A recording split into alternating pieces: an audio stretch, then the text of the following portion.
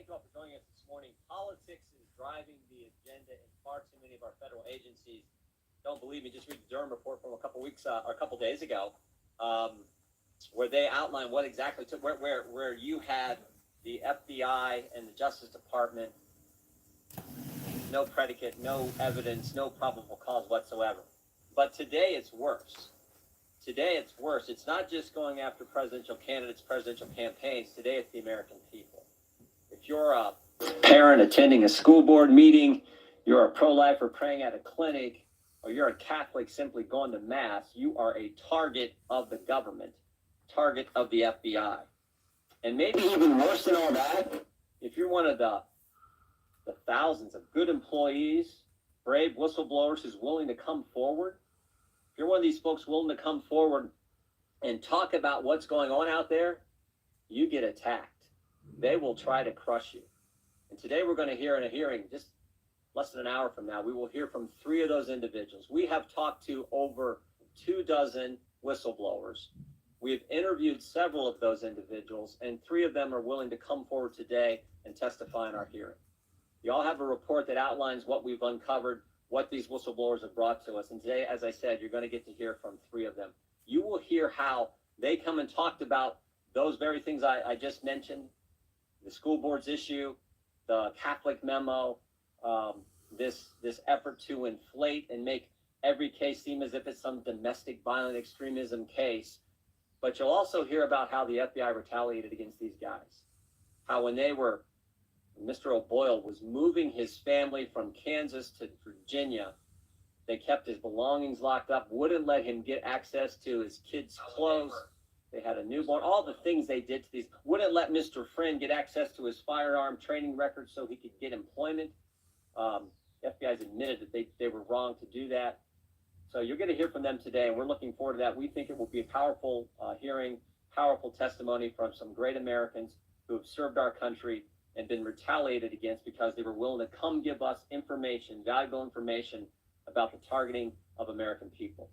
And with that, I'd like to turn over to one of our great members, the gentleman from Florida, Mr. Gates.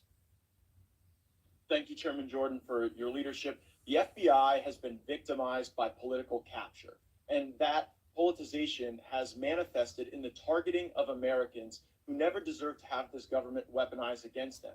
Whistleblowers saw those bad acts. They stepped forward, and they were retaliated against and crushed as a consequence. And our work today will build on the work of Special Counsel Durham, who said recently that at the FBI there is confirmation bias, an overwillingness to rely on information from individuals connected to political opponents and action without appropriate objectivity. One of the whistleblowers we'll hear from today served in the United States Marine Corps, served as a local cop, Garrett O'Boyle, and this is his testimony regarding that political capture. Do you believe that the FBI has become political? I do. I think most people out in the field trying to avoid that politicization of the agency, which is good, but it's gotten to a point, it seems to me, that it's like a cancerous point where the FBI has let itself become enveloped in this politicization and weaponization that I don't know how to even begin to consider. One group that saw that weaponization work against them were Catholics. The FBI field office in Richmond put out a memo saying that violent extremists would find the Catholic ideology attractive and would attempt to connect with Catholic adherents, that extremists would show an interest in Catholic congregations over the next 12 to 24 months leading up to the presidential election. Isn't that an interesting coincidence?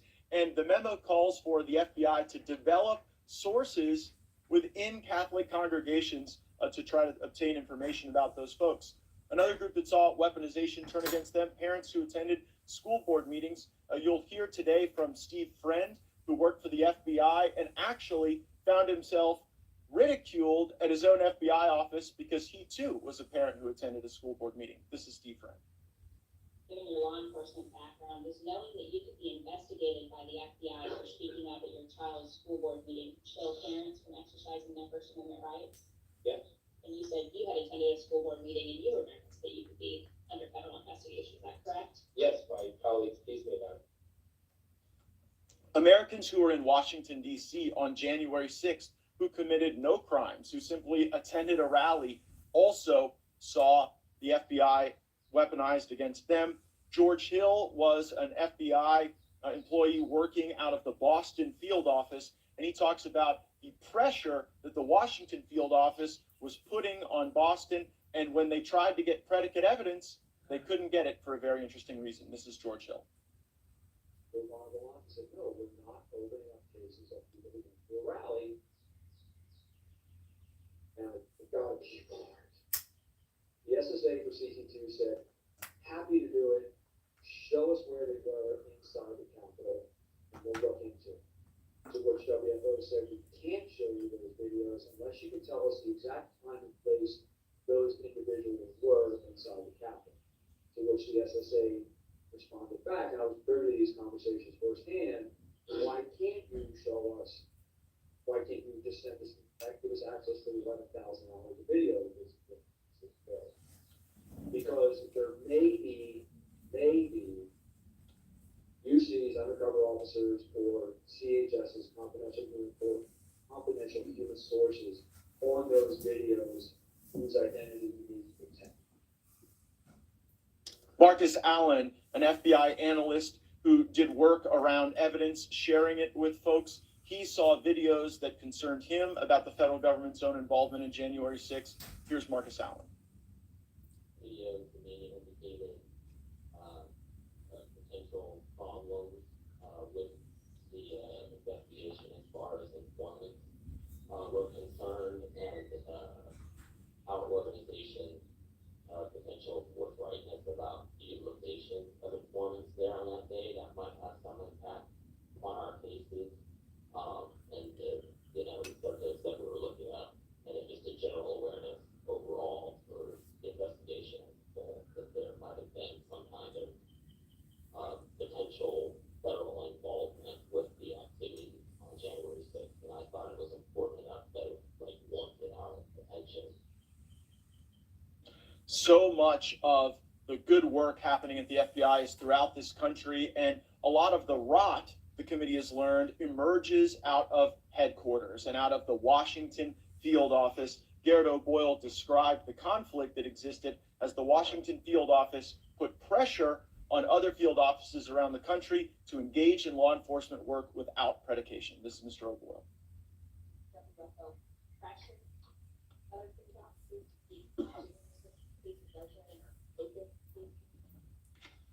I would say they pressured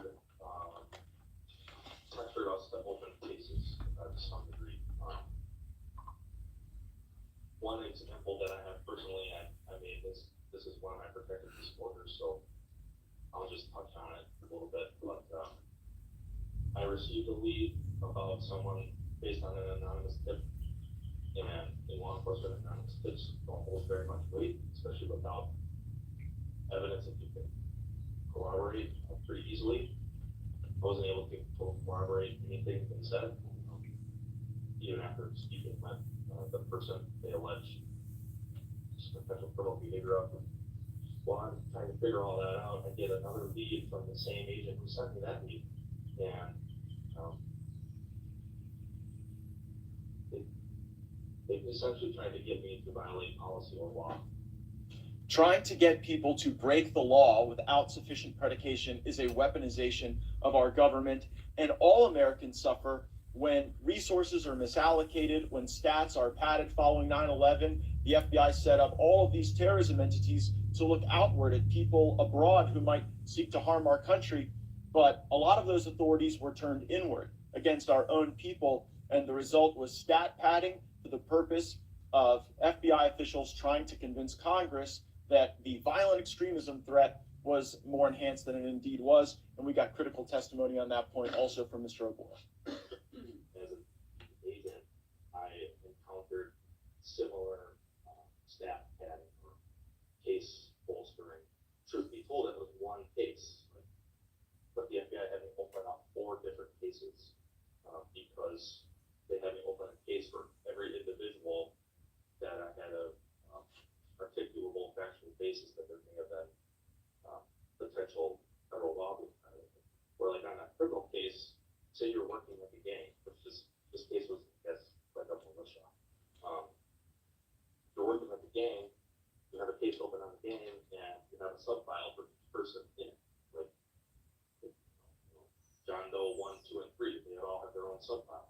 Or in my case, John Doe 1, 2, 3, and 4 all have their own separate case, because then the FBI can, from my perspective, the FBI can come back to Congress and say, look at all the domestic terrorism we investigated. But really, I was working one case, but the FBI can then say, well, he actually had 4. So we give us more money because look at how big of a threat all this domestic terrorism is.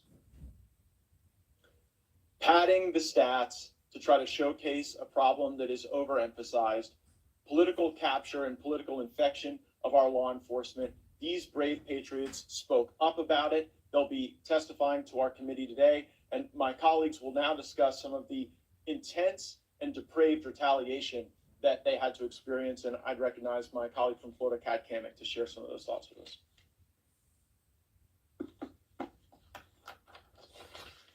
Good morning.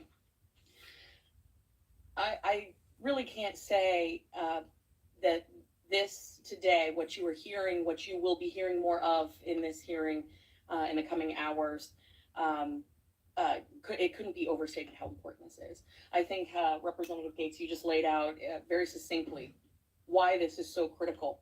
You know, I know a lot of people back home are wondering, you know, we hear about this weaponization, you guys get up here, you investigate, but nothing ever seems to happen.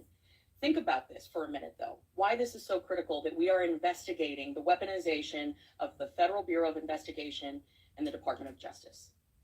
As was pointed out, if you are a parent and you attend a school board meeting, there could be an FBI agent in the parking lot scribbling down your license plate number.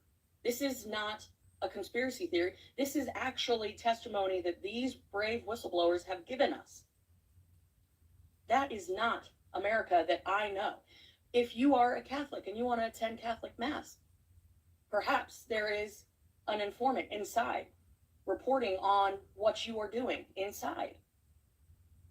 This is the thing that novels are written about. This is spy movies. If you think about the FBI whistleblowers who have come forward bravely, this today will demonstrate the pattern that the FBI has used in retaliating against them and their families, because their families have served just as honorably alongside them. These men have served our country, both in law enforcement and in the United States military. Furthermore, as we have seen, these are decorated individuals who were led down a path only to find themselves left out in the cold, iced out. And this was by design. When the FBI was questioned about this, the word that kept coming back was, it's a coincidence. It's a coincidence that they leave these people in a position where they cannot seek outside employment, they cannot access their personal belongings, despite the fact that these men have served their country. But even worse, the loyalty to the nation has been questioned. This is truly the weaponization of government. Whether you are the President of the United States, as we have seen in the Durham report, whether or not you are a parent concerned about your child's education, whether you are just someone who wants to go to Mass, you could find yourself a target of the FBI. This FBI certainly knows no bounds, and we are seeing that in every single interview, in every single piece of evidence that we uncover. And this is really just the tip of the iceberg, but I would like to reiterate what what Representative Matt Gaetz said earlier. This is not about the good men and women of the FBI, the rank and file agents who do their job honorably. No, this is about the political corruption at the very top that has seeped down into every field office across this nation. If you don't toe the company line, you might find yourself a target of the FBI, whether you are an outsider or an insider. And that is what we seek to uncover. One of my colleagues here today will outlined some of the key retaliation points, so I don't want to belabor that point. But I do want to say to those that are concerned that we investigate and there is no subsequent action, everyone standing behind me agrees. We have to present the evidence, we have to deliver that evidence, and then we have to take action to make sure that there are consequences, but also that this never happens again. That is why in this particular case, I am so glad that the treatment of these whistleblowers is being referred to by the U.S. Office of Special Counsel and the Inspector General for further investigation. And I would encourage you all today in today's hearing to witness the treatment that these whistleblowers will receive from our colleagues on the other side of the aisle who will seek to discredit them at every turn. I would like you to keep in mind the contrast during the January 6th testimony of how their whistleblowers were treated. With that, I'd like to turn it over to my colleague from the great state of Wyoming, Representative Harriet Hageman. Thank you, Pat. Thank you, everyone. Whistleblowers are protected by law, and the reason is simple and understandable. We must be able to count on disclosures from rank and file employees in order to conduct our oversight and hold people accountable for wrongdoing. The whistleblowers we will be hearing from today have identified and described egregious abuse, misallocation of law enforcement resources, and misconduct within the leadership ranks of the FBI. In short, the leadership in the FBI is politically corrupt.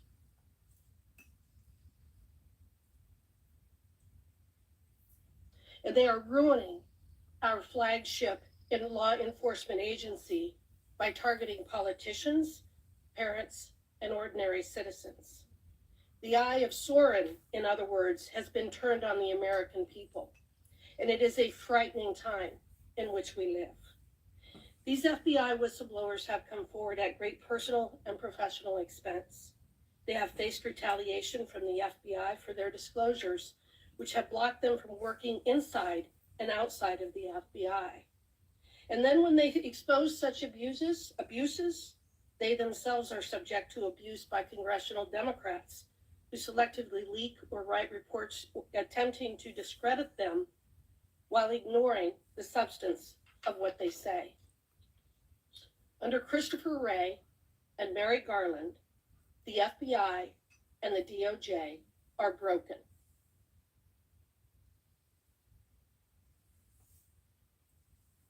It is politically weaponized against the American people, using constitutionally protected rights as a predicate to investigate and surveil people. They target conservatives inside and outside of the organization, and they are crushing anyone who dares to report their wrongdoing.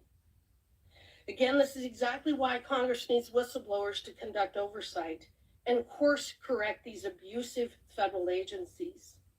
Sadly, what we will see from the Democrats today will not be a focus on the substance of what these brave men have exposed, or a discussion of how to protect our constitutional rights and institutions from the tyrants who are running these agencies. Instead, what we will see is a deflection. They will call our witnesses names. They will scream MAGA and extremist at the top of their lungs. They will pound the tables. They will continue to gaslight us about Russia, Russia, Russia, because that's all that Adam Schiff knows what to say. But make no mistake, they are simply trying to cover up the unforgivable and the indefensible. The creation of a two-tier justice system based on political beliefs and the corruption of our political elites. I encourage the American people, and I encourage you, the press, to start listening, to start reading, to start understanding what has been exposed in our government. And then I encourage you to go watch the movie, The Lives of Others, because that is where we're headed if we don't correct what is happening within the FBI and the DOJ. We thank these whistleblowers for their service to our nation, service which includes their integrity and bravery to stand up and expose wrongdoing. they are the ones standing on the wall to make sure that we can protect the greatest republic that's ever existed in the history of the world. They're fighting back against the people who will tear it down. With that, I would introduce Mike Johnson from Museum. Thank you. I'll be brief and summarize this because we're going to get to your questions, but let me just say this simply. America works because we're a nation of laws, not of men. The rule of law is incredibly important to maintain a constitutional republic, and it's in jeopardy right now because when you have the Department of Justice and the FBI itself engaged in the activities that we're talking about here today, it alarms the American people. They understand that our institutions are crumbling. The people's faith in our institutions, our system of justice itself, is at an all-time low. It's because of the things that we're highlighting here this morning. Our constituents, and I mean millions and millions of Americans, are deeply concerned about the things that we're talking about here today. They've seen this. And when they found out that parents who showed up at school board meetings were labeled as domestic terrorists, when they found out that the FBI is trying to recruit informants and spies inside traditional Catholic congregations, when they found out that the FBI was meeting regularly with social media platforms over the last 2 election cycles to censor and silence conservative candidates and voices online, when they find out that patriots stand up to blow the whistle on this, and they're being retaliated against by those who are engaged in this corruption, it alarms them, and it should. So we hear back when I'm at home and I'm doing town halls, all of us, we're talking to our constituents, average, everyday, hardworking Americans and families, and they say, why can't you guys stop it? Why can't somebody be indicted? Why can't they be put on trial in a court of law? Well, we're just the Congress. We have a solemn responsibility of oversight. That is exactly what we are engaging in the Weaponization Committee, and it's sad that it's come to this. But I often have to explain back home, we don't have the ability to indict anybody or put them on trial in a court. We're just members of Congress. What we do have the responsibility of doing, and what we do have the power of doing, is putting this on view of the American public, putting it, the facts, I guess, on trial in the court of public opinion. And so that's what this is about. We want these brave whistleblowers to come forward and tell their stories, and it is compelling information. You're going to be shocked by some of the things you hear. But here's something else you need to know. As Chairman Jordan said, we've got a couple dozen whistleblowers. We've only got a few who are able to come forward and put their name and their face to this. You know why? Because the rest of them are fearful that their careers will be ended, that their families will be put in jeopardy, like you're going to hear this morning, that all these things would happen to them as well. And so we respect that. We're not trying to urge or compel anybody to come forward because we know what's at stake for them. And that is frightening. So we're hopeful that at the end of this, we can bring about reforms, that we can change what's happening here to ensure that the kind of abuses that you're seeing here never happen again. And watch, as was said just a moment ago, watch. You're in a hearing today, watch what the Democrats do. They're going to come out, they're going to try to discredit these men, these brave patriots. They're going to try to say that they're not trustworthy. But I think you can evaluate that for yourself when you hear from them. See some of the video highlights, but see in person today and hear their heart and how they're grieved for America as we are, and that we've got to bring about these changes. So with that, I'll yield back to Chairman Jordan, and we'll take a few questions.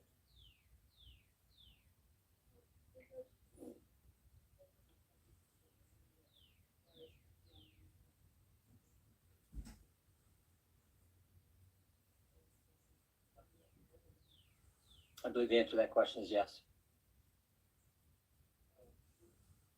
Oh, I'll go here and then I'll go back.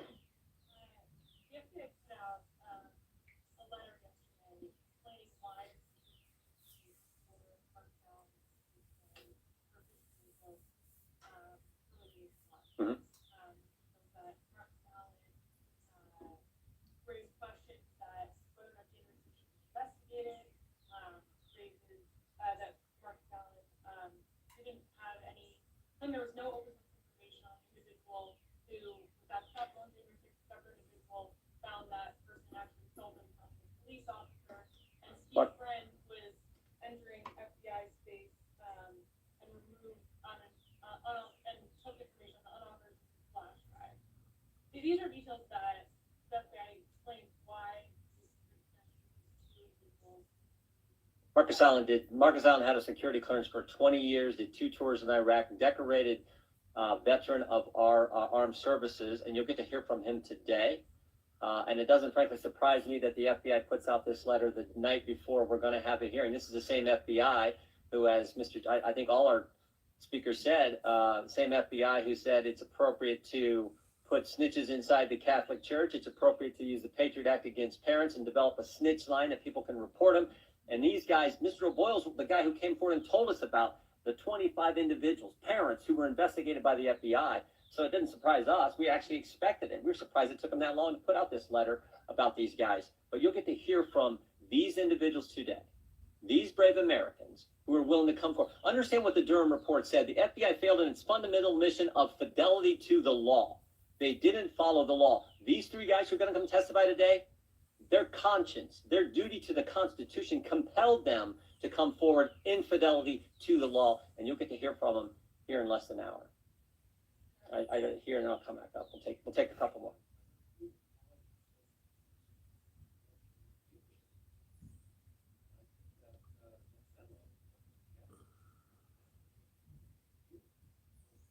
Came from the I still think that I think the vast majority, and our investigation shows the vast majority of the agents are good people doing their job. The Richmond field office obviously had a problem. How 5 people could sign off on that memo, how the chief division counsel, supposedly some lawyer who went to law school and probably had a course on the Constitution, could sign off on that memo astounds me. But they did. Now, the good news is a whistleblower brought it to our attention and the FBI's rescinded it. But I always ask the question, if it hadn't been brought to our attention, if it wasn't for the brave whistleblower, would they really have rescinded it? I don't know. I'd like to think they would. So, again, we think the vast majority of agents are doing a good job. It is problems, as Mr. Gates pointed out, and as our whistleblowers told us in their interviews, the problem is in the Washington field office here and at the headquarters. Last one. This press conference, one of the hearings about the FBI is politicized, but do you think it's appropriate for some of these whistleblowers, including 2 who we experienced today, to be saved by one of the former president's closest advisors, Cash Calhoun? They got a family. How are they supposed to feed their family? 450 days. The FBI has kept Mr. O'Boyle in limbo, where he can't work without pay. He's got 4 kids. He was selected to come to this special unit they were forming here in Virginia. He moves his family, and the day he gets here, they say, hey, we're suspending your clearance.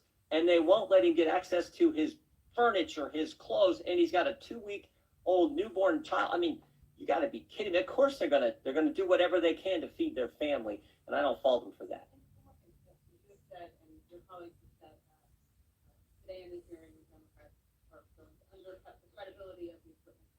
Can you explain broadly for our understanding how the committee, how your staff, that whistleblowers, generally speaking, including the ones who were here today? They come to us. If they're willing to sit for an interview, they'll sit for an interview. If they're willing to testify publicly, we'll let them testify publicly. That's what's happening today. But some of them, frankly, were willing to sit for an interview, and they don't want to testify publicly. They saw what the Democrats did a few weeks ago, where the Democrats selective leaks from their interview to the press. And guess what? The New York Times, the Washington Post, and Rolling Stone all had to issue corrections because what the Democrats told them was not accurate. So when a whistleblower sees all that, they get nervous. I don't blame them. Anyway, we got to get to the committee here. It starts in a few minutes. Thank you all very much.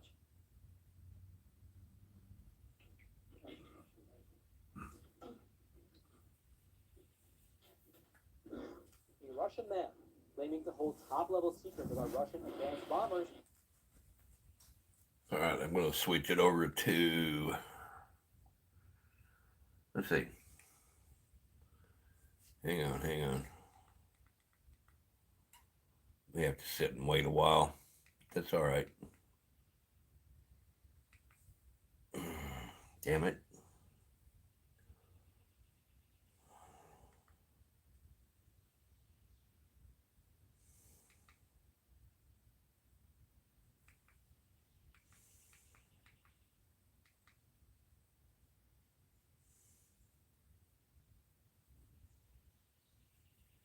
Oh, 20 minutes. That's a ways. Let's see what we can find.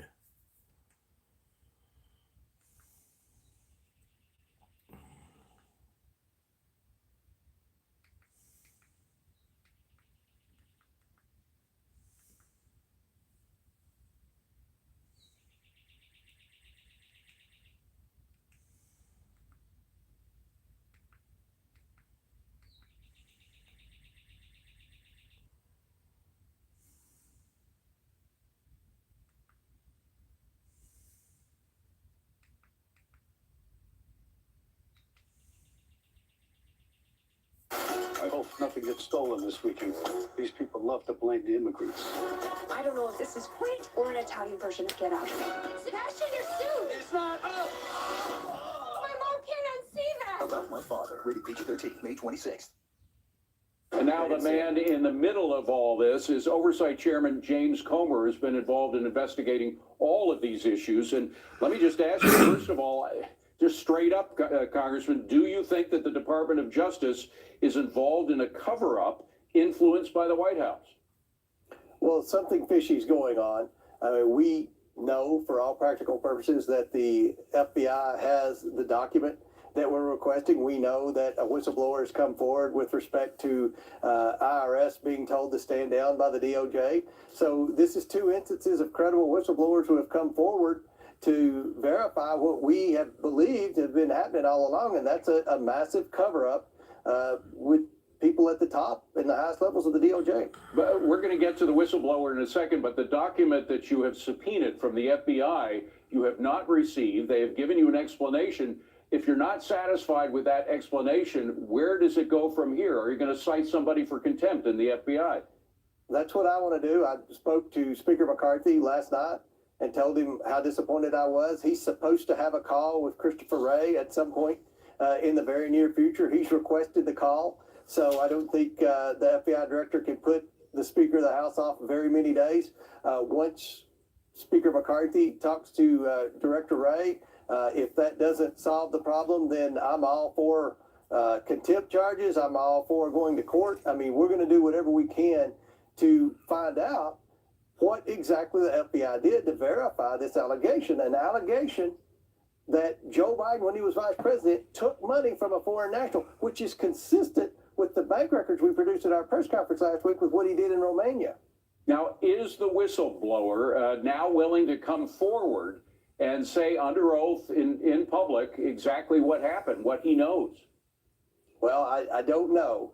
That's something, obviously, he has an attorney. Our attorneys are dealing with his attorneys, and Chuck Grassley's actually the lead person in this. He has a close relationship with the whistleblower. So, you know, the fact that Senator Grassley's involved, someone who's spent a career of building relationships with whistleblowers, protecting whistleblowers, and protecting the institution, says a lot that the FBI would basically tell Chuck Grassley to go fly a kite. And final question for you, Congressman, have any of the other members of the team that this whistleblower says have all been eliminated from the investigation, have they spoken to you? Is it still just this one whistleblower you're listening to, or have there been others who've come to you about this particular incident? Well, with respect to this one, I've just heard from one representative of the whistleblower, one attorney. So right now, I'm dealing with one, but Grassley may be dealing with more.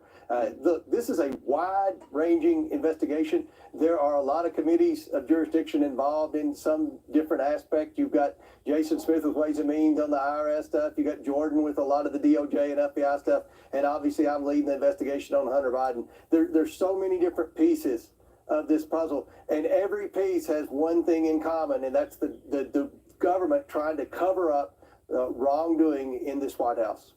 Congressman, good to see you. Thank you very much for coming here. I know it was a busy day for you. Appreciate you making time. Thanks for having me. I like it. Yep, it's mine.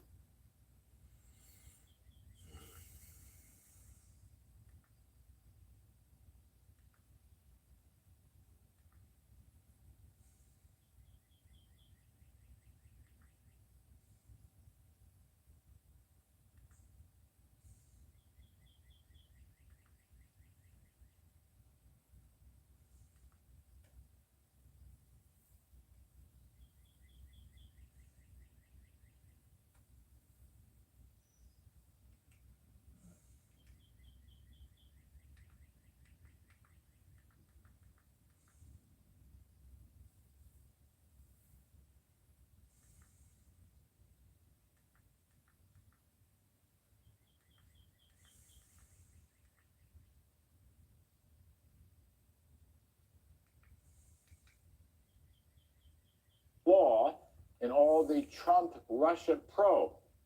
By the way, where's the informant for the current Biden situation? We're waiting for Senator Ron Johnson to hook in. I just want to say, if you recall, this goes back to 2016. All of the misinformation and disinformation and the Russian hoax, the Mueller report, the phony Steele dossier, which was financed by the Hillary Clinton presidential campaign. So Durham has come out, at least, it's got a long report, 300 pages, but he's come out very critical of this whole thing. All right, we are fortunate now. Joining us is Wisconsin Senator Ron Johnson. Senator Johnson, thank you for this. We appreciate it. You have a reaction to the Durham report. You probably haven't read it yet, but you've seen the headlines. Anything you want to share with us on your thinking? Well, it's pretty much what I've always suspected. I think some of the shocking elements is the fact that President Obama, Vice President Biden, John Brennan, they were briefed, I think, on August 3rd of 2016 that Hillary Clinton had a scheme to make up a tie between Russia and the Trump campaign and Donald Trump. So they knew this was a Democrat, Hillary Clinton-led dirty trick, and they proceeded on. By the way, I appreciate the fact that Attorney General Garland is releasing this report. This is, the American public needs to see this. My concern is the mainstream media will just shrug and say, oh, this is old news. This will be, I think, explosive news when we find out how, for example, the FBI investigation lacked predication. Now, this is in complete contradiction to what IG Horowitz said, that he thought he felt that there was predication. I never agreed with that, but I'll also remind you that in that Pfizer report, they redacted footnotes that completely contradicted the Pfizer report when Bill Priestley said that the FBI had no idea that the Steele dossier contained Russian disinformation. The footnotes completely contradicted that. They knew that the Steele dossier was Russian disinformation. So again, it appears that we are going to show in this report the corruption within the FBI in terms of how this investigation Donald Trump was a pure hoax. Didn't the FBI, Senator Johnson, didn't the FBI just take this Steele dossier, which was completely phony, was financed by the Clinton campaign, but basically the FBI took this and drove it, jammed it down everybody's throats, the FISA courts, the mass media, the impeachment hearings, all this phony Russian hoax stuff that plagued Donald Trump really throughout his administration? Wasn't it the FBI that just jammed this down? And wasn't it a bunch of liberal lefties inside the FBI who jammed it through? Yeah, and let's face it, Larry, we've known about this for quite a few years now. So this will give us more detail. This will confirm what we've already known. But I'll go back to the complicity, corruption of the media that have also known this. I mean, where's the investigations, the investigatory journalism trying to uncover who fed them all this false information, where this all came from? Where's the mea culpa on the part of the media saying, we got this completely wrong. We dragged America through this political turmoil for the entire Trump administration. It was all based on a lie. It was all based on a lie. This is outrageous. It's not dissimilar, I guess I want to say. It's not dissimilar to what we've had, the revelations recently that the Biden campaign, Antony Blinken, who winds up becoming Secretary of State as a reward for being a political hack, that they created this gang of 51, as I call it, former intelligence agents, who then said the Hunter Biden laptop was Russian disinformation, and they jammed that into the media just so they could help Biden in the debate. But it's very similar. This is now not the FBI. This is more the intelligence community, although I think FBI people were part of the gang of 51. But this is another Democrat dirty tricks, basically, was it not? Yeah, it's more than just similar. It's part of the same operation. Remember, the FBI had Hunter Biden's computer in 2019. They were involved in a scheme to downplay the derogatory information. We were part of, I would say, an FBI operation against myself and Senator Grassley, where they gave us an unsolicited briefing and leaked at the media to smear us. All during our investigation, we were being accused by Democrats in the media of soliciting and disseminating Russian disinformation. It was all completely false, and yet that was the narrative that carried the day.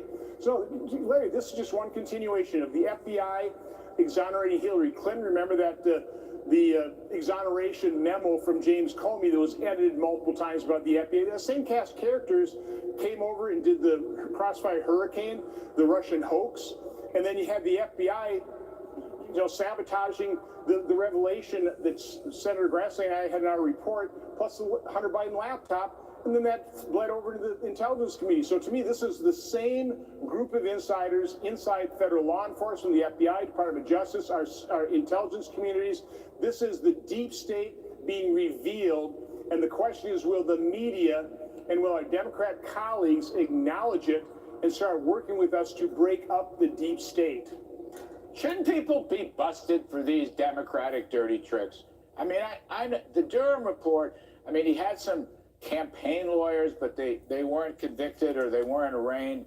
But it just seems to me, FBI, CIA, Justice Department, these are Democrat dirty tricks in different campaigns. The Hillary Clinton campaign, then the Joe Biden campaign. There's a lot of overlap of the people that conducted these dirty tricks.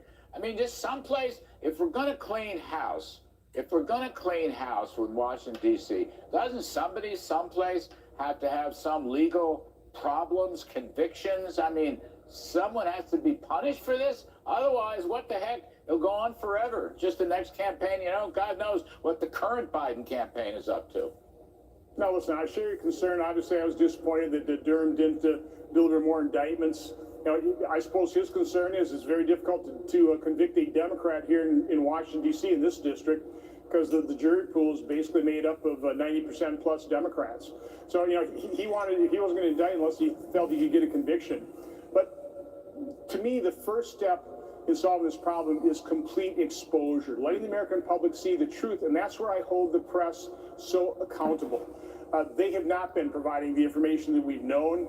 Again, they sullied and smeared Senator Grassley and I, saying that we were disseminating Russian disinformation. Nothing could be further from the truth. So they're complicit in this. The media is corrupt. And we need an unbiased media that holds both sides equally accountable. We don't have that right now. And I would argue that is the greatest danger to our democracy right now, is a dishonest, highly biased media pushing the progressive woke agenda. Let me just switch topics a little bit. Another issue dear to your heart, because you and Senator Grassley have done a lot of work on all this foreign investment, all these LLCs among the Biden family. Every Biden family member gets their own LLC. Money from China, money from Romania, money from the Ukraine, money from Lord knows where. Now, Jim Comer was on Maria Bartiromo's Sunday show. He said he can't track down the top informant in the Biden probe, potential bribery probe, potentially pay to play from a foreign national, but his top informant is nowhere to be found. What does that mean? Where's this going to lead? How's this going to stack up now? Yeah, well, I'm concerned about that. But I will say that I don't know what more evidence the American public needs. Now, I realize because of corrupt media, most of this evidence has not been broadcast, so that most Americans are not aware of the complete moral bankruptcy and moral depravity of the Biden family. And that's what we're talking about here. We gloss over the fact that Hunter Biden was spending tens of thousands of dollars paying for women who were sex trafficked. And then Biden offered to pay $100,000 of his expenses during that same time period. We've got a president of the United States has a granddaughter, won't even acknowledge her. That is just morally bankrupt. So that this is a corrupt family. It's obvious. It was obvious ever since Senator Grassley and I issued our report. We showed all these financial transactions, millions of dollars. We showed diamonds being given. We saw the potential money laundering. We laid out all this complexity of their LLCs. But the media, again, just labeled all that Russian disinformation and walked away from it. Trouble is, seems to me, and I agree, the other evidence is now proliferating. All these suspicious accounts from the Treasury Department and so forth.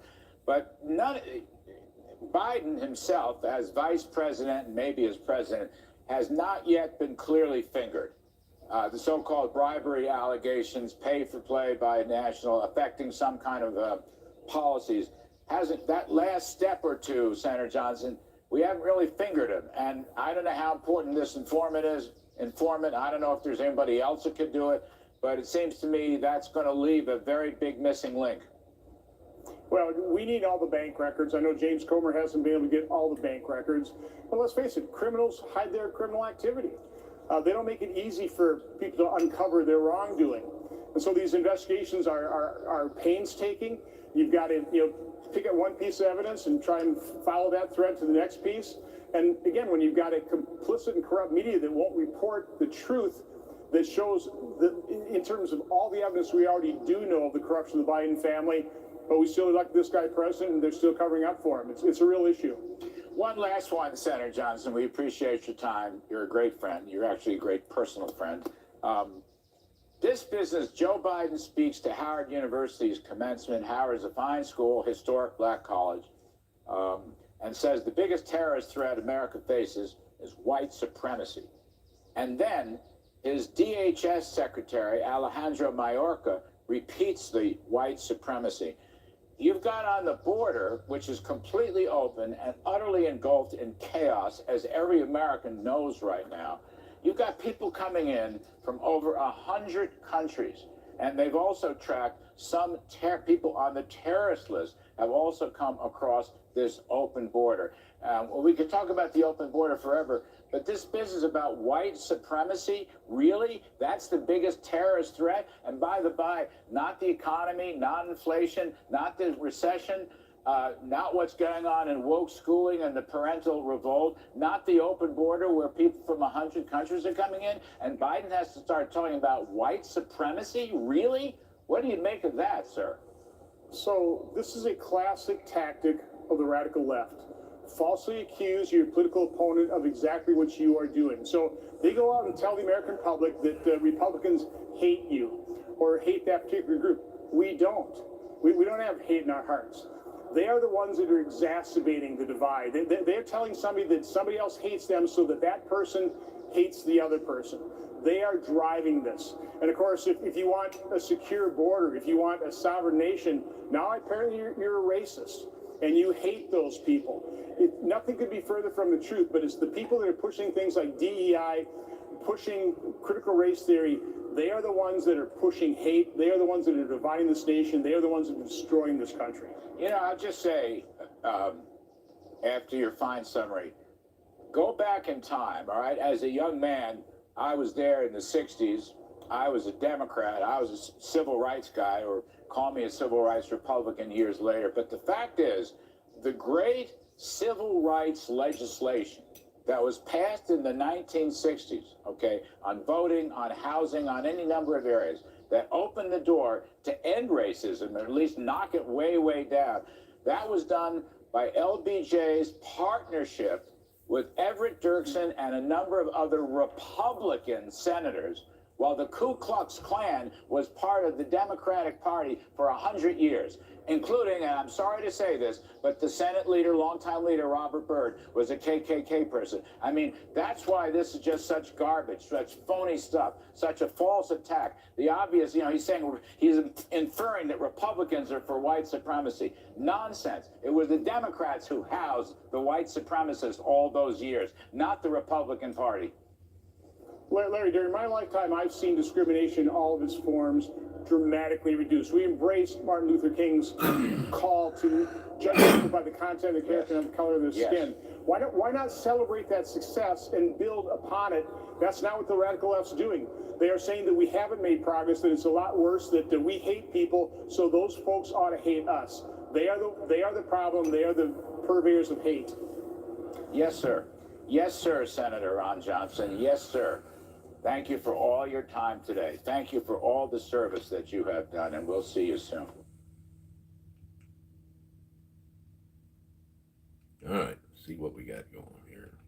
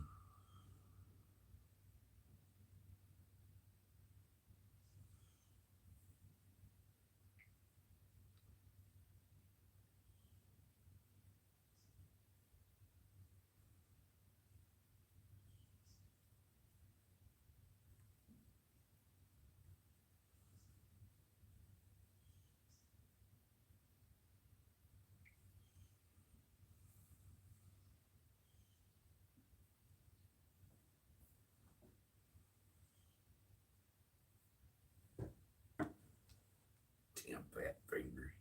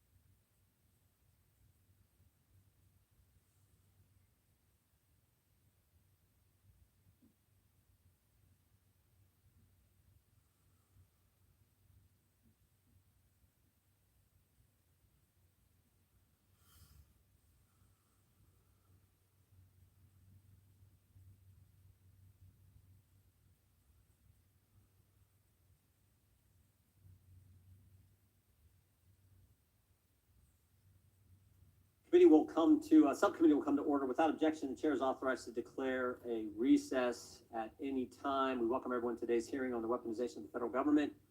The chair now recognizes the gentleman from the great state of Utah to lead us in the Pledge of Allegiance.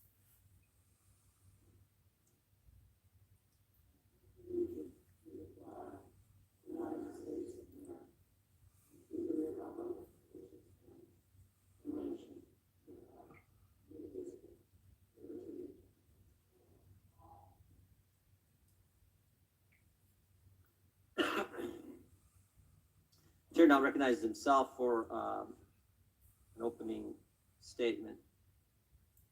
Politics is driving the agenda in federal agencies. Don't believe me, just read the Durham report from 3 days ago. No probable cause, no predicate, no evidence whatsoever, but the FBI opened a case, took a dossier they knew was false, from a political campaign, from the Clinton campaign, to spy on a presidential candidate and American citizens. Here's the key line from the Durham report.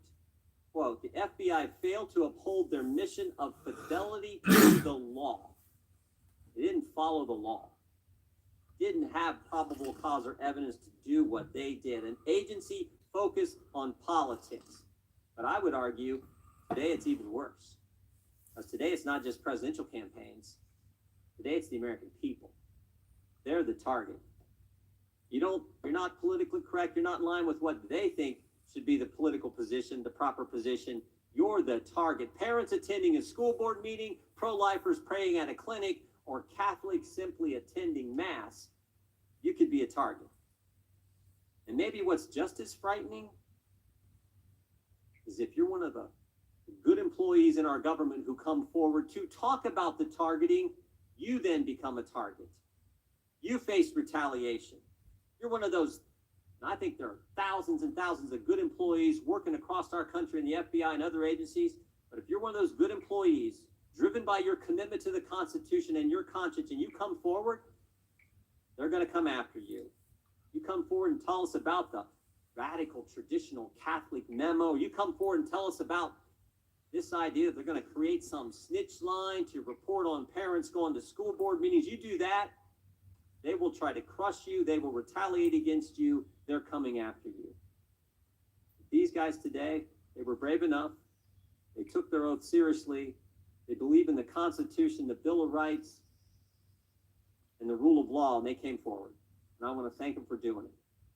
But because they did, man, oh man if they face retaliation. Mr. O'Boyle was selected for a new unit, moved his family from Kansas, Quantico, Virginia, and the first day he arrives here, after being selected for this new unit, serving in our military, serving well in the FBI, with first day he arrives here, they tell him his clearance is suspended. Can't get his belongings for his family, can't get his clothes, can't get his children's clothes, 4 kids and a 2-week-old newborn. Mr. Friend raised concerns about using the SWAT team to arrest someone who was willing to turn themselves in. The FBI takes his clearance. Wouldn't even let him get access to his firearms training records, which he needs to get employment. Mr. O'Boyle's went 200 some days without getting paid. Mr. Allen's went 450 days without getting paid. This is the kind of retaliation they have faced for coming forward and telling us the truth. For Mr. Allen, he lost his clearance for simply doing his job, compiling case-related research, using open source material, news, and articles, and passing them on to the people working the case. And they didn't like some of the material he passed on. 450 days without pay. And the retaliation isn't limited to the FBI. Democrats on this committee also engaged in it. They leaked parts of these guys' interviews to the press. Press reported on it, and then the press had to issue corrections. Post, Washington Post, the New York Times, Rolling Stone, because what the Democrats told them wasn't accurate, what they reported wasn't accurate. Why Mr. Allen would only let Republicans talk to him. He said, I've seen what's going on. I want to be interviewed by the Republicans. We've talked to over 24 whistleblowers. People have come to us. We've interviewed several of those, and today 3 of them. 3 of those brave whistleblowers and a lawyer who represents them will tell us their story. They will tell us what happened, what they saw, and then what happened to them because they were courageous enough to report it to Congress. I just want to tell you guys, get ready. Get ready, because these guys are going to come after you. You know they are. Last hearing we had 2 journalists, Democrats, 2 Democrat journalists sat right where you guys did, and these guys tried to get them to divulge their sources. Someone needs to tell them how the First Amendment works.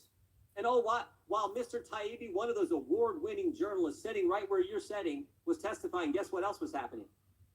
The IRS was knocking on his door. So get ready. But I know you're up to the task, because you came forward in the first place. Thank you for your commitment to the Constitution, First Amendment, the rule of law, and for your willingness to come forward and tell Congress what you've seen, what you've witnessed. Thank you for doing that. Mr. Levitt, thank you for representing him. We appreciate that. Now I yield to the ranking member for an opening statement. Thank you, Mr. Chair, and good morning. Today is our 4th hearing in this select committee. In our previous 3 hearings, we've heard my Republican colleagues and their witnesses downplay the danger of extremism in America,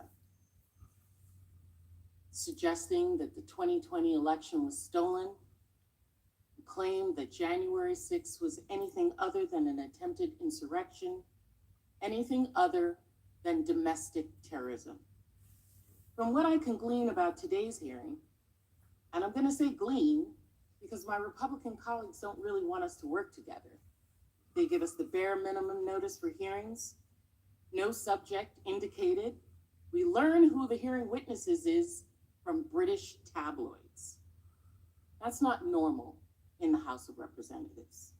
One must wonder, are Republicans scared of giving us the information so that we can do our own due diligence on these conspiracy theories, these ideas that they want to put forward? Indeed, today's hearing will be more of the same.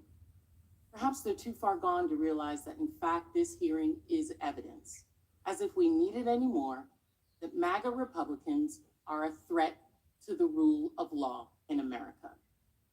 Less than 2 months ago, former President Trump, facing mounting investigations into his many alleged crimes, declared that, quote, Republicans in Congress should defund the DOJ and the FBI until they can come to their 60 senses. seconds, Trump. And we all know that when Trump says jump, the Republicans in the House say, how high? So here we are, on Police Week, watching House Republicans jump to lay the foundation to defund law enforcement.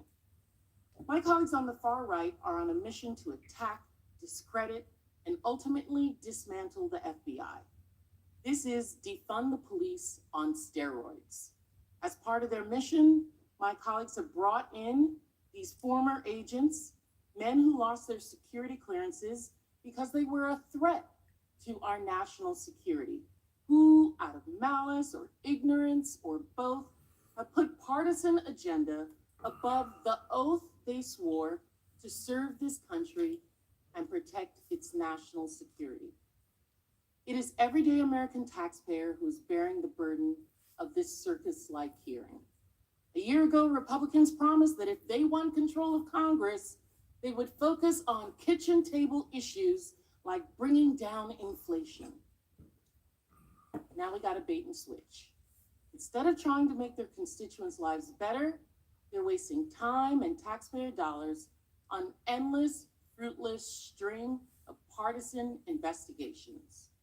Instead of working to make America more secure, they're manufacturing opportunities to attack law enforcement agencies, even and especially on the same week that we are remembering those law enforcement personnel who lost their lives in the line of duty.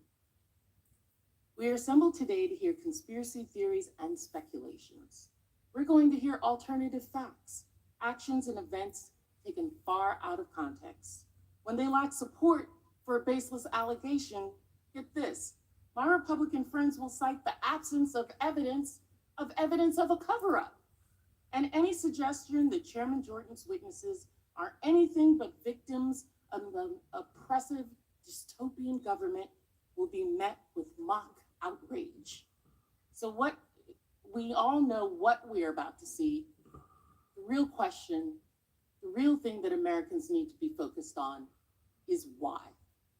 My Republican colleagues would like me and others to believe that they've suddenly found religion when it comes to misconduct in law enforcement. Give me a break. When the FBI is rifling through personal correspondence of people of color, when law enforcement tries to push policies to limit the freedom of people practicing a different religion, or unjustly pursuing people in cars who look like Philando Castile or my children, or who are just going about their business, or breaking down the doors of people's homes like Breonna Taylor, do you think my Republican colleagues care about that? They don't bat an eye. But when the FBI investigates conservative Christian white men who are actually threatening violence, suddenly my Republican colleagues are rushing to defund the police. The reason we're here today is because Chairman Jordan wants to make America Trump again. My Republican colleagues aren't here representing their constituents, not my constituents. They're representing Donald Trump.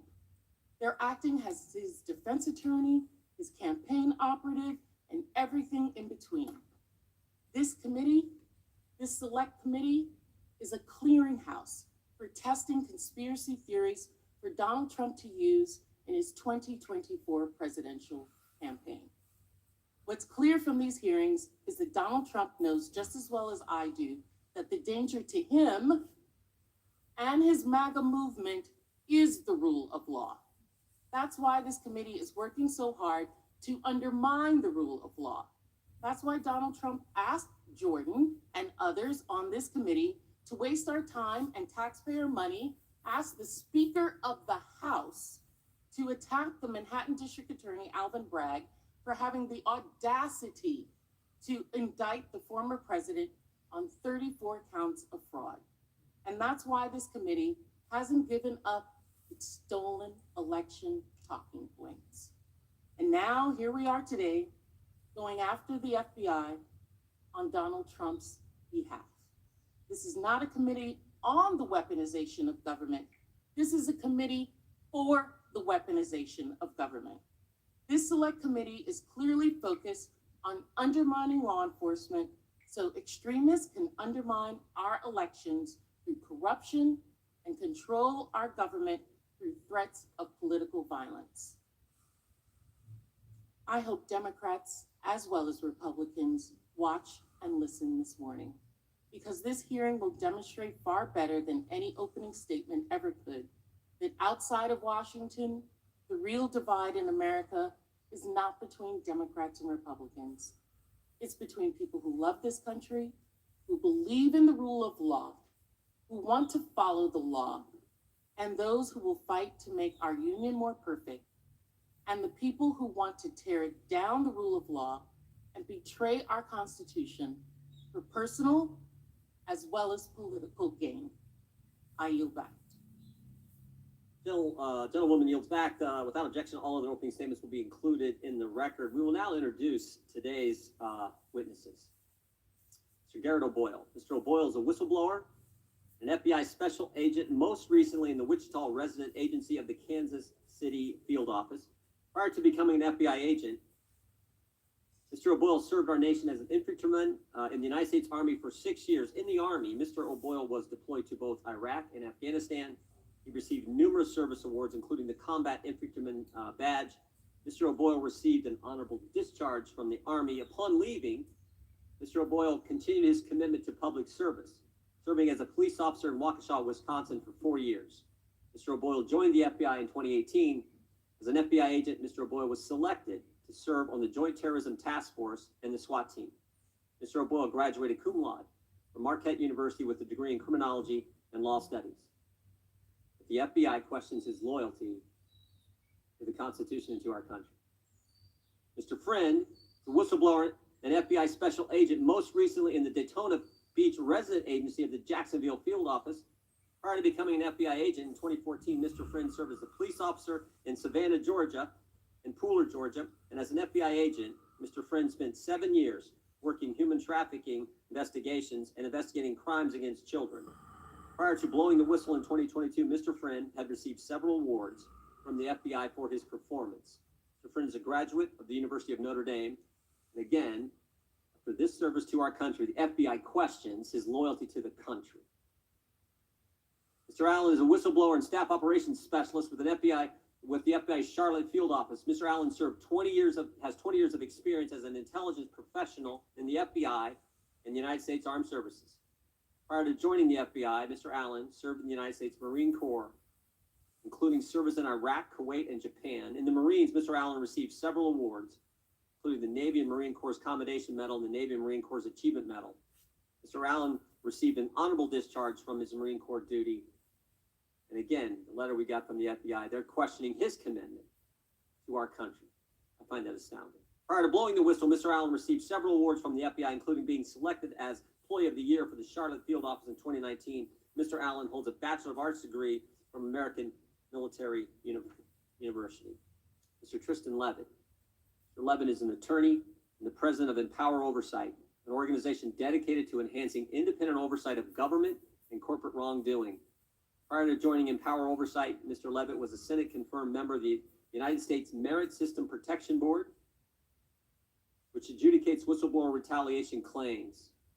Mr. Levitt also served as the Principal Deputy Special Counsel at the Office of the Special Counsel, which enforces federal whistleblower laws. Earlier in his career, Mr. Levitt was a counsel for Senator Grassley on the Senate Judiciary Committee and staffer on the House Oversight and Government Reform Committee.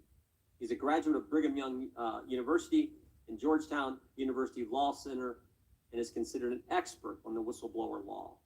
As far as I know, the FBI hasn't questioned his loyalty to the country. We welcome our witnesses and thank them for appearing today. We'll begin by swearing you in. Would you please stand and raise your right hand? You swear or affirm under penalty of perjury that the testimony you are about to give is true and correct to the best of your knowledge, information, and beliefs, so help you God. Let the record show that each witness answered in the affirmative. Thank you. Please be seated. Please know that your written testimony will be entered into the record in its entirety. Accordingly, we ask that you summarize your testimony in approximately 5 minutes. We're going to give you plenty of time. But if you can keep it around 5, great, but go over, no worries there. And we will start with Mr. O'Boyle. Mr. O'Boyle, you're recognized for your opening statement. Chairman Jordan, members of the committee, thank you for addressing FBI malfeasance and allowing me to speak today. The Aside from that point of gratitude, I'm sad, I'm disappointed, and I'm angry that I have to be here to testify about the weaponization of the FBI and DOJ.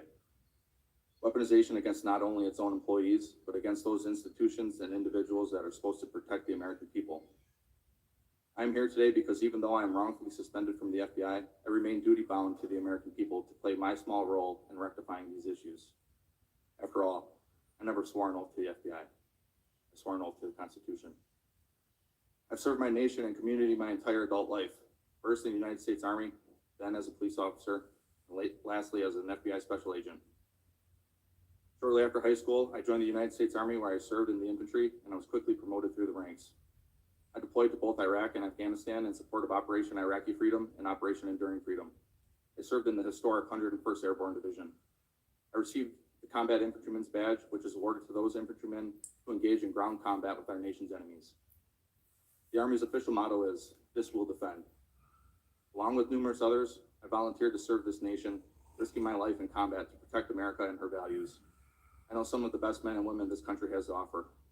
They come from all backgrounds, races, and creeds. They helped mold me into the person I am today. Each was willing to sacrifice, and many did, to protect this great nation.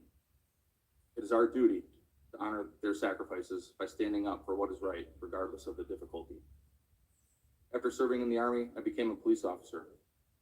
Police officers, like me, are imperfect beings, but we strive to uphold the law and the Constitution.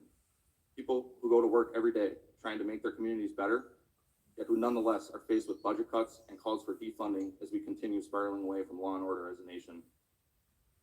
While serving as a police officer, I finished my bachelor's degree, graduating with honors in criminology and law studies. Shortly thereafter, I began the long road to becoming an FBI special agent, a position I once understood to be the pinnacle of law enforcement, and a way to continue to serve this nation and protect and defend the Constitution. During my 4 years as a special agent, I received the highest annual review an employee can receive. I volunteered for, tried out for, and was selected for an FBI SWAT team. I also volunteered for, tried out for, and was selected for a new unit the FBI created. I also received an award for my work on an anti-abortion extremism case. I've been smeared as a malcontent and subpar FBI employee. This smear stands in stark contrast to my life in public service. This smear campaign, disgusting as it is unsurprising. Despite our oath to uphold the Constitution, too many in the FBI aren't willing to sacrifice for the hard right over the easy wrong. They see what becomes of whistleblowers, how the FBI destroys their careers, suspends them under false pretenses, takes their security clearances and pay with no true options for real recourse or remedy. This is by design. It creates an Orwellian atmosphere that silences opposition and discussion. We know what is right to do, yet we too often refuse to do what is right because of the difficulty and suffering it incurs. I couldn't knowingly continue on this path silently without speaking out against the weaponization I witnessed, even if it meant losing my job, my career, my livelihood, my family's home, and now my anonymity. It's up to members of this committee, current and former FBI employees, and indeed all Americans to ensure that the weaponization of our own government against the people comes to an end, no matter the personal cost. As James Madison prudently opined, in framing a government which is to be administered by men over men, the great difficulty lies in this. You must first enable the government to control the governed, in the next place, oblige it to control itself. The safeguards currently in place at the FBI are clearly inadequate and must be reworked to protect whistleblowers and others who are inappropriately targeted. The FBI can extract whatever they want from me. I'm willing to bear that burden. I've sworn to defend this country from enemies, both foreign and domestic, even if that means sacrificing my life. I've lived that oath out since first enlisting in the Army, consistently saying, "Here am I, send me." My oath, however, did not include sacrificing the hopes, dreams, and livelihood of my family, my strong, beautiful, and courageous wife, and our 4 sweet and beautiful daughters who have endured this process along with me. In weaponized fashion, the FBI allowed me to accept orders to a new position halfway across the country. They allowed us to sell my family's home. They ordered me to report to the new unit when our youngest daughter was 2 weeks old. Then, on my first day on the new assignment, they suspended me, rendering my family homeless. They refused to release our goods, including our clothes, for weeks. All I wanted to do was serve my country by stopping bad guys and protecting the innocent. To my chagrin, bad guys have begun running parts of the government, making it difficult to continue to serve this nation and protect the innocent. But I, for one, will never stop trying. I will never forget my oath. Thank you. Thank you, Mr. Boyle. God bless you. Mr. Friend, you're recognized for your opening statement. Thank you, Chairman Jorman. Members of the committee, my name is Stephen Friend. I'm a senior fellow for the Center for Renewing America.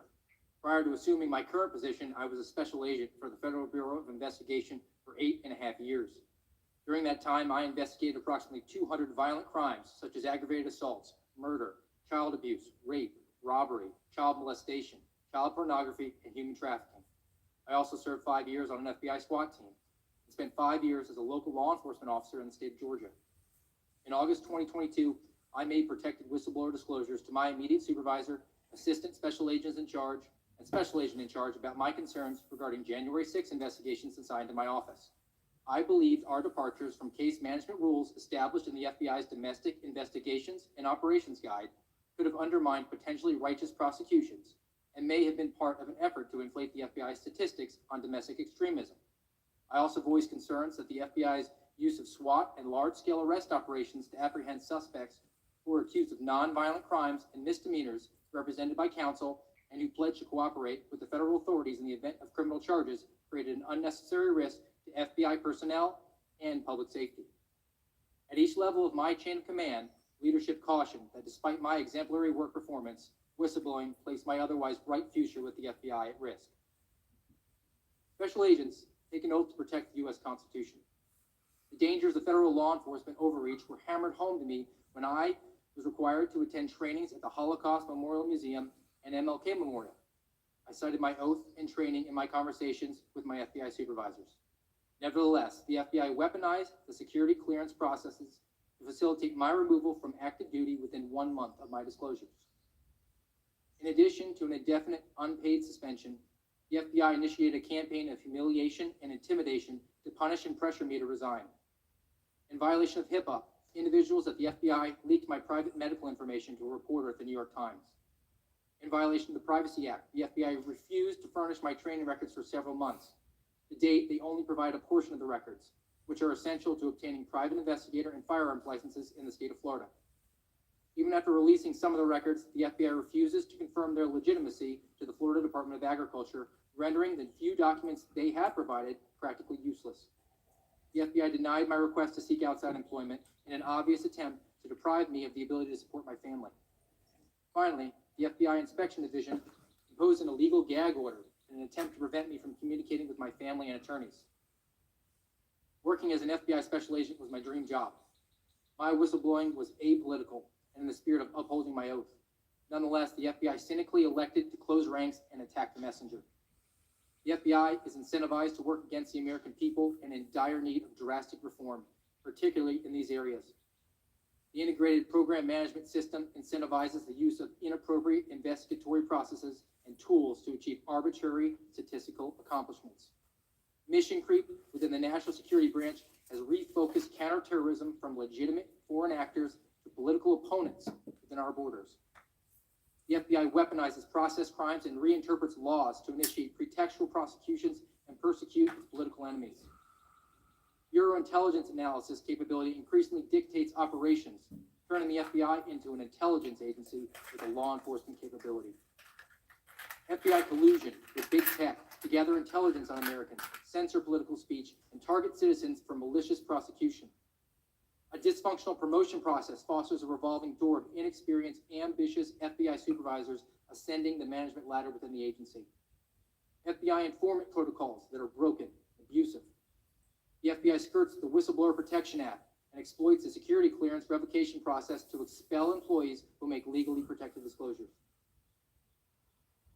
I am pleased to see the Weaponization Committee is taking testimony from FBI whistleblowers. I would also like to take this opportunity to address correspondence recently received by the subcommittee. Yesterday, May 17, 2023, FBI Acting Assistant Director Christopher Dunham submitted a letter to this subcommittee. Portions of his letter concern the suspension and revocation of my security clearance. Parenthetically, I also received a letter from the FBI Executive Assistant Director Jennifer Moore yesterday, notifying me that my security clearance was revoked. I find the timing of these letters dubious, but leave that up to the subcommittee's determination. Instead, I would like to address and add vital context to the portion of Mr. Dunham's letter pertaining to my alleged violation of Adjudicative Guideline J. Mr. Dunham is referring to an audio recording I created of my August 23, 2022 meeting with Jacksonville Assistant Special Agents in Charge, Colt Markowski and Sean Ryan. After making protected whistleblower disclosures to my immediate supervisor in August 19, 2022, ASAC Markowski summoned me to a meeting at the FBI Jacksonville office. ASAC Markowski told me the meeting was intended to be an opportunity to discuss my concerns. I anticipated the meeting might ultimately lead to my executive managers attempting to compel me to participate in an activity which placed public safety at risk. I was concerned ASAC Markowski and ASAC Ryan may threaten adverse actions toward my career as a result of my whistleblower disclosure. Prior to the meeting, I consulted Florida law, confirmed that a law enforcement exemption exists for state two-party consent restriction. I decided to record the meeting to memorialize our discussion and my concerns about the FBI's misconduct. When I entered the FBI Jacksonville office building, ASAC Markowski and ASAC Ryan were having a private meeting. I waited for them in the conference room. When they entered, all of us placed our cellular phones on the conference table. As an experienced investigator who has conducted hundreds of recorded interviews, I noted how both ASAC Markowski and ASAC Ryan repeated themselves throughout our discussion and continually insisted I agree to their premise that I was insubordinate and refusing to perform my job. I rebuffed each allegation and repeated that I believed I was fulfilling my oath of office by making my disclosure about the FBI's rule of departures and the inappropriate risk to public safety via aggressive arrest tactics for January 6 subjects. It was my sincere belief that my ASACs were also recording our conversation. In January 2023, I participated in an interview with the FBI Security Division. During that interview, I was asked if I recorded my August 23, 2022 meeting with ASAC Markowski and ASAC Ryan. I answered honestly that I had. Although it would seem to be an obvious and natural follow-up, the FBI Security Division interviewers did not request a copy of the recording. FBI Security Division should be gravely concerned if executive managers threaten subordinate whistleblowers with adverse action. I submitted that this omission by the FBI Security Division solidifies my contention that ASACs Markowski and Ryan created their own recording of our meeting. The FBI was not concerned about potential whistleblower retaliation. The Bureau was only interested in learning if these actions were at risk of exposure. I pray that all members consider the information I and my fellow whistleblowers present. You may think I'm a political partisan. You may think I am a grifter. You may think I'm a conspiracy theorist. It does not matter. Simply put, this committee should avoid the temptation to impugn the character and the motivations of the messengers seated before you. I sacrificed my dream job to share this information with the American people. I humbly ask all the members to do your jobs and consider the merit of what I have presented. Thank you. Thank you, Mr. Friend. I appreciate your testimony. Mr. Allen, you are now recognized for your opening statement. Thank you, Chairman. Hello, my name is Marcus Allen. I'm a staff operations specialist for the FBI in the Charlotte Field Office. Due to whistleblower retaliation by the FBI, I've been suspended without pay for over a year. Thank you to the committee for allowing me time today to convey my concerns about the current FBI. In particular, I am concerned, and I believe this committee should also be concerned about the FBI's use of the security clearance process to retaliate against whistleblowers. First, though, just so you know a little bit about me, I served honorably in the United States Marine Corps from 2000 to 2005. I was deployed to Kuwait and served 2 tours in Iraq, contributed to Operation Iraqi Freedom. During my deployments, I was exposed to live enemy fire on numerous occasions, even though I served primarily in analytical and intelligence roles. I was awarded the Navy and Marine Corps Commendation Medal and the Navy and Marine Corps Achievement Medal. I eventually joined the FBI and was Employee of the Year in 2019 in the Charlotte Field Office. As the holder of a top secret security clearance since 2001, I've been trusted with the nation's greatest secrets. So why am I here today? Despite my history of unblemished service to the United States, the FBI suspended my security clearance, accusing me of actually being disloyal to my country.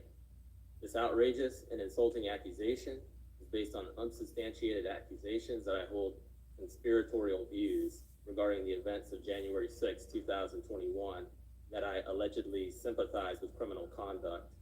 I do not. I was not in Washington, D.C. on January 6th, played no part in the events of January 6th, and I condemn all criminal activity that occurred. Instead, it appears that I was retaliated against because I forwarded information to my superiors and others that questioned the official narrative of the events of January 6th. As a result, I was accused of promoting conspiratorial views and unreliable information. Because I did this, the FBI questioned my allegiance to the United States.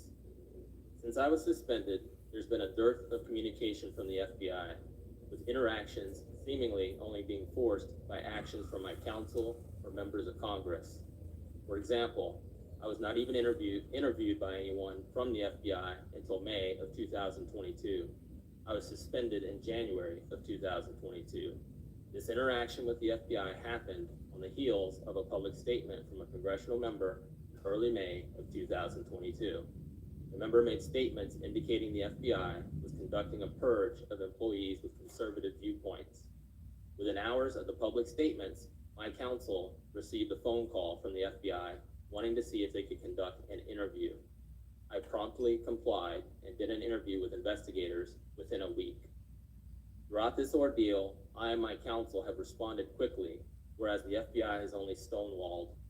I have filed a federal civil rights lawsuit, which is pending, seeking to recover my livelihood and restore my good name. Recently, my counsel filed a whistleblower complaint with the Justice Department's Office of Inspector General. The complaint set forth retaliation through misuse of the security clearance process, as well as reprisal against me for making a protected disclosure. Interestingly enough, in the wake of filing the complaint, I received correspondence from the FBI indicating that my clearance had now been formally revoked. This occurred after filing my complaint with the IG. The new and baseless claims made in the letter had never been brought up prior to the issuance of the security clearance revocation letter. I have never had the opportunity to defend myself. I only had one interview with the FBI, which occurred a year ago after apparent prompting from Congress. In that interview, the investigators, towards the end of the interview, uttered in response to my exasperation, "Don't sue us." This has been a trying circumstance for me and my family. It has been more than a year since the FBI took my paycheck from me, and we're getting financially crushed. My family and I have been surviving on early withdrawals from our retirement accounts, while the FBI has ignored my request for approval to obtain outside employment during the review of my security clearance. We have lost our federal health insurance coverage, and there's apparently no end in sight. I'm hopeful scrutiny from Congress and from the Inspector General will deter the FBI from abusing the security clearance process to retaliate against others the way it's retaliated against me. This is why I filed a whistleblower retaliation complaint with the IG, and why I'm here today to answer your questions. Thank you. I also have a rebuttal if the member will allow me to. Thank you. This is a rebuttal of the FBI correspondence just recently sent to the committee in reference to my clearance suspension and now revocation. Calumny is not a word to be thrown around lightly. In regards to the FBI's treatment of me, it is fitting. This is conduct unbecoming of an organization given the public trust. Think about that. My treatment, without a doubt, has sent a chilling effect through what semblance remains of an analytical cadre. This was not a thorough investigation in my regard. I've not been afforded an opportunity to appropriately defend myself or confront the claims made against me. Interestingly, the revocation language citing Guideline E is the first instance I've ever seen referring to this specific guidance in my case. The claim that I obstructed a lawful investigation is dubious, and I do not recall ever being admonished for such an infraction. In regards to the paragraph in the letters highlighting an alleged incident with a special agent, I have no idea what it refers to. This alleged incident did not come up at all during the alleged thorough investigation. Again, as with Guideline E, this is the first appearance of this allegation during this entire ordeal. Next, I do not recall ever receiving a directive to stop sending information in regards to the 6th. Why would you not want any more information sent to you? Furthermore, the September 29, 2021 email referred to in the letter is part of a protected disclosure, and this correspondence represents documentary evidence of a protected disclosure as a source of retaliation and reprisal. Alternative analysis and differing viewpoints should be welcomed, even though they may not be ultimately acted upon by the actual decision makers. Groupthink should not be an ethos champion in an investigative organization. To shut down differing viewpoints is the end of any analytical or investigative body. It sends a chilling effect across the workforce and does not allow for intellectual freedom, which is vital to any investigative body seeking out the truth.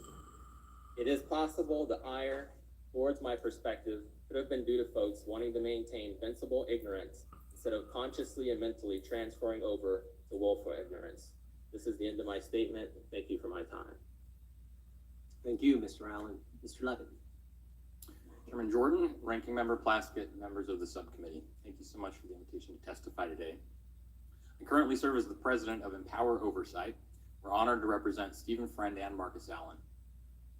FBI whistleblowers have second-class status compared to those in most federal agencies. Congress adopted the modern system of whistleblower protections that prohibited retaliation against FBI whistleblowers. But it gave them none of the process other federal law enforcement agencies received, like the DEA, the ATF, U.S. Marshals, and Secret Service. Whistleblowers of those agencies can all file retaliation complaints with the U.S. Office of Special Counsel, an independent agency. FBI whistleblowers cannot. Whistleblowers at those agencies can all appeal retaliation to the Merit Systems Protection Board, on which I recently served. Until just last year, FBI whistleblowers could not. They finally got that right in last December's NDAA. But Congress must ensure that this new jurisdiction applies as intended to all FBI retaliation cases. Many have been wending their way for years through DOJ's long and extensive process. But the laws prohibiting retaliation have been on the books that entire time. The FBI cannot claim now that these are new rights just because they now have to justify their actions before the MSPB. Time has demonstrated, in my opinion, that it was a mistake to exclude the FBI from the standard whistleblower protection process. It discourages integrity and encourages deceit and even corruption. Congress should treat the FBI the same as all other federal law enforcement agencies, eliminating a special exception and giving its employees access to OSC to investigate retaliation. The hardworking employees of the FBI deserve equal protection of the law. The FBI's latest troubling practice is suspending security clearances to retaliate against whistleblowers. Mr. Friend and Mr. Allen, along with Mr. O'Boyle, are just several public examples of this trend. When the FBI suspends a clearance, it also immediately suspends the employee indefinitely, without pay. To make matters worse, it holds them and their families hostage by requiring them to get permission to take another job, permission the FBI routinely denies. Congress needs to ensure the FBI stops this abuse. In light of all these obstacles for FBI whistleblowers, you would think Congress would do everything that it could to welcome their disclosures here. But FBI employees coming to Congress have unfortunately been shamefully treated by Democrats on this committee. It's one thing to hear allegations and find them unpersuasive or even distasteful. An office can even ignore those allegations if they choose. That's their prerogative. But to go out and actively smear the individuals making disclosures is far worse. That's what the Democrats on this committee did when they released a March 2nd report entitled GOP Witnesses, What Their Disclosures Indicate About the State of the Republican Investigations. That report was inaccurate, both on the law and on the facts. The law doesn't define the term whistleblower. Instead, it protects from retaliation individuals who engage in protected activity. For over a century, simply making disclosures of any information to Congress has been a protected activity. Furthermore, an appropriations rider in effect at this time prohibits money from paying the salary of any federal employee who prohibits or prevents any other federal employees, such as FBI whistleblowers, from communicating with Congress.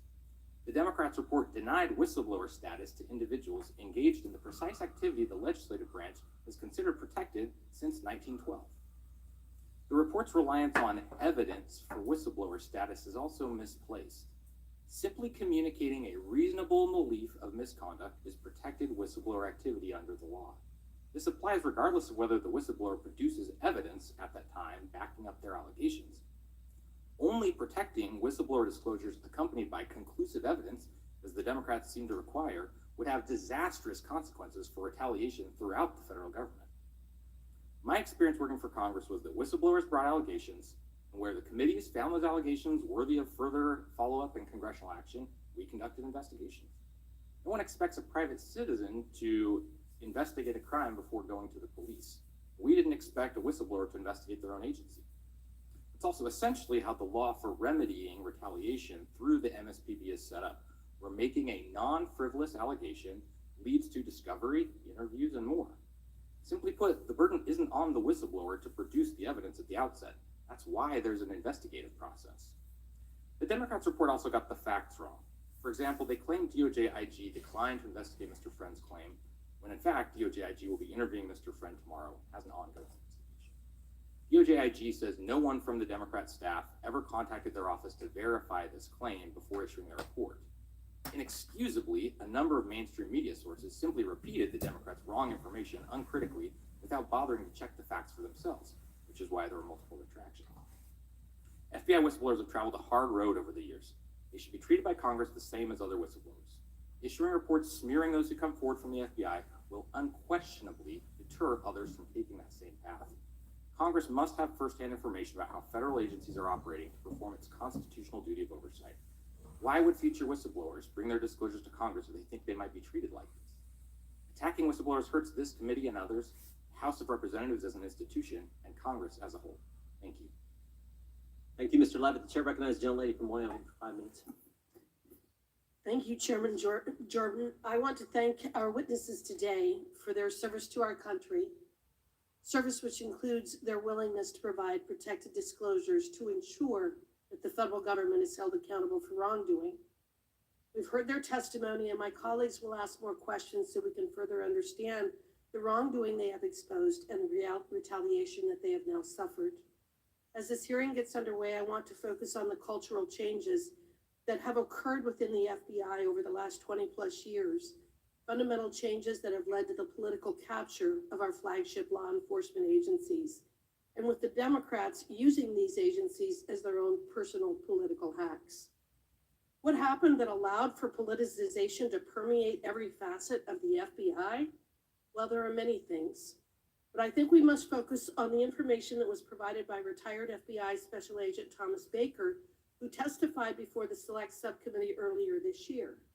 Mr. Baker explained that in the aftermath of 9/11, and upon being embarrassed by being scolded by President Bush for not being able to stop it from happening, then FBI Director Robert Mueller made the decision to fundamentally change the FBI from a law enforcement body to an intelligence-driven one.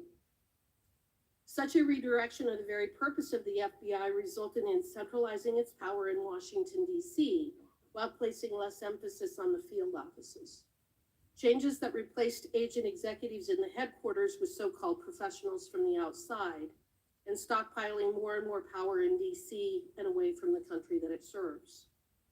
9/11 was a watershed moment for many reasons. It was a horrific terrorist attack on the shores of the United States of America. But our government's ultimate response is also tragic.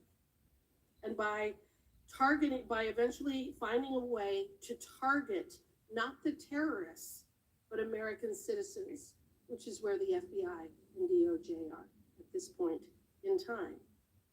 Both the DOJ and the FBI, they've used the FISA court to obtain illegitimate surveillance authority. They've targeted political campaigns with which they disagree. They have created a Russia hoax to cripple a duly elected president. They have targeted Catholics for exercising their faith. They've targeted parents for wanting to protect their children.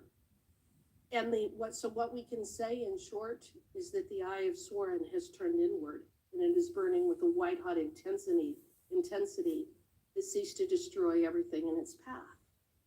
What I think we can say is that as the DOJ and FBI have become more political, they have amassed more power. And as they have amassed more power, they have become more political. This is a vicious cycle that must be stopped. To be blunt, the leadership of the FBI and the DOJ are corrupt. I will name names. Christopher Wray and Merrick Garland are corrupt. They know it, we know it, and the American people know it. Congress needs whistleblowers like you so that we can conduct our oversight and correct course on these abusive federal agencies. And sadly, what we've already seen and what we will continue to see today is that the Democrats will not focus on the substance of what these brave men are exposing, or engage in a discussion about how to protect our constitutional rights and institutions from the tyrants that are running these agencies. Instead, what we will see is that they will deflect, They will call the witnesses names. They will scream MAGA and extremist at the top of their lungs. They will attempt to impugn your integrity. But make no mistake, they are simply trying to cover up the unforgivable and the indefensible, which is the creation of a two-tiered justice system based on political beliefs and the corruption of our political elites. I encourage the American people to listen to these witnesses, to read the Durham report, to study what is happening with the FBI and the DOJ, and to listen and to sift through the lies and recognize that this nonsense must stop, or we're going to lose the greatest republic that's ever existed in the history of the world. Thank you for your willingness to come here. Thank you for your willingness to stand on the wall. Thank you for your willingness to tell the truth about what these agencies are doing. America thanks you as well. And with that, I yield back. Lady yields back. The chair recognizes the gentlelady from California, Ms. Sanchez. Mr. Chair, just as a point of order, I understand and we have been made aware from what you stated in your opening statement, as well as in a press conference earlier, that Mr. Allen did meet with you all and might have testimony that was transcribed. And I understand that he stated that he did not feel comfortable meeting with the Democrats. He's comfortable being here today in this open forum. We will be questioning him. Will you give us a copy of that testimony that was transcribed of your discussions with him? I'll be up to Mr. Allen. But you are in possession of them, aren't you? Sure are. So why would you not give them to us? Mr. Allen's a whistleblower and he didn't want that to happen. He didn't want, but he's comfortable here in open discussion with us today? Sure is. You can ask him questions if you want. You don't share your information with the minority? The whistle? No, So you're not sharing that's information that the you've whistleblower. obtained with The the whistleblower minorities. whistleblower saw what you did with Mr. Friend and others, the false information you gave the press, so much so No. that they had to issue corrections. The whistleblower doesn't we've decide seen- that, the committee decides it. And we've decided. And you've decided We that you're decided to not have going to Mr. share. Mr. Allen is here. You can ask him questions. We can talk about the testimony, but right now you're not getting the testimony. But Mr. Allen's here to testify. And you'll give us the testimony when? After he's left, or at no point in time, or when will we have that?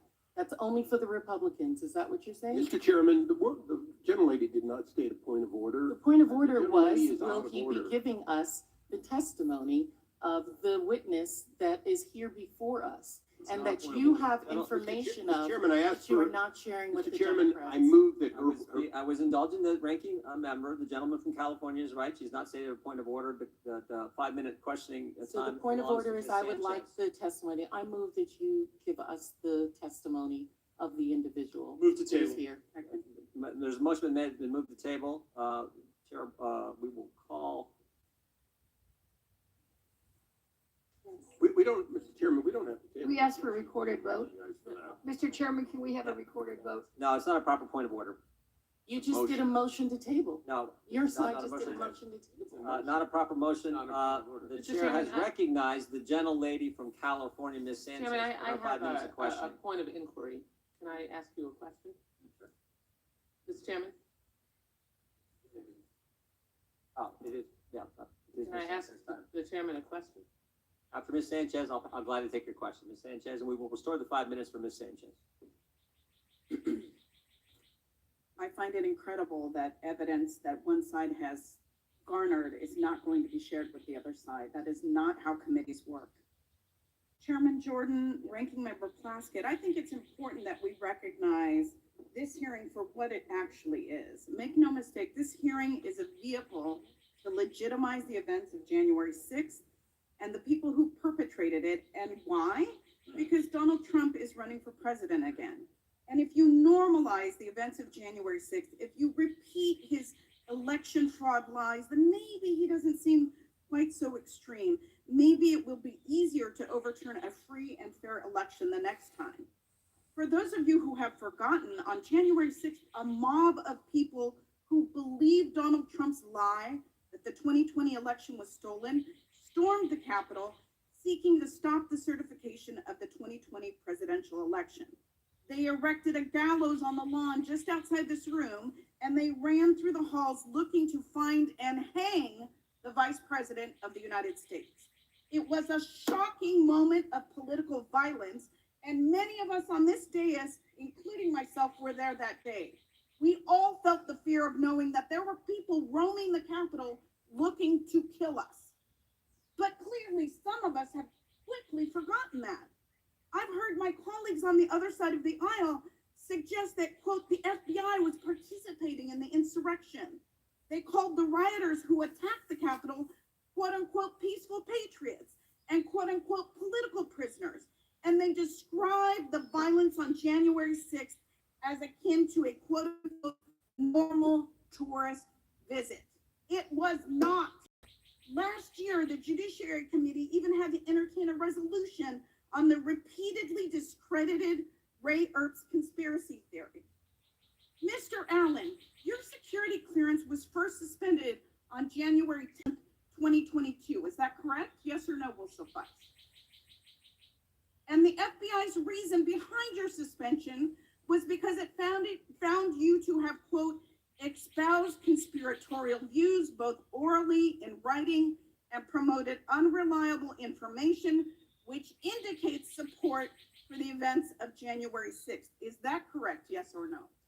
That is the language that they placed on the letter. That's a yes, then. Do you believe it's important for federal agents to have allegiance to the United States? Yes or no?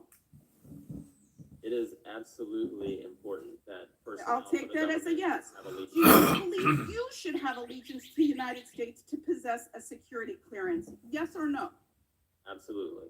Do you believe your obligation as a federal agent should supersede your First Amendment right? Yes or no? Can you please rephrase the question, ma'am? Do you believe that your obligation as a federal agent should supersede your First Amendment right? Yes or no? I don't know. Can you please rephrase the question again, ma'am? Do you believe that you have an obligation to serve as a federal agent regardless of what your personal political beliefs are? Yes, I have an Thank obligation to Thank serve the United Do you States. believe that FBI agents should be permitted to express support for individuals who stormed the Capitol on January 6th? Yes or no?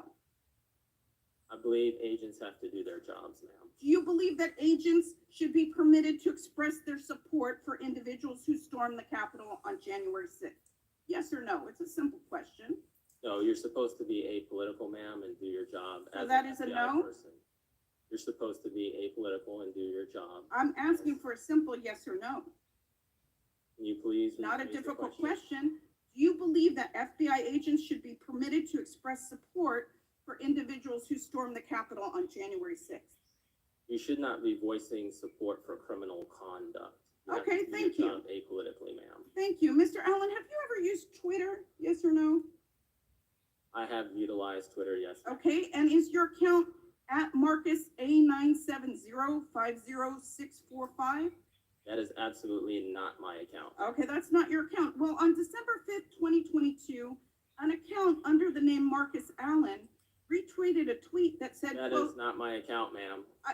you haven't let me finish the question, Might have been sir. the football player. You haven't let me finish the question. And the time is mine. On December 5th, 2022, an account under the name of Marcus Allen retweeted a tweet that said, quote, Nancy Pelosi staged January 6th, retweet if you agree, end quote. Do you agree with that statement? Yes or no? That is, I don't, no, ma'am. That's not my account at all. I'm no asking idea. whether you agree with that statement, yes or no? Can you please rephrase the Yeah. statement? Do you think Time the that gentlelady Nancy has Pelosi expired. staged January 6th? I just want him to answer He'll this answer, he'll last answer. question. Yeah, he'll answer. I'm just telling you your time's up. Do you believe that do you agree with the statement that this person tweeted that Nancy Pelosi staged January 6th? Yes I or no? don't. No. Thank you. I yield back. Chair, recognize the gentlelady from New York, Ms. Stefani. I yield to the chair. Excuse me, I think- Mr. Chair, I think you were gonna indulge the Congresswoman from Florida and her point of inquiry. The gentlelady from Florida is recognized. Thank you. Thank you, Mr. Chairman. It's my understanding that, What are you, you're making a point of order? no, I'm asking you a question, Or, okay, a point of inquiry. okay. It's my understanding that the minority in this committee under the rules is entitled to the same testimony, information, documents that the majority is entitled to. So, I mean, I'm not aware that you're able to withhold information from the minority that we would need to use to prepare for. When it comes to whistleblowers, you're not. And I would just remind the committee, aren't- remind everyone, look, when it comes to That's not whistleblowers, right. you are not. That's not right. It's shocking that the That is gentleman. not right. It's shocking In that fact, the gentleman. talk so much about the Mr. Chairman, whistleblower and the It's impeachment. shocking that the We gentleman gave you from New York all of would the say information that we had. when you were part Yes, of an we gave you investigation all with an of the anonymous information you whistleblower. had. We Mr. had. Chairman, these Mr. individuals Chairman, I haven't been can't declared hear whistleblowers. 5 people at once. I Could know. we have regular order? Mr. Chairman, Chair recognizes it's. I'm inquiring, and I was not. And I finished told you inquiring. that when it comes to whistleblowers, you are not entitled to it. That's at These the discretion of individuals- Mr. Allen. Mr. Chairman, these He individuals have been determined he has not not to be agreed to that. whistleblowers. These are not whistleblowers. They've been determined by the agency not to be whistleblowers. Are you deciding that they're whistleblowers?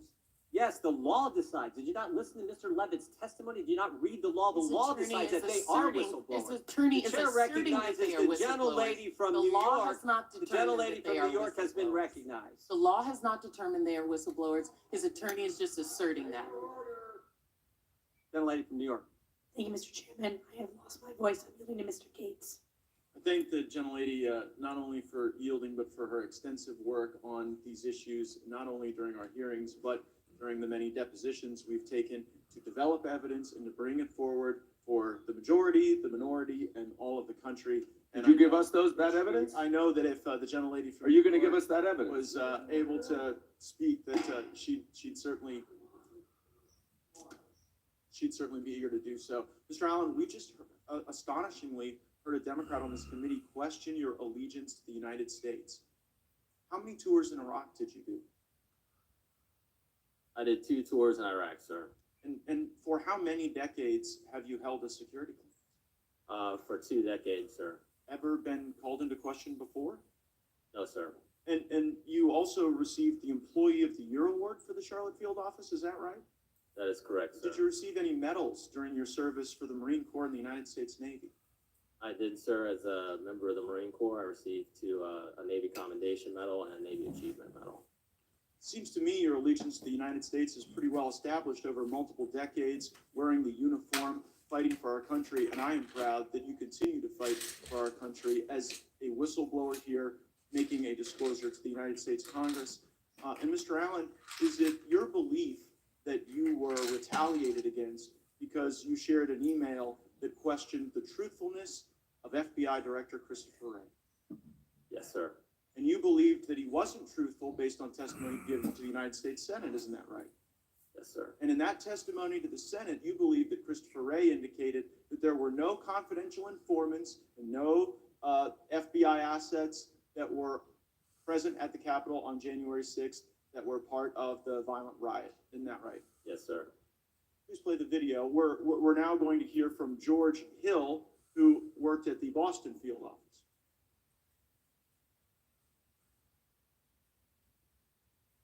The SSA in Boston said they were going to a political rally, which is First Amendment protected activity. No, we're not uploading, we're not starting cases.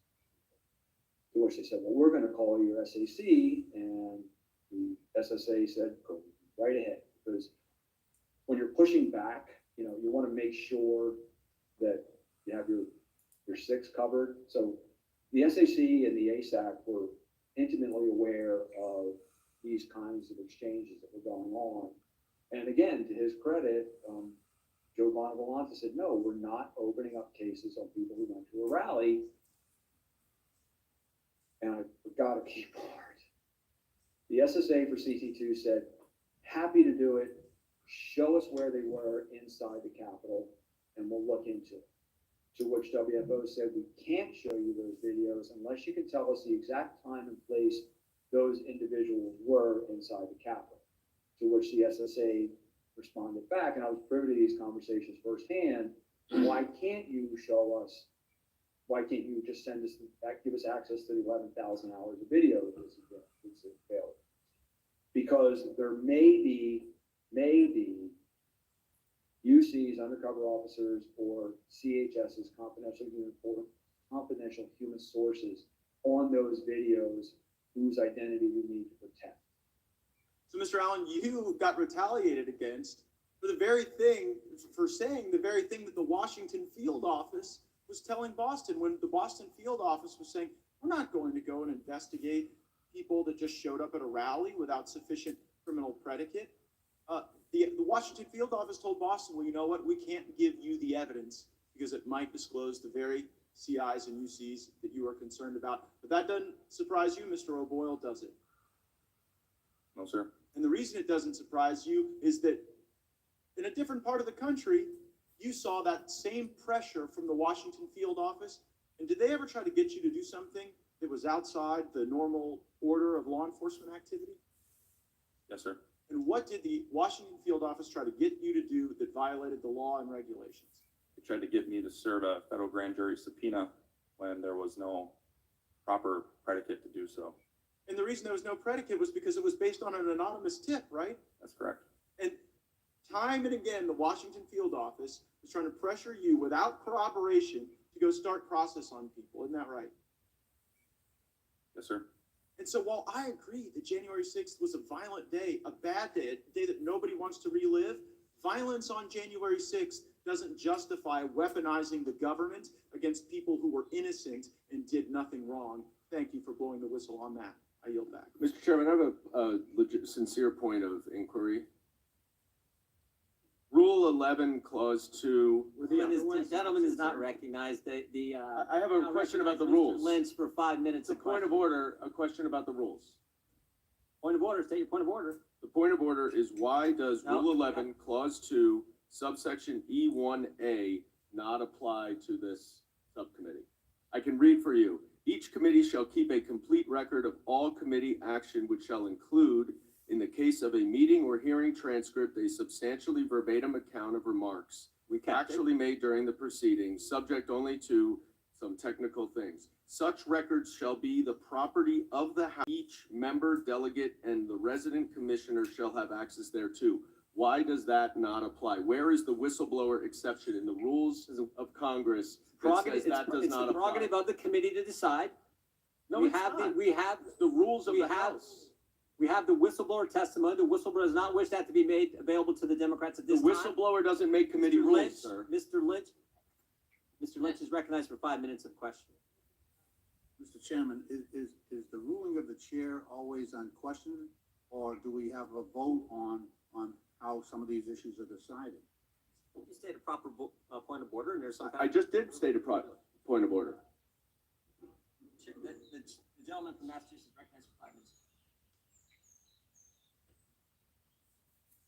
minutes. Mr. Friend, I want to ask some questions about the circumstances of the removal of your clearance by the FBI.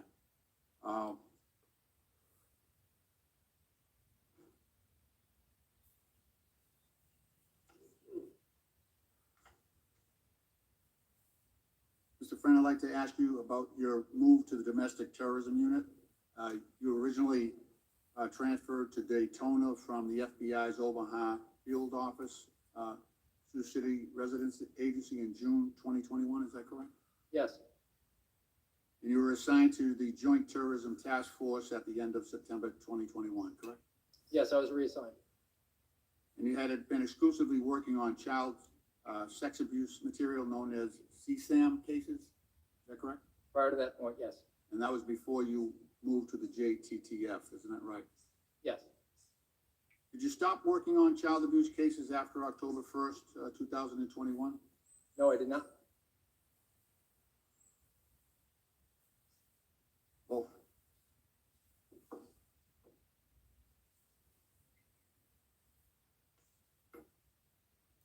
in fact, the FBI planned to find a replacement for you when you moved from one position to the other, is that correct?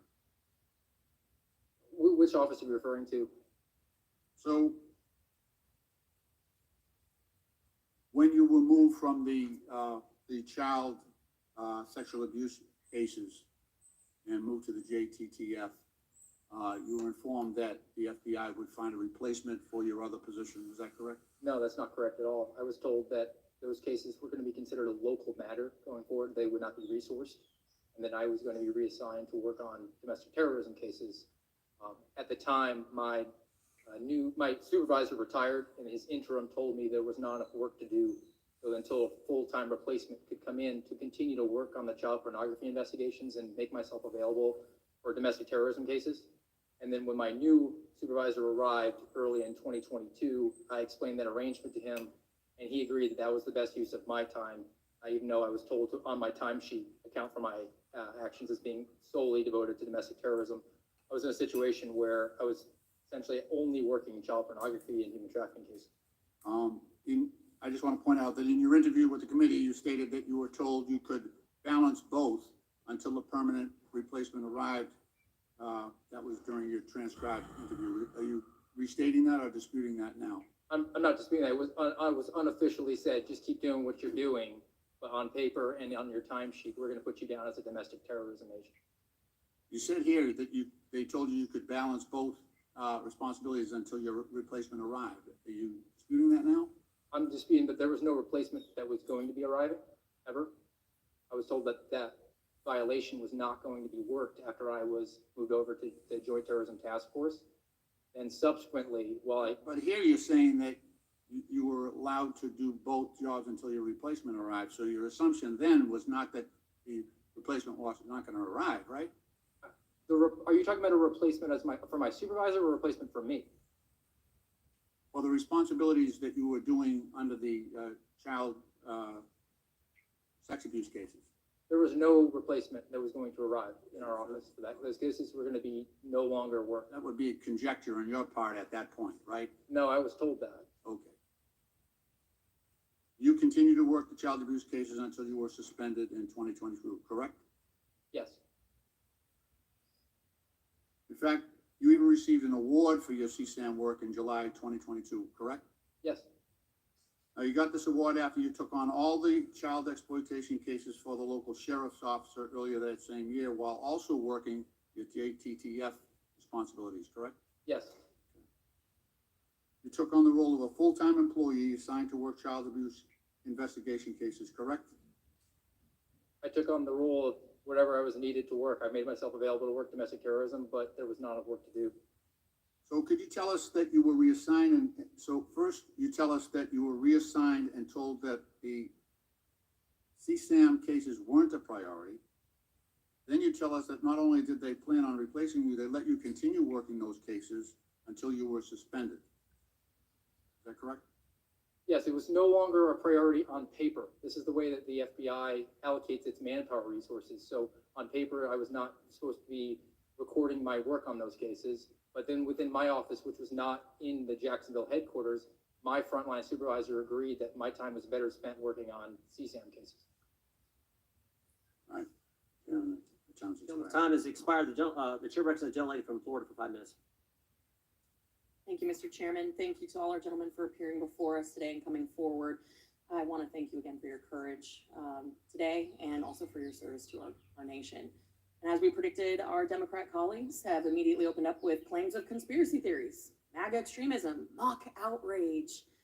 Seems the only ones displaying mock outrage up here today are, in fact, the Democrats.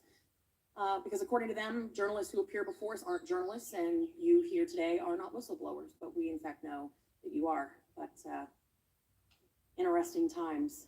The line about Republicans defunding police, that one seems to be particularly special because, respectfully, to my colleagues on the other side of the aisle, as the wife of a SWAT medic, as the wife of a first responder currently who has served our community for the last 16 years, I can tell you with certainty that no one hates a bad cop more than a good cop. No one. And I see from you nodding your head that you agree with that sentiment. It is inaccurate and wrong to make that assumption that Republicans want to defund police. It is false. Because forcing a political agenda down the throats of our hardworking men and women of the FBI with the threat and the subsequent follow through of retaliation because they are whistleblowers, because they didn't want to break the law, because they knew that it was wrong to target Americans without cause, and they swore an oath to the United States Constitution, not to a political party. That makes them whistleblowers. That makes them courageous for coming forward and telling the truth. Gentlemen, I'm going to ask you all to please turn on your microphones because we're going to go really fast, okay? Mr. Friend, during your service with the FBI, you served on the FBI SWAT team, correct? Yes. As you heard, my husband is a SWAT medic and has been part of joint operations with the FBI. So I would like to know, what is the threshold for these call-outs? And can you briefly detail the type of crimes warranted for an FBI SWAT team call-out? There's a threat matrix, the SWAT matrix, in order to utilize the tactical team, but it could be as easy as somebody being in possession of a firearm or a request from a local agency just to use the FBI SWAT team. Okay, so Mr. Friend, your security clearance was suspended by the FBI after raising concerns for the use of excessive force with regard to the use of FBI SWAT teams to your direct supervisor, correct? Yes, Would you consider this retaliation? yes, Thank you. Mr. O'Boyle, you were suspended without pay from the FBI on September 23rd, correct? I was initially suspended on the 26th. The suspension of pay came a little bit later. Thank you for that clarification. You had raised concerns to your chain of command when no action was taken, that you reported these concerns then to Congress, correct? Correct. Once you contacted Congress, you were then suspended. Your top secret security clearance was then suspended for those protected disclosures to Congress, correct? Correct. That seems like retaliation, no? It's to me. Okay, Mr. Allen, you were suspended from the FBI without pay on January 10th, correct? That's correct. You were suspended because you sent links to your squad to provide situational awareness about the FBI investigation on January 6th, correct? Yes. Yes or no? Wasn't open source searches and sharing of information part of the duties of your job? And subsequently, after doing your job and your supervisors not liking the tone of the open source articles you provided because it didn't fit the FBI's narrative, your security clearance was revoked, correct? To all our whistleblowers, yes or no? Do you believe that the retaliation pattern has a cooling effect on other agents from coming forward or speaking up? Yes or no, Mr. O'Boyle? Absolutely. yes, Yes. Do you believe that the FBI is purposefully hostile to you for that reason, to keep agents from speaking up? Yes. yes, no question. Yes. So I think it's clear we have a pattern here. If you speak up about the abuses you are seeing as an agent, or are sharing information that may not fall in line with the FBI's political narrative, you will be suspended without pay, have your security clearance revoked, and your life will be turned upside down. It's pretty clear that the MO is if you don't comply, they will retaliate. If you don't agree with the political agenda, you get suspended. And they do it in such a way to deter others from speaking up and speaking out. That, ladies and gentlemen, is the weaponization of government. That is the weaponization of government, and that is why we are here today. Not because we have a political agenda, not because we are here to go over events of the past. We want to fix it. We have to expose it, stop it, and prevent it from happening again. That is why we are here. These men are whistleblowers. The gentlemen who came before us in previous hearings, they were journalists. And just because you don't address them as such does not mean that they are not who they say they are. They have been retaliated against, and regardless of your party affiliation, this behavior is unacceptable, and we need to stop it. Republicans, Democrats, independents alike, this is a concern we should all share. This is the weaponization of government, and it is our job, our constitutional duty to stop it. With that, I yield back. Gentlelady yields back. Chair recognizes.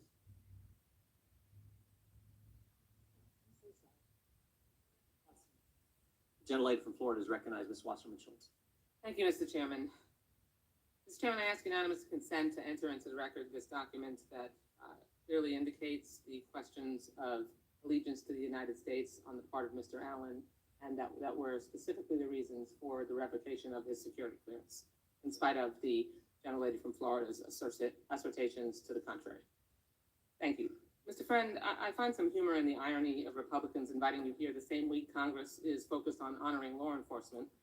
You've repeatedly made calls to undermine our law enforcement agencies. Since being rightly suspended, you've led Republican calls to defund law enforcement, recently describing the FBI as a feckless garbage institution. Since joining Twitter in November, no less than 40 times you called for our brave law enforcement personnel to be defunded. You even urged local police to sabotage criminal investigations by urging citizens to, and I quote, pressure your sheriffs to refuse to cooperate with FBI investigations.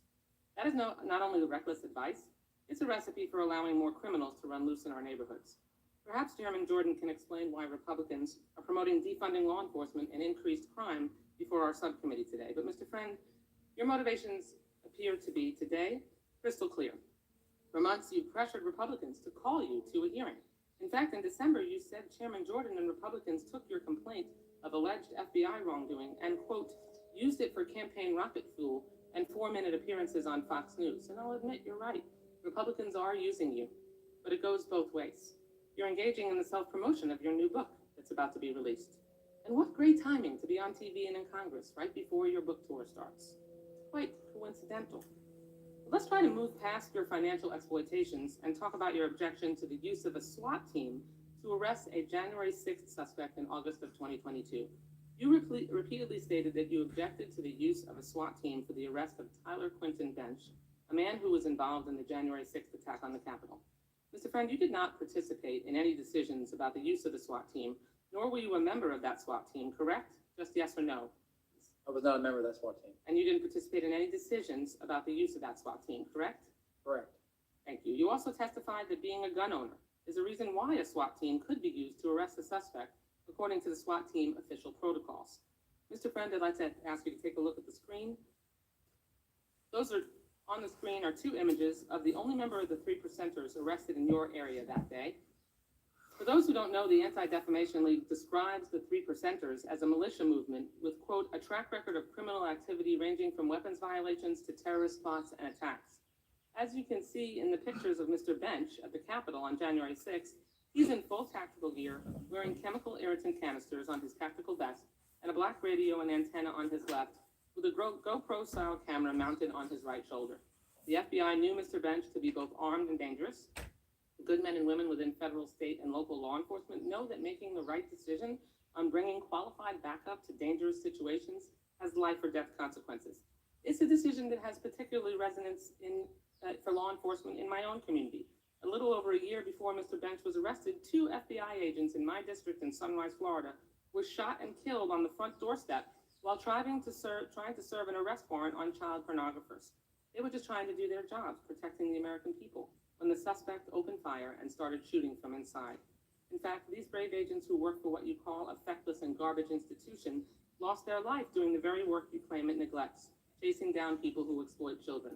So yes or no, Mr. Friend, knowing what you know now about Mr. Bench, that he was known to be heavily armed and a member of a terrorist group, was it appropriate for the FBI to use a SWAT team as a precaution to protect FBI personnel and other law enforcement officers that day? Yes or no? I can't answer that with a yes or no. I can give you a little bit of context. I'd like to Anybody know that's whether you still think it was I've inappropriate. arrested over 150 violent criminals in my career. Never had to use a SWAT team to do it. Okay. The reason for that is because On that individuals day, were yes or cooperating no, with us. reclaiming my time, can you give me a yes or no answer, or even indicate whether you have changed your mind that using a SWAT team to arrest that gentleman was inappropriate? My opinion remains to be anybody who's been cooperative and pledged to surrender in case of law enforcement incurring criminal So charges. the answer is no. A You SWAT also team is not claim, necessary for that. reclaiming my time, you also claim that your top secret security clearance was improperly revoked, yet an independent investigation concluded that you demonstrated a number of security concerns, which included that you refused to execute a court-ordered arrest warrant, and when you downloaded documents from intelligence systems to an unauthorized removable flash drive. The cherry on top could be your unauthorized recording of executive management, which I'm sure you know violates Florida law, along with your unsanctioned interviews with Sputnik News, established by the Russian government in 2014 and fully owned by the Kremlin and Putin's cronies. I'm a gentleman. Make it clear who is weaponizing government. Gentleman Yield back. The gentleman from Florida is recognized for 5 minutes. Thank you, Mr. Chairman. Mr. Friend, do you want to quickly respond to that? Because she cut you off. I want to let you respond to those Yeah, I can quickly respond to that. So the, you have to bring up, so the, Let me help you. yeah, go ahead. So instead of using a SWAT team, if a suspect is being cooperative and in your testimony and in your experience as an FBI agent and a law enforcement officer, it's not necessary to use a SWAT team to go in with guns ablazing and pulled out and going after an individual when that individual is cooperating. And that wasn't that part of your testimony? That's part of my testimony, and it's part of what I brought forward in my whistleblower disclosure. And that's in your experience as how many violent criminals have you arrested? I've arrested over 150, and I have 5 years of SWAT experience. And you didn't have to use, there wasn't necessity in some of those circumstances to use SWAT team because the individual was cooperating? Never a single time. And in your testimony, the individual that you were referring to that a SWAT team should not have been used on, but was being used on for political purposes, was somebody that was cooperating, correct? Yes. based on your testimony, everybody else's testimony, which by the way, I want to thank you guys for being here. I know it takes a lot of courage to do it. I want to thank you for your service as a military veteran myself who served I was probably in Iraq when some of you guys were there. I want to thank you for that. I want to thank you for standing up for the Constitution, for America, because I know that this is difficult to go through, what your families are going through, being barricaded out of having your personal belongings, not being able to get pay, the FBI taking away your security clearances so you can't get a job. I commend you for standing up for American values and commend you for standing up for what you believe are huge misgrievances that are going on at the FBI. And based on y'all's testimony, the report that we have seen, the FBI has turned into the enforcement arm of the Democratic Party, going after pro-life individuals, going after individuals who were not in restricted areas on January 6th, who were not violent on January 6th, using SWAT teams to go after them to try to intimidate them. And then when officers like yourself, who have served our country, who have served the FBI, who have served in law enforcement, suddenly want to raise concerns and use the whistleblower status to be able to, hey, you know, this isn't right. This isn't the way that we should be treating these individuals. This isn't fair. Suddenly, the FBI is shutting you out, taking away your clearances, taking away your pay, shutting you down so that your families can't even survive financially. So I want to thank you for your testimony here today, and I hope the American people will gloss over the lies that have been perpetrated on you today for the truth that is underneath every single one of your statements.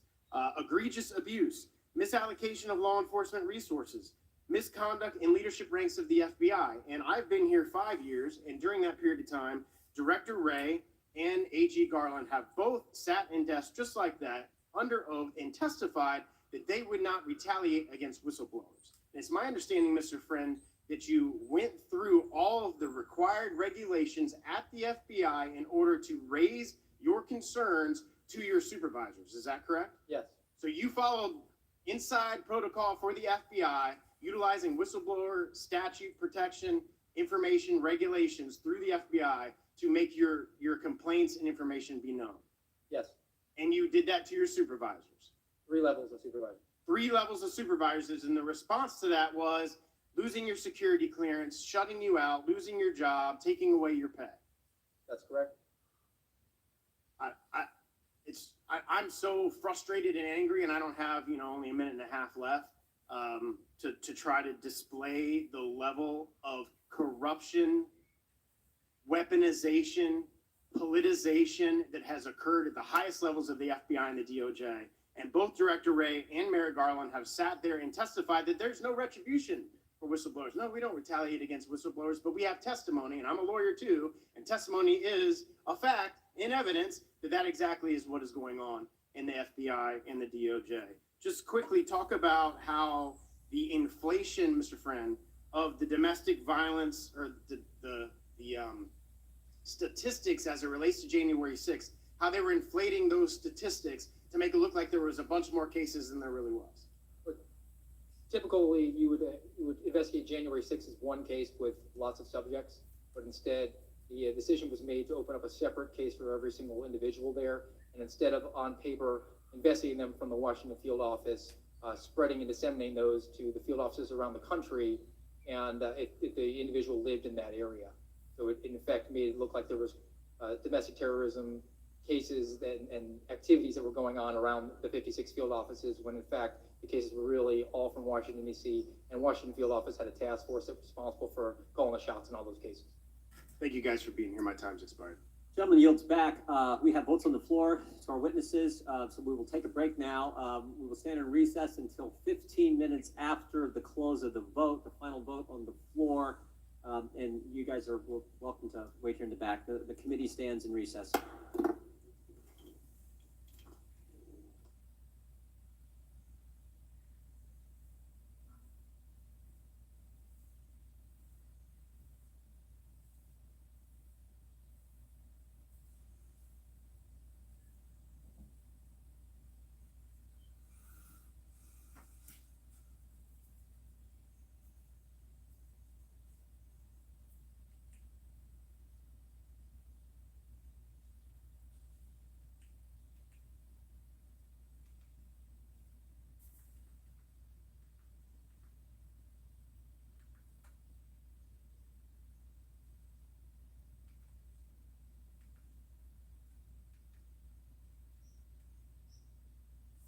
It's just a recess.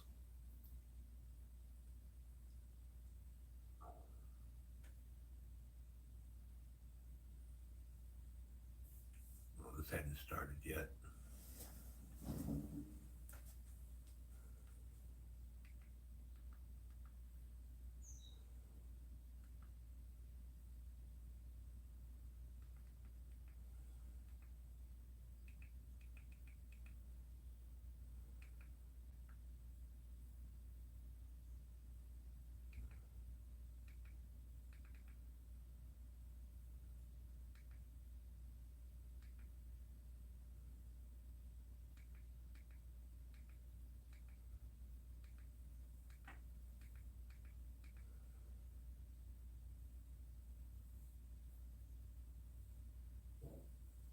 Yep, pee break.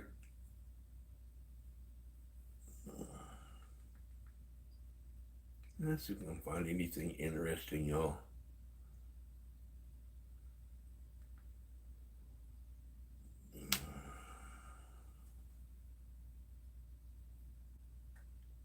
We can what? You guys want to watch some old Tucker? A little bit of Tucker Carlson, maybe?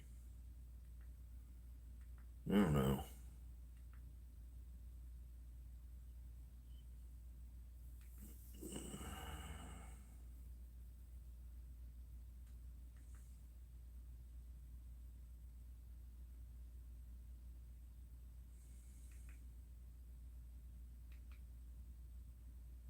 The only qualification they had was the Biden name.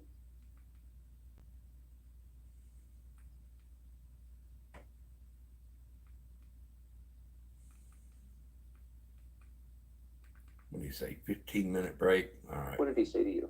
You mean the morning after he spoke? That's right. There was 10 people running around, getting him something to drink, and we were backstage in a cramped space, and he asked me to walk with him out to the car, and he just asked, how I did and what I thought of his speech, and I thought he did a great job in the speech, and obviously cancer is a very serious thing that we should all be working together to solve. I just lost a sister-in-law within the last 2 weeks, sadly to cancer, and then he just sort of asked me to keep an eye on his son and his brother. Yeah. What do you think he meant by that? I think he was conscious of things, and I can't speak for him. Maybe Right. I would love for him to go on record.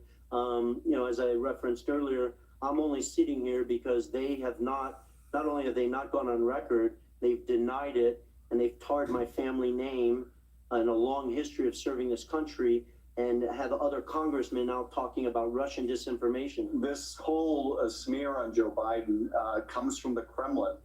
I held a top secret clearance from the NSA and the DOE. I served this country for 4 years in one of the most elite environments in the world, Naval Nuclear Power Training Command. And to have a congressman out there speaking about Russian disinformation, or Joe Biden at a public debate referencing Russian disinformation, when he knows he sat face to face with me, that I was traveled around the world with his son and his brother, to say that and associate that with my name is absolutely disgusting to me.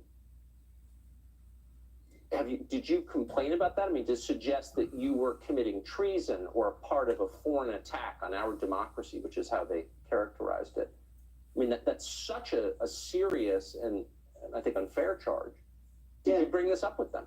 Well, in basic form, you're exactly right. They are publicly accusing me of treason right now, treating me like I'm insignificant, or the 50 years of history that my family served this country is insignificant. And that's why I'm sitting here having this. I assure you, this is the absolute last place I want to be right now, and the last thing I want to be doing right now. But I feel like I have a patriotic duty to this country and every American citizen to go on record and to find the facts for them and let them do their own work. Let them decide how they view those facts or not. But for the Biden family to deny these facts, and then not only deny them, they could have just said no comment, but they didn't say no comment. They then brought in Russian disinformation and basically associated my name with that, which is absolutely disgusting to me. And I had to go on the record. Last weekend, I was in Virginia. Sadly, my sister-in-law passed away at around, I think, 6:38 Saturday morning. That's the wife of my brother, who spent 28 years serving this country as a naval flight officer and just retired. So you can imagine me dealing with that and the tragedy of that. When I saw Adam Schiff go on record talking about Russian disinformation after this email had been posted online by the New York Post, and remember that email was to me from James Gillier, right? It wasn't, I wasn't blind carboned or CC'd on that. It was to me stating that I was going to be the CEO of this enterprise. I was at the end of my rope. And so I called Rob Walker and I told him that if that statement isn't retracted by Congressman Schiff by midnight on Sunday, that I was going on record and I was disclosing all the facts to the American government, to the American citizen, and the world. I was hoping the Bidens would do the right thing, or Schiff would retract his statement, but I could not allow another minute, another hour, or day for my family's name to be associated or muddied up around Russian disinformation. So even as I sit here today, I would ask the Biden family to come on record and stop using my name or associating it with Russian disinformation. It's absolutely disgusting. So this is Rob Walker, the representative of the Biden family. I believe his wife worked for the Biden family, apparently. So you said this to him. I won't go public. I just want them to retract the accusation that I'm an instrument of Russian disinformation. What did he say? That's correct. Rob was under a tremendous amount of stress. Right. Obviously, he has a wife and a child. And he said, listen, let me make some calls. Let me call George, who's Hunter Biden's lawyer, and see what I can do. But he sort of presented it as if that's going to be impossible for me to get done. And, I'm not naive. I know that's not impossible to do. That's a single phone call from Joe Biden to Adam Schiff saying, basically go on record and retract your statement. You got over your skis. And when I was up late that night, and when the statement wasn't retracted, come Monday morning, I was ready to go on record. And how that record was, I was willing to go in front of any senator, any congressman, the Department of Justice, the FBI, or sit here with you, Tucker, and basically provide the facts to the American people and let them make their decision. This isn't a political focus of mine. People were accusing my family of treason after I served this country and defended this country. So the reason you wound up here in this interview, and I just want to affirm for our audience, I don't think you had any desire to do this interview. Absolutely no desire. Is because nobody else knew the story.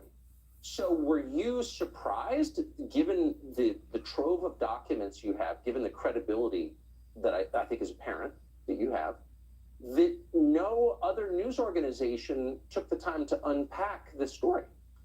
Surprised is probably an understatement of the year. Shocked, because it would be different if this was my word against Jim Biden, Hunter Biden, and Joe Biden. Right. That would be a very slippery slope, not something I would take the personal and family risk on it. But I've provided more documents and facts that validate times, meetings, who participated. That email to me on May 13th was generated by somebody else sent to me. It wasn't me generating. These text messages that I've provided are Hunter Biden in the first person, Jim Biden in the first person, James Gillier in the first person, Rob Walker in the first person. It's not me generating the text messages. It's them speaking. So you can interview them. The FBI can interview them. Our government can interview them. But I was shocked that not only the media is not only discussing this, they're going to the other extreme. They're dismissing it as Russian disinformation. This country has heard enough about Russia. We went through 3 years of every day, Russia, Russia, Russia. It's just absurd. The Cold War is over. And they're saying it about your family. Yes. The Biden family knew that you're going public with this.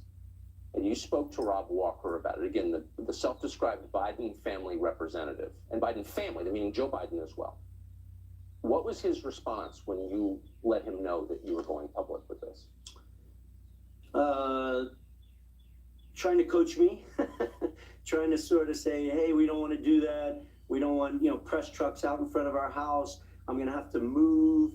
I could lose my job. And all that, I'm not trying to cause any harm to anyone in this situation, right, let alone Rob Walker and his family, James Gillier and his family. But basically, Rob's position was, if you go on record with all these facts, you'll bury all of us. If he doesn't come out on record, I am providing the facts. You're just gonna just bury all of us, man. What was your response to that?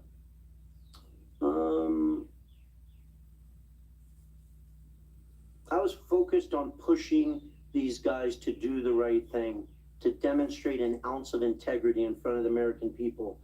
They all know the facts. I live the facts. And luckily for the American people, all the facts are extremely well documented. I'm irrelevant in this discussion, so I can write off, but the American people can read these texts, listen to the recording that you just played, read the legal documents that were executed in Delaware, and they can form their own conclusion. They don't need me to form the conclusion for them. Give us a sense of your contacts with Hunter Biden. A lot of this is complex. There's a lot that we're not, and this is television, so we're not putting, everything that we have on the screen because we can't. But for those who might suspect that you didn't really have a lot of contact with Hunter Biden, give us a sense of some of the places where you had conversations with him and over what time frame. So obviously, as we already discussed throughout 2015 and 2016, while Joe was still the sitting vice president of the United States, these guys had been doing extensive work around the world in places like Oman, Luxembourg, Romania, that I was being made aware of, but I obviously hadn't come off the bench and agreed to be part of this. I'm sorry, I've got to interrupt you there. Oman, Luxembourg, Romania. Correct. So they don't speak any of these languages. Neither one of these guys has any record of success in business. Neither one has a background in international business. Why would they be doing business in Oman, Luxembourg, and Romania? Because they have relationships and they have the Biden name that they're able to set up meetings and get people to jump through hoops in an interest to garner favor with the sitting vice president, Joe Biden. So it sounds like Gilliar is a legitimate business guy, someone who's fluent in the language of international James business. Gilliar, served his country. He's British. Yes. He's traveled around the world for decades. He's a very low profile individual, but he's sharp and he's as legitimate as they come. Sounds it. But Hunter Biden and Jim Biden have a well-documented, decades-long record of business disasters.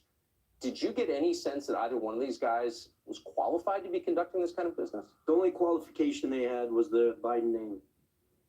But they seem to have parlayed that into quite a few deals in quite a few countries. And I interrupted you, so continue with where they were doing these deals. Yeah, so you would ask the extent of my communication with Hunter Biden. So when I decided to come off the bench and entertain being the CEO of Sino-Hawk Holdings, obviously I was brought up to speed on the work that they had been doing in Oman, Luxembourg, France, Romania, Kazakhstan, and stuff like that, because that was all going to be integrated into Sino-Hawk Holdings.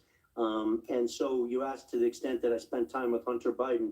I personally was in Bucharest, Romania with Hunter Biden, Jim Biden, James Gilliar, Rob Walker. I was in Monaco for the annual Grand Prix there. I was supposed to sit with Hunter Biden. I met him. I met on the patio of his hotel, and I sat there and waited for 2 hours. And you can imagine how angry and I was frustrated after sitting there for 2 hours waiting for him without a text, a phone call to let me know I can't make it or I'm tied up. And in a text that I think you guys are aware and saw, the next day he aggressively comes back at me that he couldn't attend the meeting that he himself set up. I stepped away from family and friends on the yacht that I was on with my friends to go sit with him for a couple hours. And he's effectively screaming into the phone that he could not pick up the phone and text me because he was with the Ukrainians and Mykola, the founder of Burisma, and that he was fighting for the only income he has on the Kazakhstan deal that apparently he negotiated. Now, I had no exposure to the Kazakhstan deal. I'm not aware of any of the particulars of that Kazakhstan deal. I just know for a fact there is a Kazakhstan deal because Hunter Biden in first person told me there was in the text that I think you guys have and you will show to the American people. It's not my job to determine what that deal is. I'll leave that up to the FBI or the Senate and the Congress to figure that out.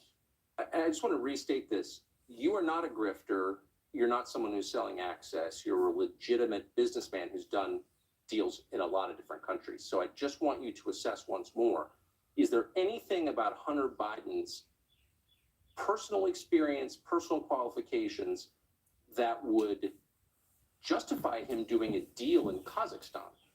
Absolutely nothing. The only thing that he had was the Biden family name and the fact that his father at one point obviously was the sitting vice president and potentially would run as a future president. It sounds like a remarkably ambitious international business program they had running. He and his Extensive. uncle. Extensive. This is a small point, but I can't get over it. So you saw a number of reporters say, again, in an effort to bat away your story, your testimony on this, that the chairman referred to in a bunch of these emails was not Joe Biden. It was, in fact, the government of China. When you see people refer to the chairman thinks this, the chairman thinks that, they're talking about China and not Joe Biden. So I want to put up on the screen. Here is a text message you received from Hunter Biden to you. Hey, Tony, I have an idea. In light of the fact that we are in an impasse of sorts and both James's lawyers and my chairman gave an emphatic no, I think we should all meet in Romania on Tuesday next week. And so you're hearing reporters say that chairman was, in fact, the Chinese government. Here you have Rob Walker responding to you. Clearly there's some confusion over this, and he's saying, I'm going to put this on the screen now. When Hunter Biden said his chairman, he was talking about his dad. Correct. There's two chairmen in the story. There's Chairman Yi, who's the chairman of CFC. Yes. In that text from Hunter Biden, he was not talking about the chairman of CFC. And what Hunter's referencing there is he spoke with his father, and his father is giving an emphatic no to the ask that I had, which was putting proper governance in place around Oneida Holdings.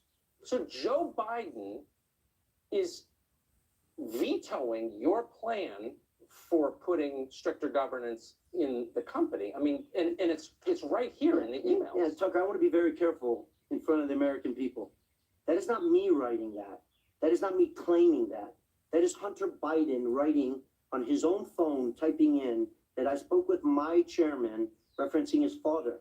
If the world thinks that my chairman is not his father, then Hunter Biden would come forward and go on record and state to the world. But you have the Biden family representatives, Rob Walker, saying right here, May 19th, no. When he said his chairman, he was talking about his dad. Exactly. They always accuse you of the very things they're doing themselves.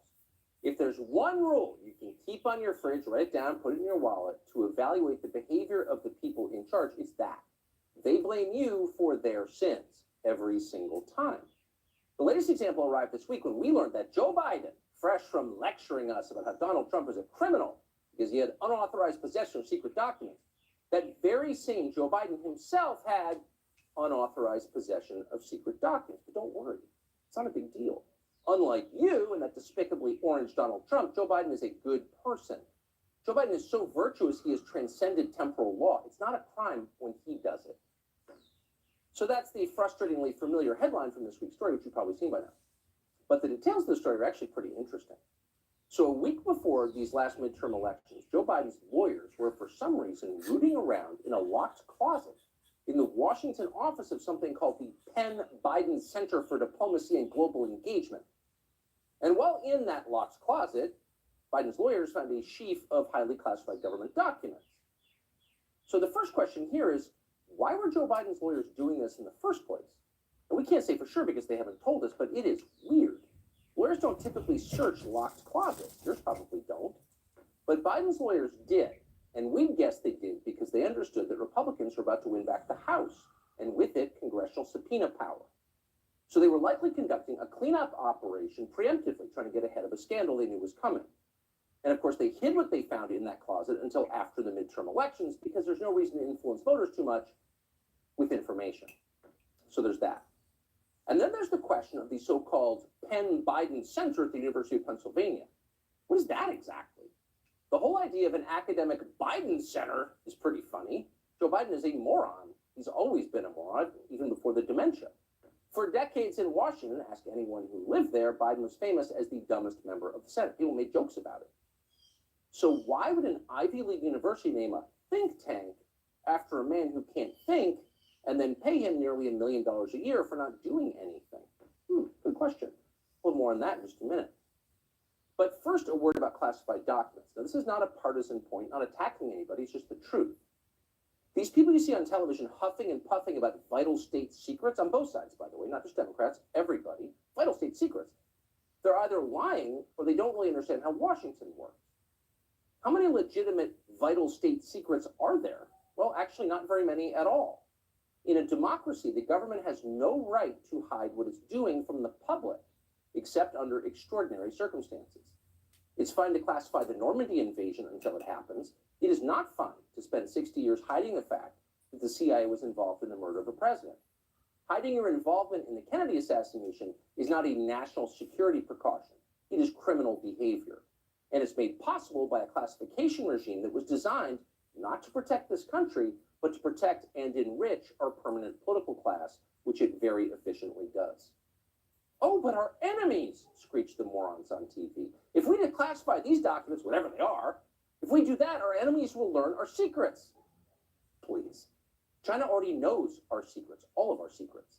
The Chinese government has hacked every agency in Washington, and everybody knows that, and nobody seems to care. The Biden administration cares so little, in fact, it just suspended a counter-espionage program designed to stop Chinese spying. In other words, the Chinese can know, but you can't know. Biden trusts Beijing more than he trusts you. So the media's job, its only job, really, is to push back against attitudes like that and to seek the truth. Reporters are the people who are paid, who for a living find out what your government is doing and then tell you about it, so democracy can continue. But there are very few of those left. Julian Assange is in prison for his efforts. Ed Snowden lives in exile. And the news organizations that remain are so thoroughly controlled by government agencies that even the suggestion of more public transparency drives them to hysteria. Watch CNN and MSNBC, for example, react to the news that Republicans in Congress might tell us some of what the thoroughly corrupt intel community has been doing in our name. A House committee where Republicans can shred at the integrity of the federal government and tell America that your government is spying on you and coming after you, that is at the heart of this tear down, break down the government, we can't trust the government, we're going to topple it. He just gave them a committee platform to have those hearings, and you better believe that is going to be heroin in the veins of Fox News viewers over the next 2 years. Basically, they're establishing a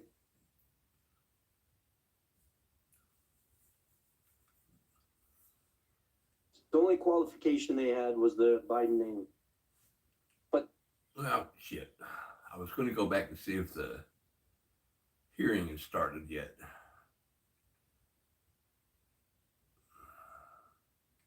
I can find the damn thing.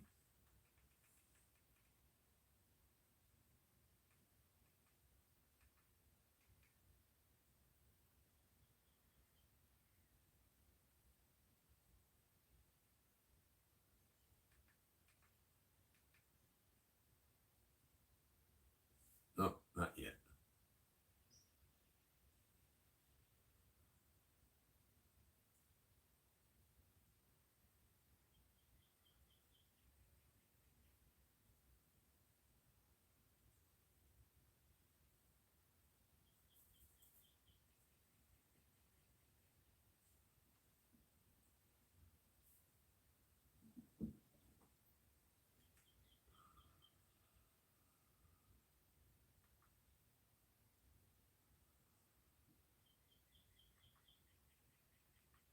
Oh, let's see what Adam has to say.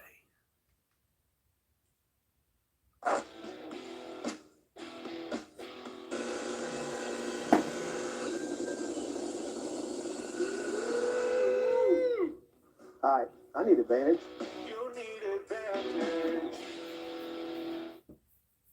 Information of the Steele dossier across 4 separate FISA applications against Carter Page, who I think might have been the most victimized person in this whole thing. There were 17 errors. That's what John Durham found. Yeah. Over an OIG audit of 29 applications, there were 4 errors. Yeah.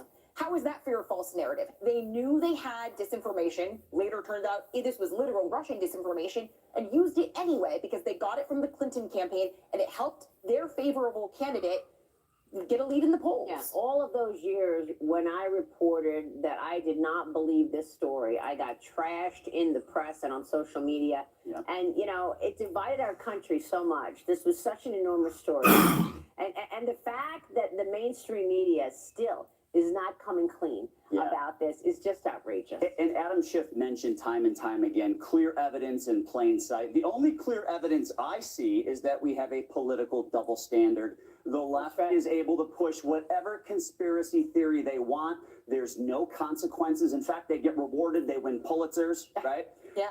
But the right, God forbid somebody on the right question the vaccine or question wearing masks.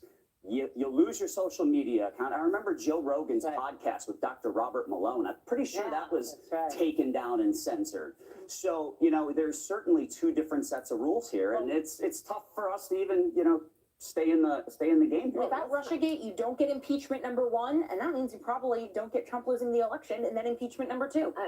Let's not forget, we learned about the collusion between government and social media as well through the Twitter files, right? We learned that there were 1,000 people within various agencies trying to amplify lies and suppress truth. The FBI gave them money, gave Twitter money to suppress the Hunter Biden laptop. That's right. Nancy, what do you think? Oh, I just, you know, this is no way to run a country. Yeah. I do think that Americans are catching on. And to me, the issue is egregious just from a standpoint of leadership, but also because of all the money that's been wasted and the time and people's lives. And I just think it's time for a clean break from this partisanship. And how did it infiltrate the FBI? That's my question. It's terrible. And we still see the repercussions of that political bias at the top of the FBI. Man, oh man.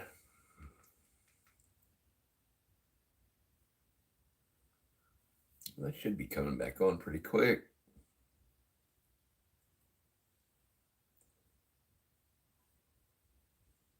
I'm glad you're still watching, Hunter. 420. Just trying to fill some time while we're waiting for them to come back.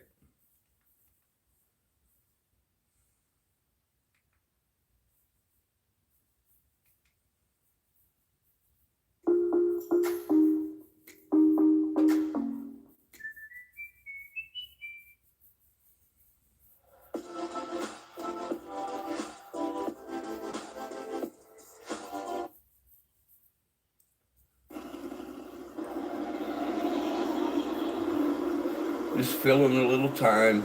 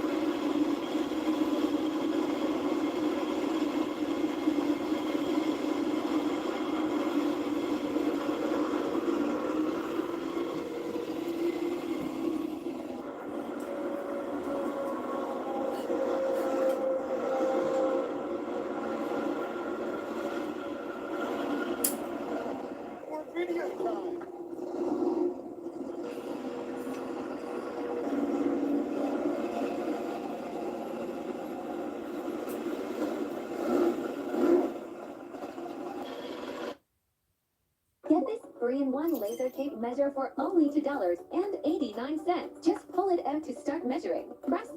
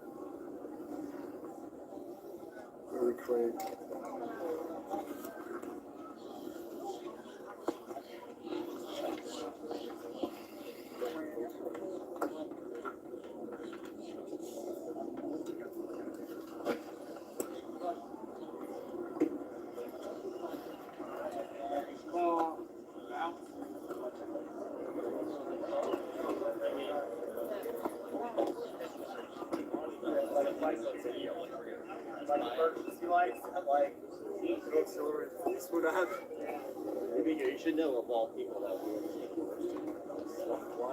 That's a big deal.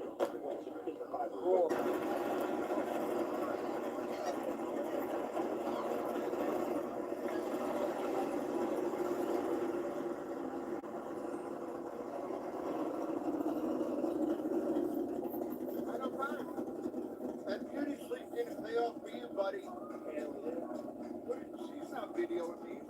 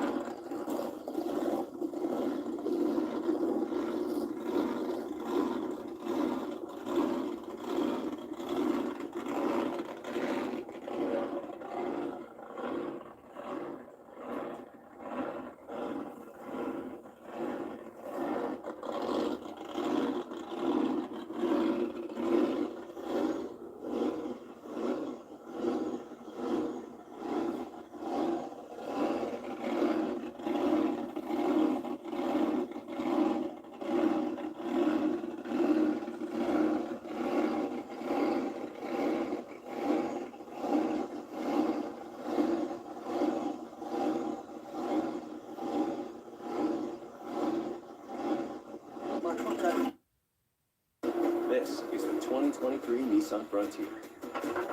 It's got an available 9-inch touchscreen.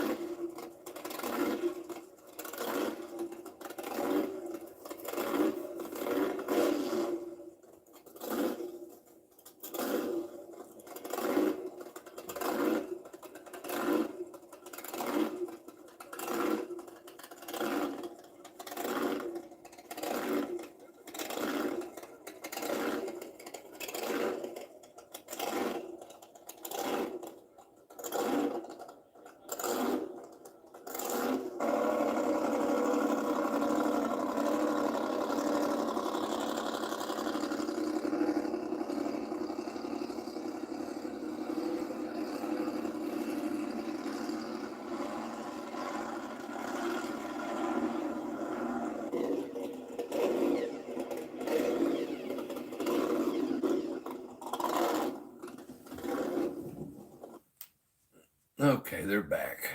They're back.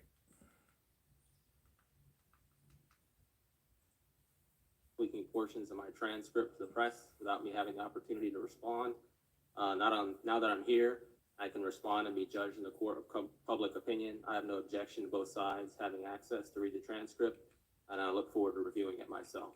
Well, it's not of much help when you give it to us during the hearing, but I have a point of order, Mr. Chairman, if I may be recognized. Gentleman's recognized for point of order.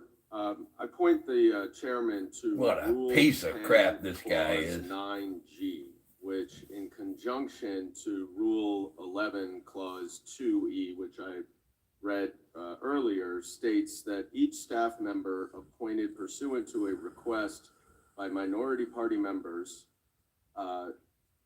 shall be accorded equitable treatment with respect to the accessibility of committee records. Now, the chairman is correct in pointing out that there are restrictions on whistleblower disclosures. However, those restrictions pertain to the House as a whole. They do not mention any distinction between the majority and the minority. Instead, what we have are two clear rules that require the majority to provide information to the minority that is committee property, which would be any meetings between the committee members or staff with any potential witnesses. So I would move for the chairman to agree to order that all materials, notes, and otherwise related to these witnesses before us be provided to the minority according to the rules of the House. Overruled. Mr. Allen, we thank you for I've allowing us to make moved that. for a recorded, I'd appeal the ruling of the chair. I move to table. I'd ask for a recorded vote. Someone's asked, the committee will suspend while we have the clerks. I think we have to have the clerks able to tally the vote. Gentlemen, I'm afraid you're excused for a little while. I'm saying if we could just step back, we'll have the clerk, be real quick. Clerks will, we could probably let you just stay right there, the clerks,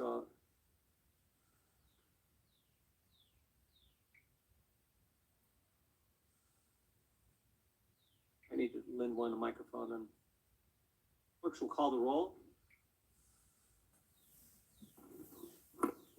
Mr. Jordan? Yes.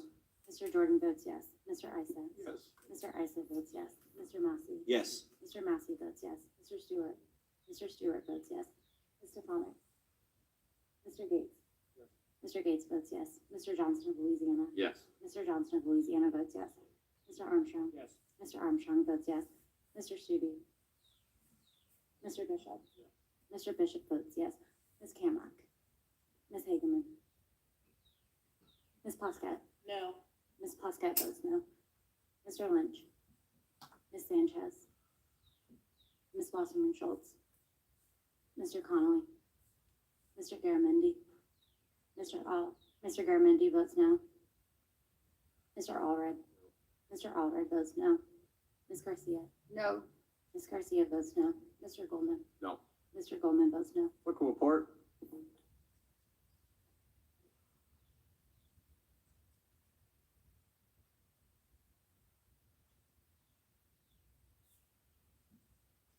Mr. Chairman, there are 8 ayes and 5 noes. Motion to table is approved. Chair recognizes the gentlelady from Texas, Ms. Garcia. Thank you, Mr. Chairman. Mr. O'Boyle, have you publicly shared what you discussed with Chairman Jordan's staff before today? It says yes or no. Did I publicly do what? Share, like, With whom? with the public. About which part of my testimony? Any of your testimony, sir, that you shared with Jordan's staff, have you shared that with the public or this committee? It's a yes or no, sir. It's really not that hard. I don't believe so. You don't believe that, so, okay. And during your transcribed interview on February 10th, did you explain to the committee counsel the content of what you had previously shared with Chairman Jordan's staff? To some degree regarding the questions that were asked on that day. To some degree, is that, so that is a yes? Yes, to some degree. Okay, but you shared it only with the lawyers. Mr. Gates was present for part of that testimony as well. Okay. So the only people who know the wrongdoing you claim to have uncovered at the FBI, to your knowledge, are Chairman Jordan's staff, Congressman Estes, and maybe now Congressman Gates. I also shared some of my disclosures with my chain of command prior to coming. No, I'm to talking Congress. about your testimony here today in this committee. Right, that includes some of what I had provided to my chain of command as well. Well, that's not the question. So the FBI has said that it cannot comment on ongoing adjudication matters. Do you know if your security clearance suspension decision is still under adjudication with the FBI? Oddly enough, I received an email last week from the FBI attempting to schedule an interview with me for tomorrow, which I find is no coincidence, heading into the hearing today.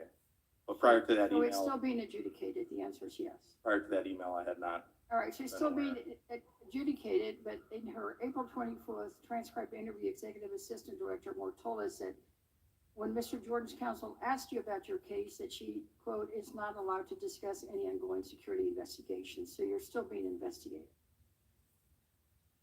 So neither you nor the FBI can help us understand what information you shared and when you shared it. Well, I have provided that information to members of this subcommittee who I believe will take it Well, seriously. no, you've submitted it to the chairman and the committee's staff. But as you've been hearing this morning, a lot of that, most of that, we have not seen as Democrats. It's not been shared. It's not been shared pursuant to the laws, our rules. It's not been shared just even in keeping with a notion of fairness. You know, in any proceeding like this. Well, in notion of fairness, you claim that we don't aren't know what was whistleblowers. disclosed. The committee counsel hasn't had the opportunity to assess the information you shared with Jim Jordan's staff. Yet here we are hearing on the matter. There's been no transparency, no real effort to inform. It's just a partisan political stunt that is more interested in attacking the FBI than helping whistleblowers. In Texas, we would just say that this is just a lot of hot air blowing here, and it ain't a whistleblower. By having this hearing before the majority makes even basic information about your claims available to us, Chairman Jordan is doing us all a disfavor. We're meeting without knowing. In his opening remarks, he said that he had brought you here to have you tell us what you have seen and what you have witnessed. Yet, we really still don't know because you haven't told us anything. I went through your whole witness statement, and there's nothing in there about what you saw or what you heard. That's not true.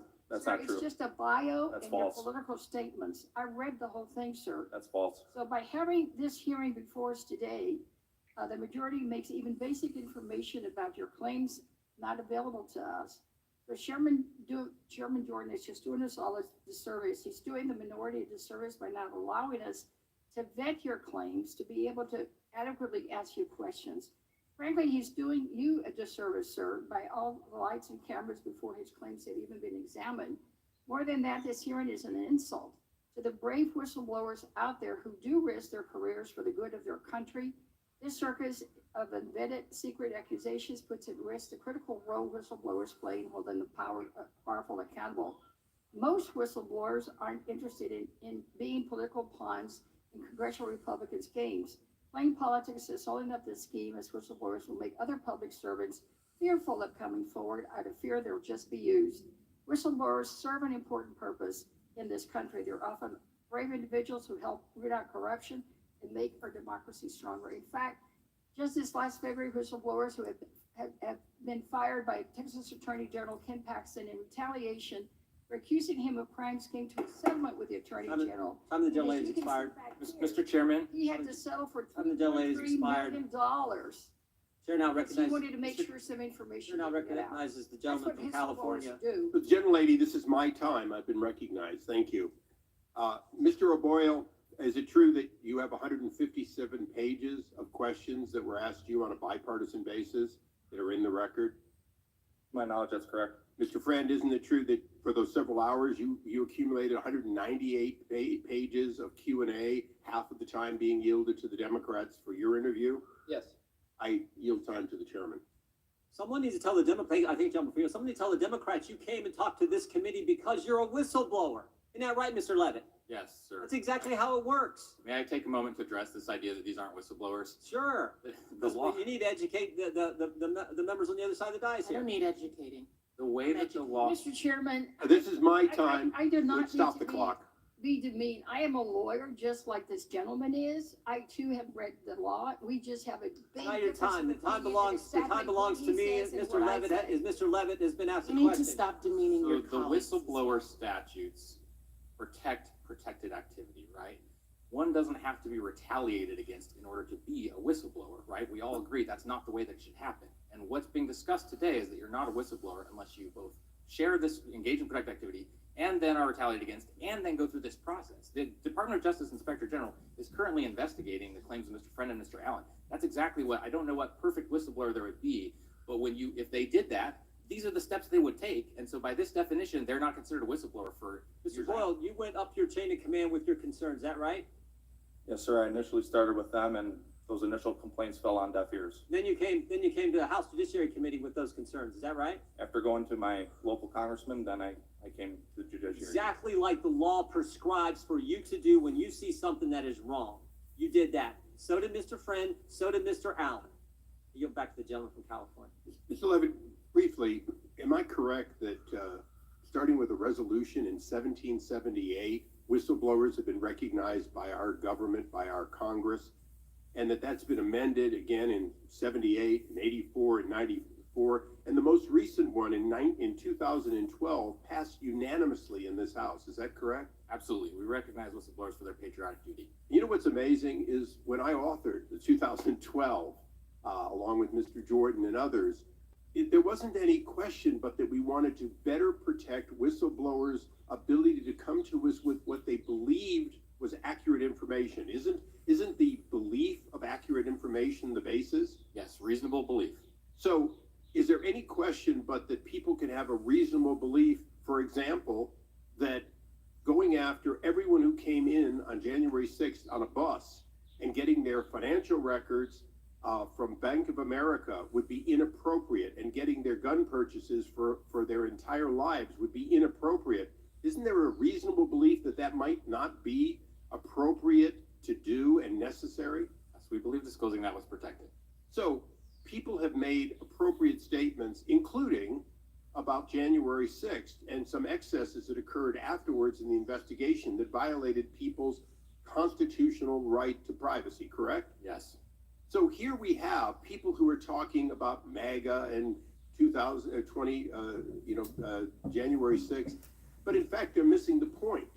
Each of these whistleblowers came forward with what is clearly protected disclosure, and they've had it systematically released, and they've been systematically treated in a way after they came forward that looks like, smells like, and including so-called mistakes, represents retaliation. Is that correct? Yes, and that's why the Inspector General opened investigations into these disclosures. So as we sit here today, we've missed one important point, haven't we? That each of these individuals came to the committee with valid claims that at least need to be investigated of wrongdoing by our premier law enforcement organization. Yes, and Congress protects those disclosures. And as we sit here today, each of these individuals has been stripped of his clearance, stripped of his ability to work, and stripped of his pay.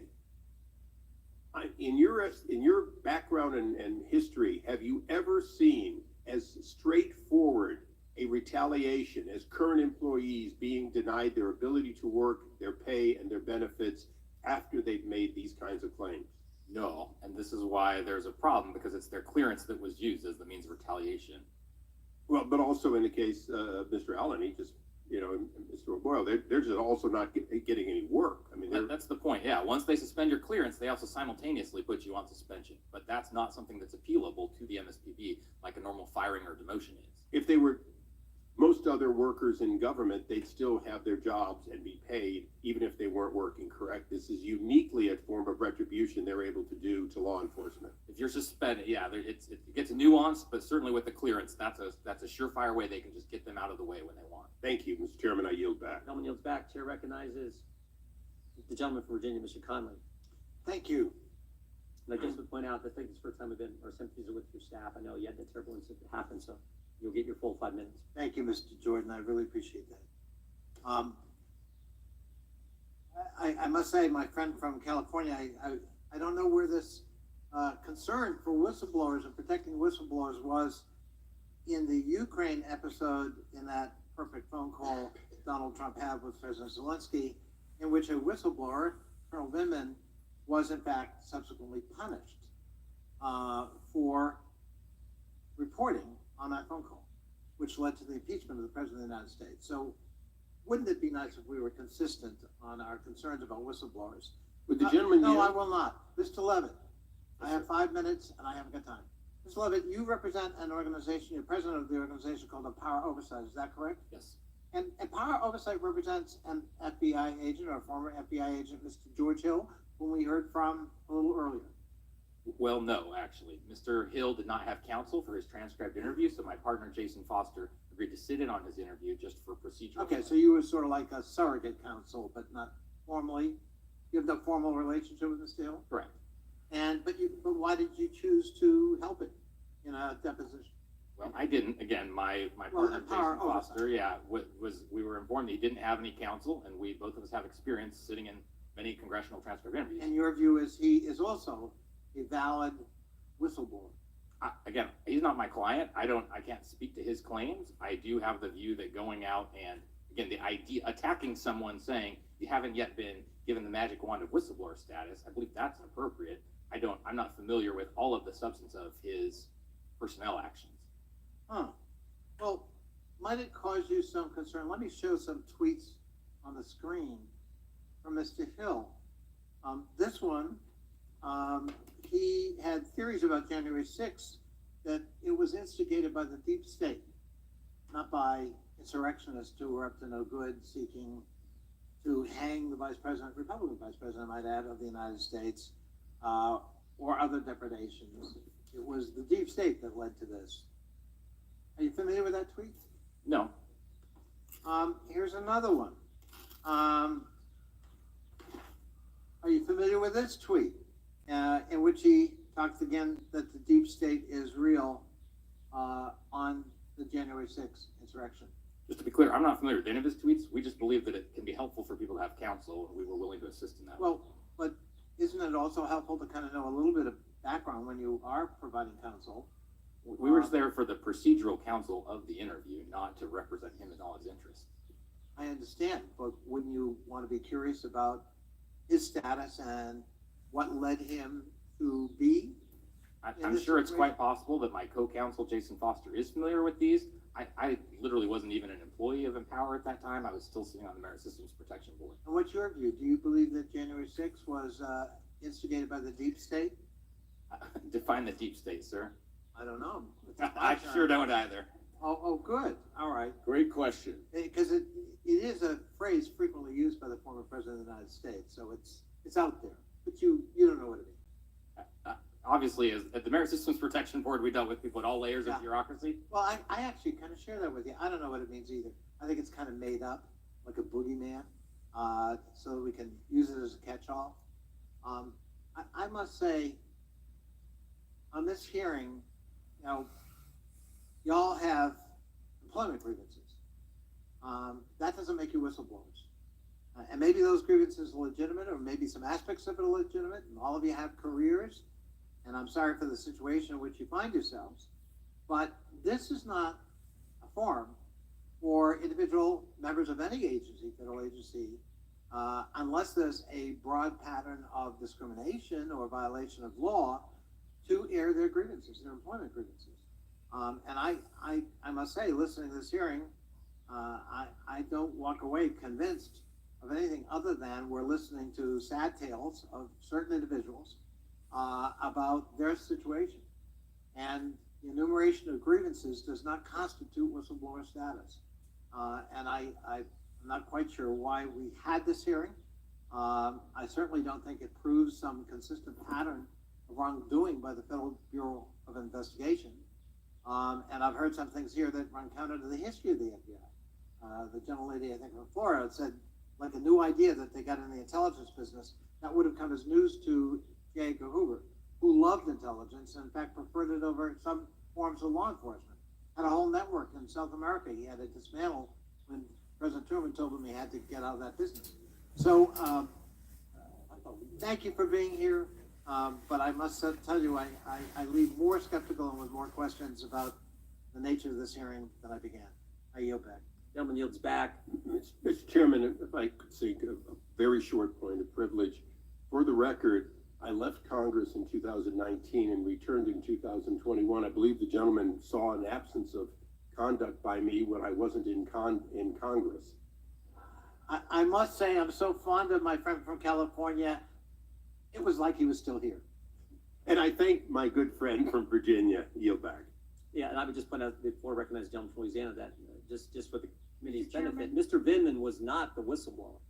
Mr. Chairman. But he was retaliated against for testifying pursuant to a lawful remained subpoena. anonymous, and unlike Mr. Allen, we never saw Mr. Allen's willingness to give us the transcript. We never saw the transcript from the anonymous whistleblower. What are you talking about? There was a complaint that was publicly disclosed. Mr. Chairman, parliamentary inquiry. Well, I've already recognized Mr. Johnson. Thank you, Mr. Chairman. The Democrats, our friends on the other side of the aisle, are trying their best to obscure the purpose of this hearing and to pretend like they don't understand the meaning of it. Here it is. Activists in the FBI and the Department of Justice have weaponized the full weight of their agencies against everyday Americans. It's alarming. The examples that have been highlighted by this committee are shocking to the sensibilities of all the people that we represent, and they want us to get action and answers and accountability. The FBI, here's a couple of examples. The FBI sought to label concerned parents at school board meetings domestic terrorists. We know that they sought to recruit spies and informants inside the congregations of traditional Catholic churches. We know that they worked with the social media platforms hand in hand, almost as partners over the last two election cycles, to censor and silence conservatives online that they disagreed with. Sometimes they were candidates. And now the people at this table who were patriots, who this bothered their consciences, who knew that this was against their oaths of service and their duty, spoke up, and they're being retaliated against. Mr. O'Boyle, I wanted to just discuss one of these examples. In your transcribed interview with committee members, you stated that federal law enforcement involvement at school board meetings would, in your words, absolutely chill parents from exercising their First Amendment rights. Can you explain a little bit more about what you meant by that? Yes, so one of the examples given in the congressional letter included an example where a neighbor or somehow someone knew a parent that they believed was extreme, and so they called the FBI and reported that parent to the FBI. When citizens in this country get to a point where they can call the most powerful law enforcement agency in the world on their neighbor just because they disagree with them, that is chilling to the First Amendment rights of the people who are getting the FBI called on them. That is absolutely right. The parents who are concerned about their kids' education have a right to come to the school board meeting and express those sentiments, and they should not have fear of the federal government investigating them or doing, as you testified and explained to us, that the FBI counterterrorism and criminal divisions came together to create a unique threat tag to label these parents domestic terrorists. Mr. O'Boyle, is it accurate to say that you tried to fix all these issues within the FBI through the chain of command, and it was only after no action was taken that then you came forward to Congress to disclose this information? It's accurate that we did discuss it at the squad level, but the FBI is set up in a way where line agents like me or line supervisors even, they're not going to be able to accomplish fixing such a vast problem from the inside of the FBI. And what you've done is exactly what federal law requires of you. We recognize, as was said here a moment ago, we recognize and protect whistleblowers for their patriotic duty. Why? Because it's essential to maintain the rule of law and to make sure that corruption does not fester throughout the government. And isn't it true that once the FBI found out you spoke to Congress, your security clearance was then suspended? Yes, I believe that's what happened. And what effect has this had on your ability to provide for your young family? I've since had to rely on charity because the FBI stopped paying me, and there's no other way for me to make a living. I know from other whistleblowers that the FBI routinely denies them the ability to get outside employment, and then as a special agent, you can only make $7,500 a year outside of your government salary. So we're really stuck between a rock and a hard place, because on one hand, we want to try to get our jobs back because we are trying to do our patriotic duty. But on the other hand, we still have families to take care for. It's essentially a death sentence in the modern era. Yeah, talk about a chilling effect, right? Not only have we chilled the rights of parents to go and express their views, any other whistleblower better take note, right? They better take note. You may not be able to feed your family. It's disgusting. Your security clearance was wrongfully suspended. You have no recourse, right? Because here's the thing. If you wrongfully strip clearances, the FBI is the one that you appeal to, right? The FBI is supposed to investigate itself. Is that right? That's correct. I just want everybody to understand, we only got 40 seconds left. The FBI investigating itself. This is why we're here, folks. This committee, we have jurisdiction over the Department of Justice, over the FBI. We are the checks and balances in the system. We have to draw this attention to this because it's our oversight duty. We're all trying to fulfill our responsibilities and our patriotic duties here. I am grateful to you men for your willingness to stand forward and take the arrows as you have, even from members of Congress over here who are trying to disparage you. It's disgusting. I thank you for your patriotic responsibility. Look, the free speech of parents is chilled. The speech and the duty of whistleblowers is chilled. We got a problem, folks, and we're trying to fix it. I'm out of time. I yield back. Gentleman yields back. The committee will Mr. will be in Chairman, I order. have a Members of the audience parliamentary should refrain from any type of applause or anything. The chair recognizes the gentleman from Virginia for unanimous consent. I thank the chair. I ask unanimous consent to enter into the record the interview of George Hill dated February 7th of the Judiciary Committee, in which he explicitly identifies Empower Oversight, Mr. Jason Foster, as his counsel for the record. I thank the chair. Without objection, the chair now recognizes Mr. Garamendi for his 5 minutes. Mr. Chairman, I have a parliamentary inquiry. Mr. Garamendi is recognized. Mr. Chairman, I have a parliamentary inquiry. Mr. Garamendi is recognized. Mr. Chairman, I have a parliamentary inquiry. You can do this all day. Mr. Garamendi is recognized. Okay, let's do it all day. Mr. Chairman, I have a parliamentary inquiry.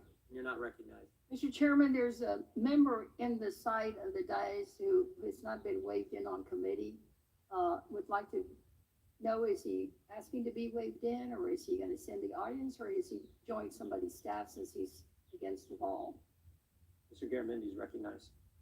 Mr. Chairman, can I have an answer to my question, please? He's a colleague. He's not been waived in. Mr. Garamendi is recognized. Well, we'd be happy to waive him in if he wants to sit in, but he's up in the days area, but he's not in the audience. Waive him in. He's actually sitting where most times staff stands. As is customary in the Congress. Yeah. Anything to obscure the facts, anything to stall the committee hearing. Unbelievable. No, I'm not stalling. I think Mr. we have to follow Mr. procedures. Garamendi is recognized for his 5 minutes. Mr. Chairman, I ask that Mr. Garamendi's time be restored since it was taken by inappropriate behavior. Gentleman is recognized. Thank you, Mr. Chairman. This hearing, as similar hearings, tends to devolve into shouting back and forth and accusations back and forth. I'm trying to understand the testimony by the witnesses and their lawyer. I'm trying to find the issue that is pertinent to the committee.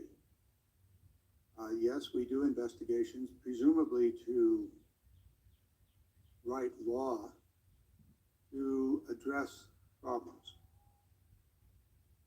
I've listened as best I could as the conversations have gone back and forth, and I'm still trying to really figure out why we are spending time here, if indeed our task is to address problems, in this case in the FBI, and how we might find a solution to those problems. There appears to be but one issue, as I can try to understand it, and that is that the use of the security issue makes it difficult for the participant, whistleblower, to find satisfaction. Is that the case, Mr. Levitt? Yes, sir. There are limited protections. One of them came after the Whistleblower Protection Enhancement Act in 2012.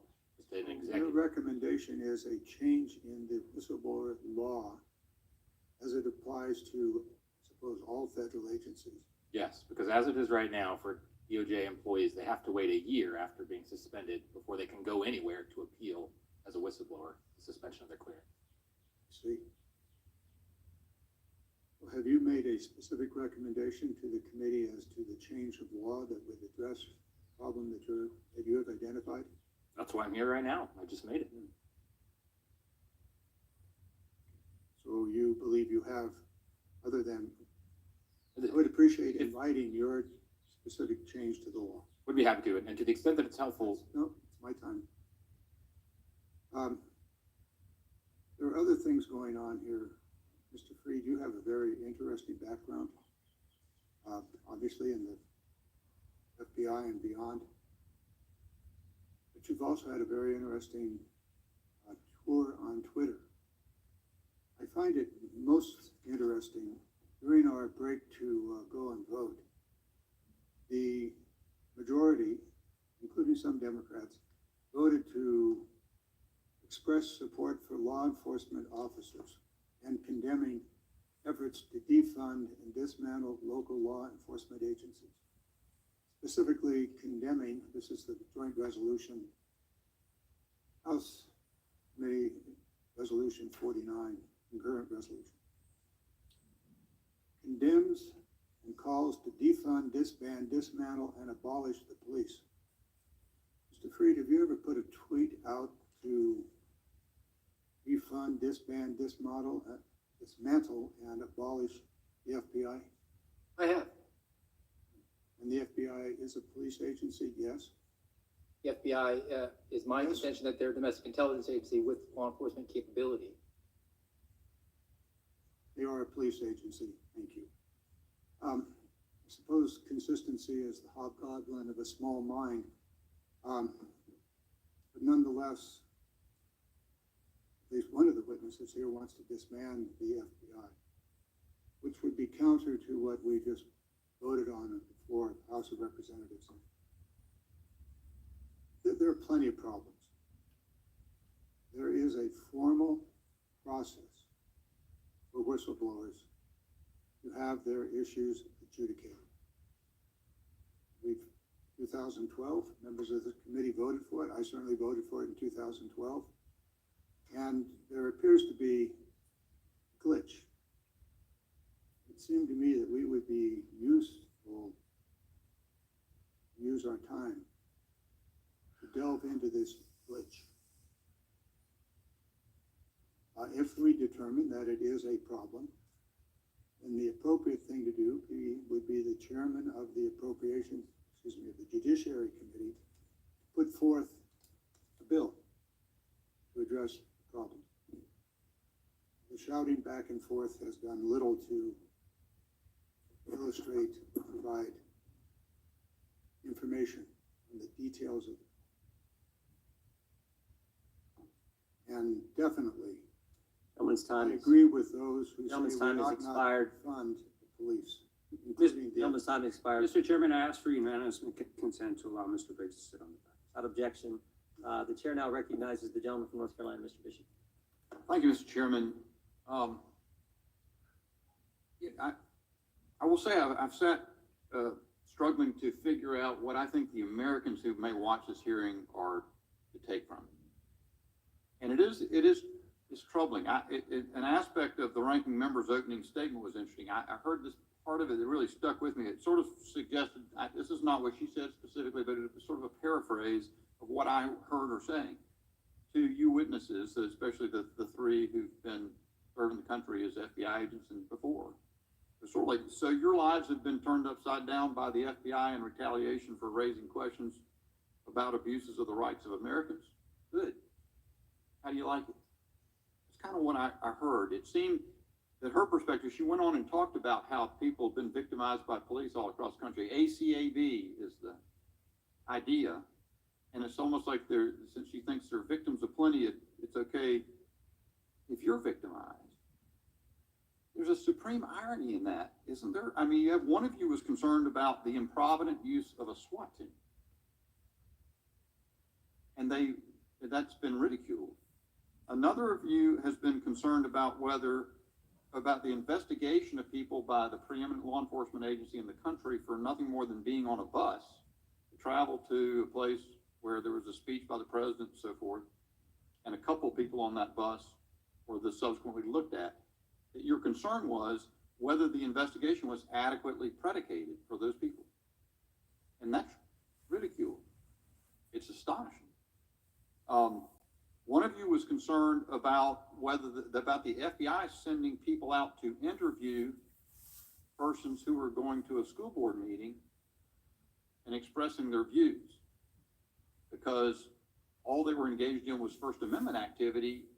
That's not an adequate predication for the investigative attention of law enforcement. And that's ridicule.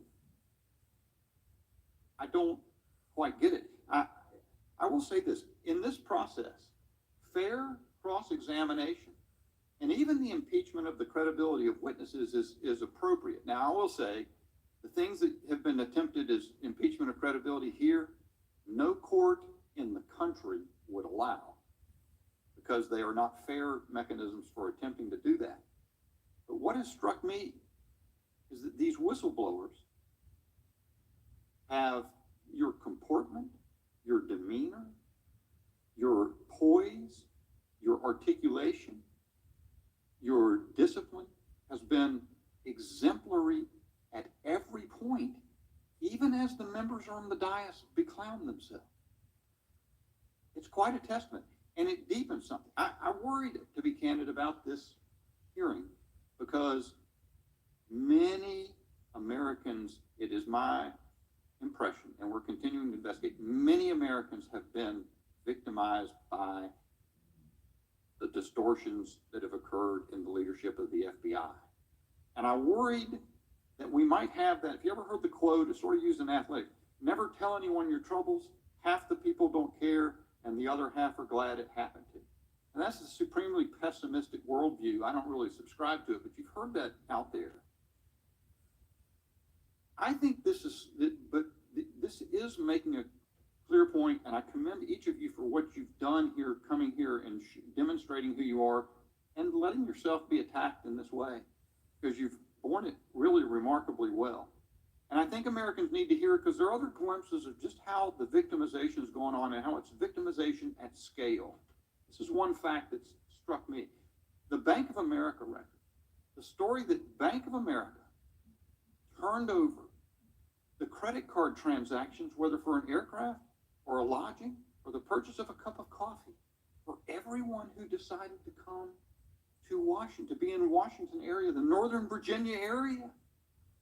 It's one of the things that you asked questions about. There are victims all over the place. All of the people who suffered when the FBI and the Department of Homeland Security got involved in censorship with social media platforms, millions and millions of tweets and narratives being taken down. That is victimization at scale. It must be resolved. And the fact that those who profess to be most concerned about victimization of people by law enforcement in this country join in the victimization of you. I think that's the takeaway, at least for me, from this hearing, and my time has expired. Gentleman's time expired. The chair now recognizes, all right, gentleman from Texas recognized. I yield my time to Mr. Goldman. Thank you. I thank the gentleman for yielding. I want to thank those of our witnesses here who have served in the military for your military service. I want to thank you for coming in. We on this side support whistleblowers. I certainly support whistleblowers, and you and the committee majority can be certain that we will follow all House rules to maintain the confidentiality of whistleblowers until they have been publicly identified, as you all now have here. What our concern with is not really at the bottom whether or not you are whistleblowers. That's something that neither you can determine, or Mr. Levitt can determine, or we can determine. That's something that we understand is being adjudicated and ultimately could end up in court, where the ultimate determination would be. Our concern is that you all have met with the committee majority, perhaps perhaps several times, you have provided information, documents, testimony, and we're in the dark. And that's not how Congress works. That's not how committees work. And I'm sure, Mr. Levitt, you would agree with me that when you were on the Hill, that's not how things work. And so And then that on the is, source. that is what, sorry? I just said it depended on what was happening. I've seen examples of congressional staff retaliating against whistleblowers, and I've also seen those whistleblowers then refuse to engage with those congressional staff. Fair enough, and maybe that happens, but we haven't even been given the opportunity to do that in violation of committee rules. Ultimately, what we are here for is because these three individuals are expressing in various degrees their objection to their treatment with the FBI. They have also, in varying degrees, expressed support for the January 6th insurrection, and in some cases have even allowed those personal views to influence their official duties. Now, the allegations that we are dealing with here today, and the reason why whether or not people are whistleblowers matters or your credibility matters, is you're just the three individuals, three people in an organization of tens of thousands who are making these allegations, and so credibility does matter. I was a federal prosecutor for 10 years working alongside the good men and women of the FBI. I never once had a political conversation. I never once had any politics interfere with the work that we were doing as part of our official duties. And if I did, I would certainly call it out and report it up the chain. That is not appropriate. And I am alarmed on their behalf that so many of the good men and women of the FBI are being called out or being, quote, what one of my colleagues said is a political arm of the Democratic Party. Now, you all would agree real quick that credibility matters, right? You're all agents or current or former agents of the FBI. Is that right, Mr. O'Boyle? Correct?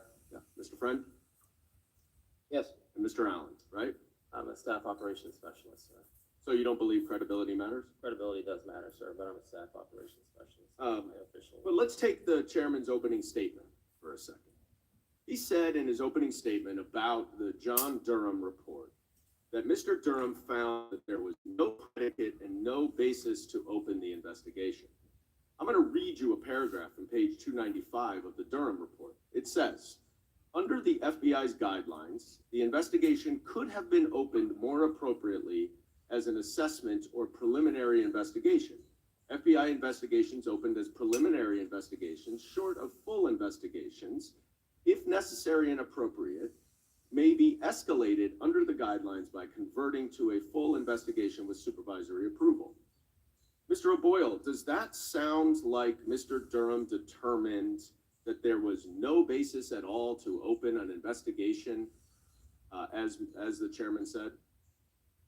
I would have to have more information, but based on what you just read, it sounds to me like, based on FBI rules, a preliminary investigation ought to have been opened if anything was going to be opened at all. And it sounds like it was opened straight as a full investigation. Right. But I also And you understand the difference is really just based on timelines and a slightly narrower range of authorities, but that preliminary investigations are often escalated to full investigations after some additional investigation, right? They're also often just shut down. Sure, right, of course. I see that my time is about to expire, and I look forward to my additional questions. But I would just note for all of us here that to use three individuals' personal experiences, including determinations based on a number of different levels of review at the FBI that you no longer warrant your security clearance, is a very bold and unfounded statement expired. to claim that the FBI is a weapon of the Democratic Party, and I yield back. Kentucky is recognized. Americans are upset and they are angry that the government's been weaponized against them. But I think they're better served if we remain dispassionate in reviewing this evidence. But I have to admit, I came here today trying to be dispassionate, but I'm feeling emotion. I'm feeling disgust. Before us, among these witnesses, is represented decades of exemplary service, the military and the FBI, service to our country for which your families have sacrificed. for which you have sacrificed to give this service, and now the other side of the aisle just wants to disparage you, for bringing forth facts that the American people need to know, that we need to know if we're going to change these whistleblower laws, so that you're not punished for bringing us the truth. This is our we've had 4 hearings, and I'm noticing a disturbing trend here. Big business is working with the government to weaponize against the American people. And, the government says, well, this is okay because we're not violating the Constitution. The big business is doing this voluntarily, and we saw this with social media companies. But I want to play testimony from a whistleblower who's not here with us today. You could cue that up about how we've seen, in this instance, one of the biggest corporations in America working with the FBI to violate civil liberties. I believe it was either on January 7th or 8th. The Bank of America, with no directive from the FBI, data mined its customer list. And data mined a date range of 5 to 7 of any BOA who used a BOA product, and by BOA product, a debit card. They compiled that list, and then on top of that list, they put anyone who had purchased a firearm during any date. I find that testimony chilling. That was the retired FBI supervisory intelligence analyst, George Hill, who gave us that testimony. And what he said there is that Bank of America compiled a list of everybody who used a credit card or a debit card between January 5th and January 7th inside of Washington, D.C., and gave that to the FBI. But before they did, they looked at anybody who had ever purchased a firearm, according to their records, and elevated those people to the top of the list. And they didn't geofence it to Washington, D.C. You could have, as Mr. Hill testified, you could have bought a gun in 1999 in Iowa with a Bank of America card, and then you got heightened attention, and then it was given to the FBI. Now, whether the FBI asked for this or whether they did this voluntarily is very chilling, because Bank of America, they've got a lot of issues in front of the government. And this is where you get into this unhealthy feedback loop. Bank of America spent $250,000 lobbying us on an American Rescue Plan, issues related to Paycheck Protection Program, general issues related to data security, and general issues related to interchange, and general issues related to privacy. The irony of it, Bank of America is violating your privacy, working hand in glove with the FBI. Now, the FBI will say, we didn't ask for this, they just gave it to us. It doesn't matter. It's a violation when you get to this level of cooperation. Now, I want to turn to something else that's troubling me very much. The whistleblowers here before us today have described incentive-based payments related to increasing the number of criminal investigations. Mr. Friend and Mr. Allen, you've talked about this. Mr. Friend, can you tell us what that's about and why that might be unhealthy? Extremely unhealthy. It's called integrated program management. It's a process that the FBI uses annually to essentially establish arbitrary metrics for itself to achieve as far as opening up a certain number of cases and using certain tools and getting certain accomplishments. This in football terms, this sounds eerily similar to the Saints bounty gate. Folks remember that. And that scandal, coaches would pay players cash bonuses for hits that would result in injuries to other players. Players would receive additional pay if their tackle resulted in an opposing player being taken out of the game. These non-contract bonuses were part of an underground culture that incentivized dirty behavior.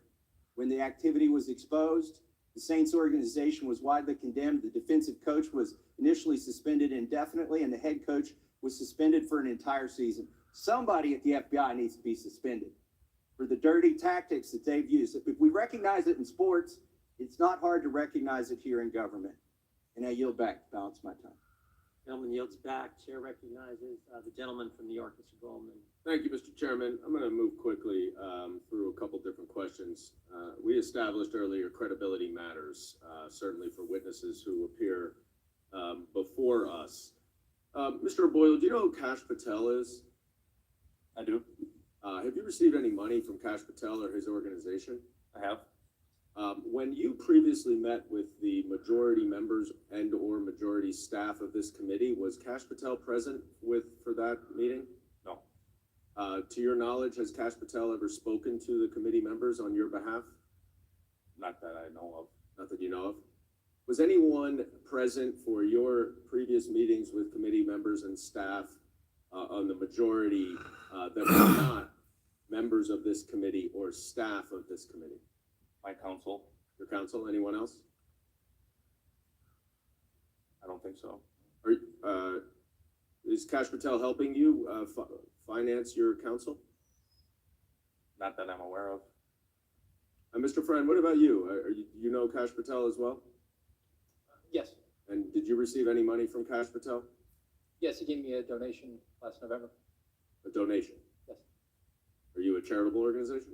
I was an unpaid, definitely suspended man trying to feed his family, and he's reached out to me and said he wanted to give me a donation. Did he have any, was he present for any of your meetings with committee members or staff? No. And how many times did you meet with the committee members or staff prior to your transcribed interview?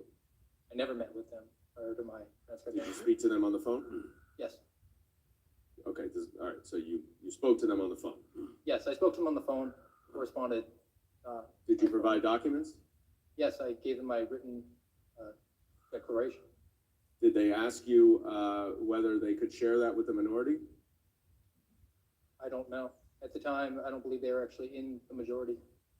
Did they ask you whether they could share the documents? I don't remember if they did or didn't. A little bit on that SWAT case that you mentioned, Mr. Friend, where the SWAT team was used to make an arrest of someone associated with the domestic violent extremist group. That was not your case? That was a case that was within my office. The Joint Terrorism Task Force sort of ran all the cases together. What, did you work on that case? My name is on it. I did not perform work for it. And what evidence did you have that this defendant had offered to surrender to the FBI? The evidence I had was in his conversations with the individuals in my office who he spoke to. He said that he would cooperate. So he never said he would cooperate with the FBI, but he never told you that he would surrender upon to an arrest. Those are two different things, you agree, right? No, I wouldn't. If somebody told me that if you need anything from me, just let me know. I'll cooperate. I would interpret that to mean I could reach out to them if I had a criminal charge. Really? Yes. Interesting. All right, that's certainly not my experience. Mr. Allen,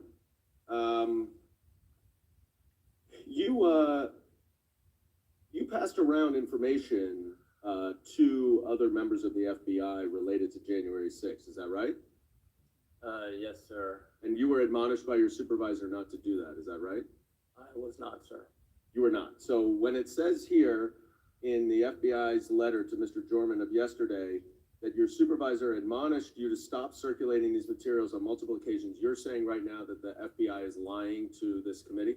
That statement that they wrote is inaccurate. Okay.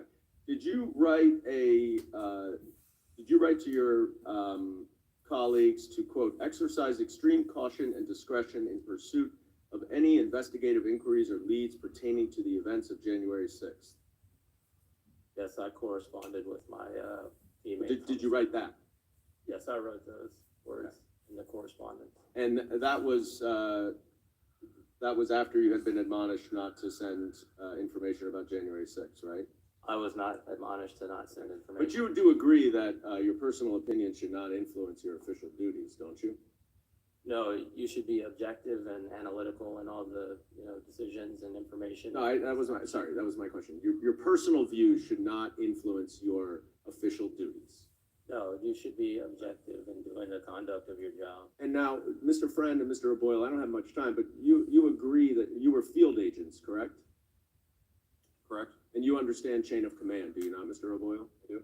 Right, so that if you make a suggestion to a supervisor and your supervisor overrules you, that's the nature of the business, isn't it? Not if it's a violation of the law. And you make decisions about whether grand jury subpoenas should be served or not as a field agent of the FBI? Time the gentleman is If I have a reasonable belief, I can make a protected disclosure, which is what I've done. Okay, but do you think you make those Time the gentleman is decisions? expired. Gentleman yields back, chair recognizes himself. Mr. O'Boyle, why do you think they came down on you so darn hard? Deep down, what do you think their motivation is? I think they wanna, the agency as a whole wants to get rid of people who simply just don't hold the line that they want. They don't want critical thinkers. They don't want people who raise valid questions to their chain of command. They want to send a message, don't they? Absolutely. They want to make you an example, don't they? Yes. And they don't care. They want to send that message so hard, so strong. They don't care that you served 6 years in the Army, member of the 101st Airborne, took enemy fire, was selected for a special new unit they were putting in Quantico. They wanted to send such a message that they said, if we can get this guy, we can get this guy to be quiet, we can get everybody to be quiet. That's what they were doing, wasn't it? Yes, sir. Especially since I just had a baby who was 2 weeks old, and we had just sold our house. Just to put the emphasis on it, they said, we're going to do it the day he arrives. The day we've worked with him, we selected him, he's done a great job in the FBI, he served our country, took an oath to the Constitution, took an oath to defend this country. He's going to move, we're going to send all this stuff in this van to this moving. We're going to do that. When the day he arrives, we're going to suspend him. We're not going to let his family get their belongings. We're not going to let him get his clothes for his kids, his winter coats for his children. We're going to send a message. And they did. They suspended you. They took your pay. They don't let you get health insurance. They made life miserable for you to send a message. Because you know what? You reported on the first big screw up they had in this administration. The first big one. You reported to us as a whistleblower about the school board's issue. The Biden administration, they thought this was going to be a win for them politically. They thought it was going to make Terry McAuliffe governor of Virginia. Backfired on him. And you reported. Would it surprise you, Mr. O'Boyle, to know that the FBI told us they looked at 25 parents who were reported on this snitch line that was set up with this memorandum from the Attorney General? They looked at 25 parents. How many do you think of them were actually ever investigated and prosecuted? How many think were prosecuted, Mr. O'Boyle? And to guess, I'd say zero. Zero. And you came to us because you say this is wrong. This is wrong to set up some federal snitch line, some neighbor calling in because they don't like their neighbor's politics, reporting to the FBI, go investigate these parents. They said, we got to get this guy. We got to get Garrett O'Boyle because you had the courage to step forward. And it's not just with this issue, because we have the memorandum from the Richmond field office about Catholics, right? If you're pro-life, pro-family, and you're Catholic, look out.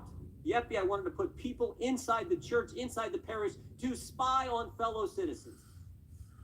Does that surprise you, Mr. O'Boyle? Did that actually happen in the Richmond field office? Doesn't, not anymore. Scary. You know that memorandum, by the way? It was signed off by 5 people in that office. One of them was the chief division counsel, a lawyer who supposedly went to law school and probably had a course on the Constitution, signed off on that memorandum. Scary stuff. Scary stuff. Mr. Allen, you served 20 years. You had a security clearance for 20 years. You served our country as well, right? Yes, sir. Honorably discharged. Yes, sir. Won medals from the Marine Corps. Yes, sir. They came after you too, didn't they? And you simply did. Mr. Goldman just asked you a few questions. You were simply doing your job. Your job as an analyst is to compile information, open source information, present that to your colleagues so they're fully informed about the case. Is that right? Yes, sir. And you did that job, didn't you? Yes, sir. You followed your oath, right? Yes, sir. You adhered to the rule of law. Right, sir. You were consistent with the Constitution, just like the oath you took when you signed both as a serve our country in the military and at the FBI. Yes, sir. And you did the same thing, didn't you, Mr. Friend? Yes, sir. And yet you felt the full weight of the federal government come down on you guys. And of course, they timed it perfectly.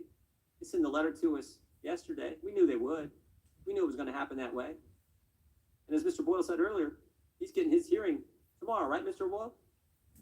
That's when they tried to schedule it. We've not heard back. Yeah, thank you.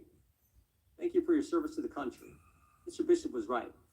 The poise, the way you've handled yourself, the gentleman way you've handled yourself here, the way you've served our country, it does not go unnoticed. The American people appreciate what you've done for our country and what you are doing for our country. God bless you. I yield back. Now recognize the ranking member, Virgin Islands. Thank you, Mr. Chairman. At least you got a document from the FBI. We here, your colleagues in Congress, don't get documents from you, don't get material from you. That document was sent to Chairman Adler, or Ranking Member Adler. This is my 5 minutes. I didn't I'll give you the yield extra to you. time, but it went to Chairman Adler. I didn't or yield Ranking to you. Member Adler. I didn't yield to you, not Mr. Allen's testimony, not a lot of testimony. But, you know, I do and am concerned when I hear about people not being able to provide for their families. That does upset me as a parent, as a daughter of law enforcement, a granddaughter of law enforcement.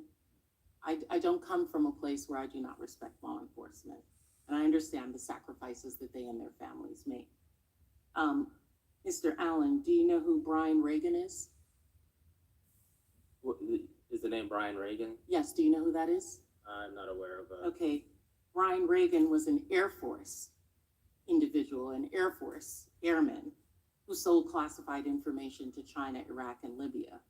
Mr. O'Boyle, do you know who Reality Winner is? I believe I have heard that name before. Yes, Reality Winner was an Air Force, also an NSA contractor who in 2018 pleaded guilty to multiple violations of Espionage Act as a contractor who leaked information about the Russian interference in the 2016 elections. Do any of you up here sitting there know who Jack Terexra is, right? We all know who he is. He's the young man in the National Guardsman in Massachusetts who leaked massive amounts of classified information.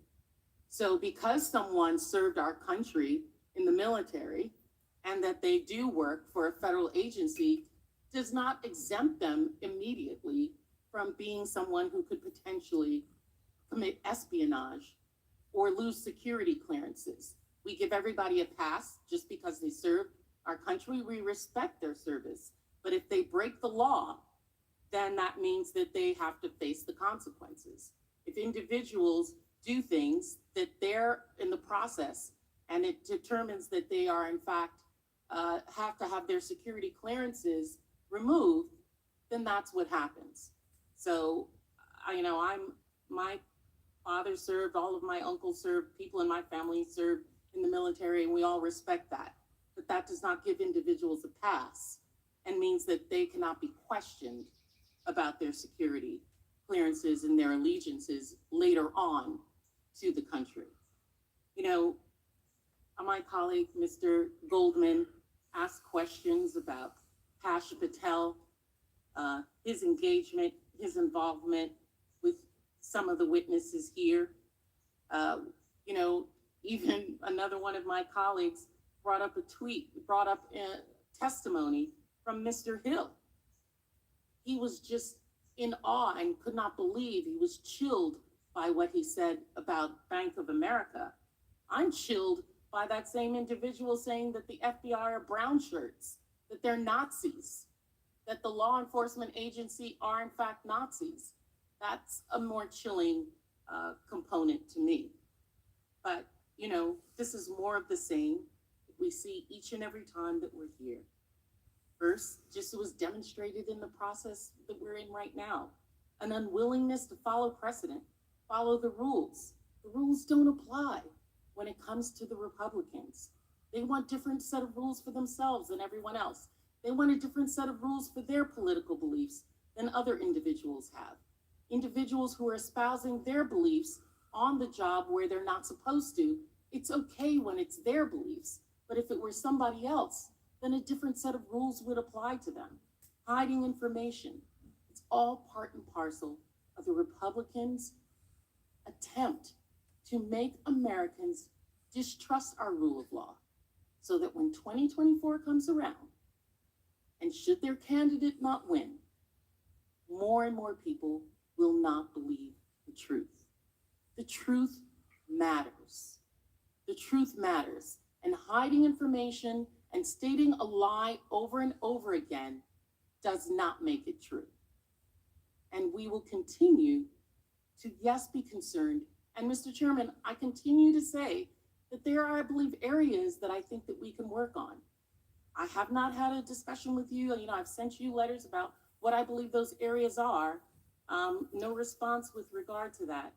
But in their times, The deadline's expired. I'm happy to do that with you. Thank you so much. Gentleman recognizes the gentleman from Utah, 5 minutes. Thank you, Mr. Chairman, and to the witnesses. I actually am missing another event, but I could not leave until I had an opportunity to thank you. Thank you for your courage. Thank you for your honesty. And honestly, I apologize for some of the behavior and the words of my colleagues. It reflects poorly on Congress. It makes us appear childish and as if rudeness is intellect, as if accusations is fact. But you all have done exactly the opposite. In the face of accusations, in the face of insinuations, I mean, comparing you as military members to known traitors and therefore we shouldn't believe you, it's just simply outrageous, it's childish. But you haven't done that. You've done exactly the opposite. And I want you to know that the American people have listened to you and they can see your demeanor. They can see your sincerity. They can see and respect the service that you have rendered. And that's what they will remember from this. They won't remember some objection about, well, we weren't given this document. If we do They not won't remember, drain the swamp, you know, who Cash Patel is, who even knows what that has anything to do with this. They're smart enough to know this isn't about January 6th. This isn't about a previous election or the next election.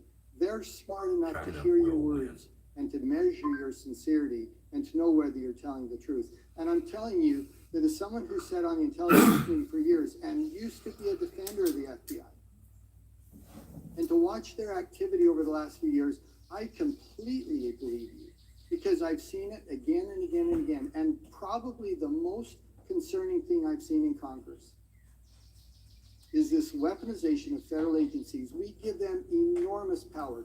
You all had enormous power. And we can't give agencies like the FBI incredible abilities to go surveil and to monitor and to read and to observe American citizens and then just say, go do what you want. Don't come talk to us. Don't tell us what you're doing. That is exactly the opposite. They should and they must be able to have oversight by Congress, and they simply don't. And that forces you as whistleblowers to come forward through another vehicle. And I'd be curious to know, you had friends in the FBI. You were well respected. I mean, Mr. Allen, you're the employee of the year, for heaven's sakes. Have any of your friends reached out and tried to support you in this? And my point in asking that is I wonder if they're too scared. I wonder if they're scared to be associated with you. I wonder if the FBI tactics of isolating you have worked. Mr. O'Boyle, have you had friends reach out and support? Very, very few. And why is that, do you think? I think their First Amendment rights have been chilled as well. I know for a fact that my former supervisor had a meeting with my squad shortly after I was suspended, and he told them that I was going to be arrested, fired, and charged. So if that's not chilling, I don't know what is. Mr. Friend?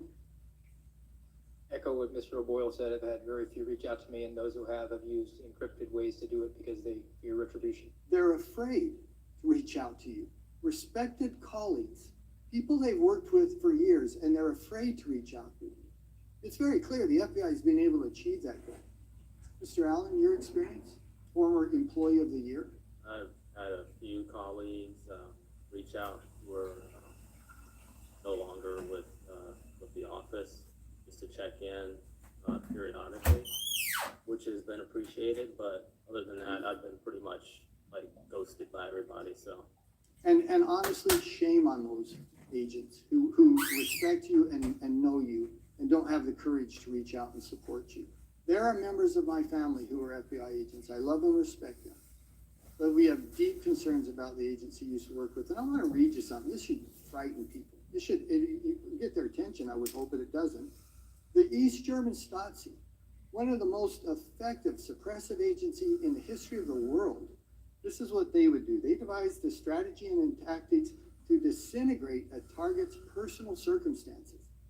Surely that has happened to you.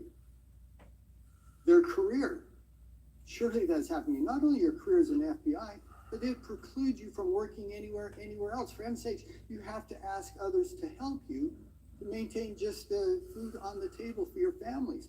How can anyone on the other side of the aisle say that's okay with me? Further Stasi tactics. ruin their relationships and their reputation in the community. Tell me that hasn't happened to each of you. I yield back. Thank you. Gentleman yields back. Appreciate that. Gentleman recognizes, or the gentleman from Florida is recognized. So which Americans were being targeted?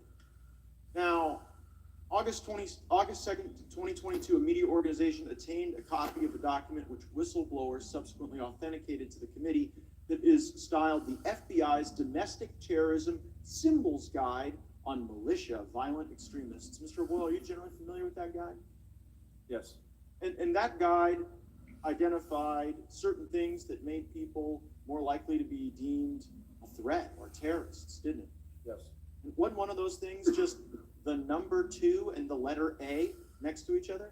Yes, it was. And in your experience as a law enforcement official, does putting the word 2 and, or the letter 2 and A next to each other make someone more likely to be violent or law-breaking? No. And if someone signified the right, that they support the right to bear arms, was that also something in the symbol guide? Yes. And how about, this one really got me, the Betsy Ross flag. Was the Betsy Ross flag in the terrorism symbol guide? Was. And what about the Betsy Ross flag makes someone more likely to be a violent extremist? I wish there was a reasonable explanation for that question. There isn't. And people blew the whistle and said, this stuff is crazy. Americans are being targeted. Mr. Friend, you ever been to a school board meeting? Yes, I have. FBI ever sent you to the parking lot of a school board meeting? Yes, I have.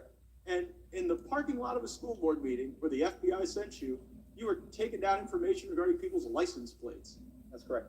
Now, it wasn't the first time you'd been to a school board meeting, was it? No, I went on my own as a private citizen. As a parent. Yes. And so there you were. It must have been quite an interesting perspective. There you were taking down the information of people, parents attending school board meetings on behest of the FBI. And you had been one of those parents at a school board meeting. How did that feel? Well, after I attended privately, my colleagues teased me that they were probably going to start investigating me. You used to go after the worst of the worst, didn't you? Yes, I believe so. You went after people who looked at child porn. Yes. People who were sexually exploiting children. Yes. And then you were in the parking lot of a school board meeting, taking down the information of parents. What happened to the cases that you were working to protect our communities from the worst predators that exist? I was told they were not to be resourced, and then after I was suspended, they were handed off to local law enforcement. Wow, so the FBI just decided it was more important to have you in that parking lot of that school board meeting than getting the worst of the worst away from people that they could harm. That's correct. But you deserve the consequences you are getting, according to the ranking member. Mr. O'Boyle, the ranking member said that when people break the law, they deserve the consequences they get. And it doesn't matter that they served in the military. So what law did you break before the FBI packed up all your stuff and moved it across the country to Virginia? No true law. The only thing I broke was not towing the line for the FBI. Like I said when I opened, my oath is to the Constitution, not to the FBI. And our laws provide you avenues to talk to Congress, to talk to your supervisors about those concerns, right? Correct. And so you didn't deviate from that, did you? No. Oh, you didn't go to the media first, did you? No. You used what the law provided. Your family has paid an exquisite price for that, haven't they? Yeah. How old were your children when they moved you across the country? 6, 5, 3, and 2 weeks. A 2-week-old baby. Did you get your stuff? 6 weeks later. Oh, so for 6 weeks, almost every possession to your name, the FBI had and wouldn't give back to you. How did you, what time of year was it? Was it winter, summer? When I reported, it was in September. So when we were traveling, it was summertime essentially. So we had basically summer clothes, but then we were basically stranded in Wisconsin, which is where we're from. It gets cold there pretty quick. And Well, I'll take your word for it. I'm a Florida man. But what was it like when you had to go and explain to your wife that you didn't have coats for your children because the FBI wouldn't give them back to you? it was horrible. I mean, we were asking family for clothes.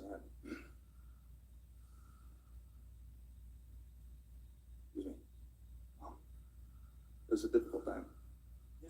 You became a charity case, didn't you? I did, and now I get derided for that. I never thought I'd have to accept charity in my life.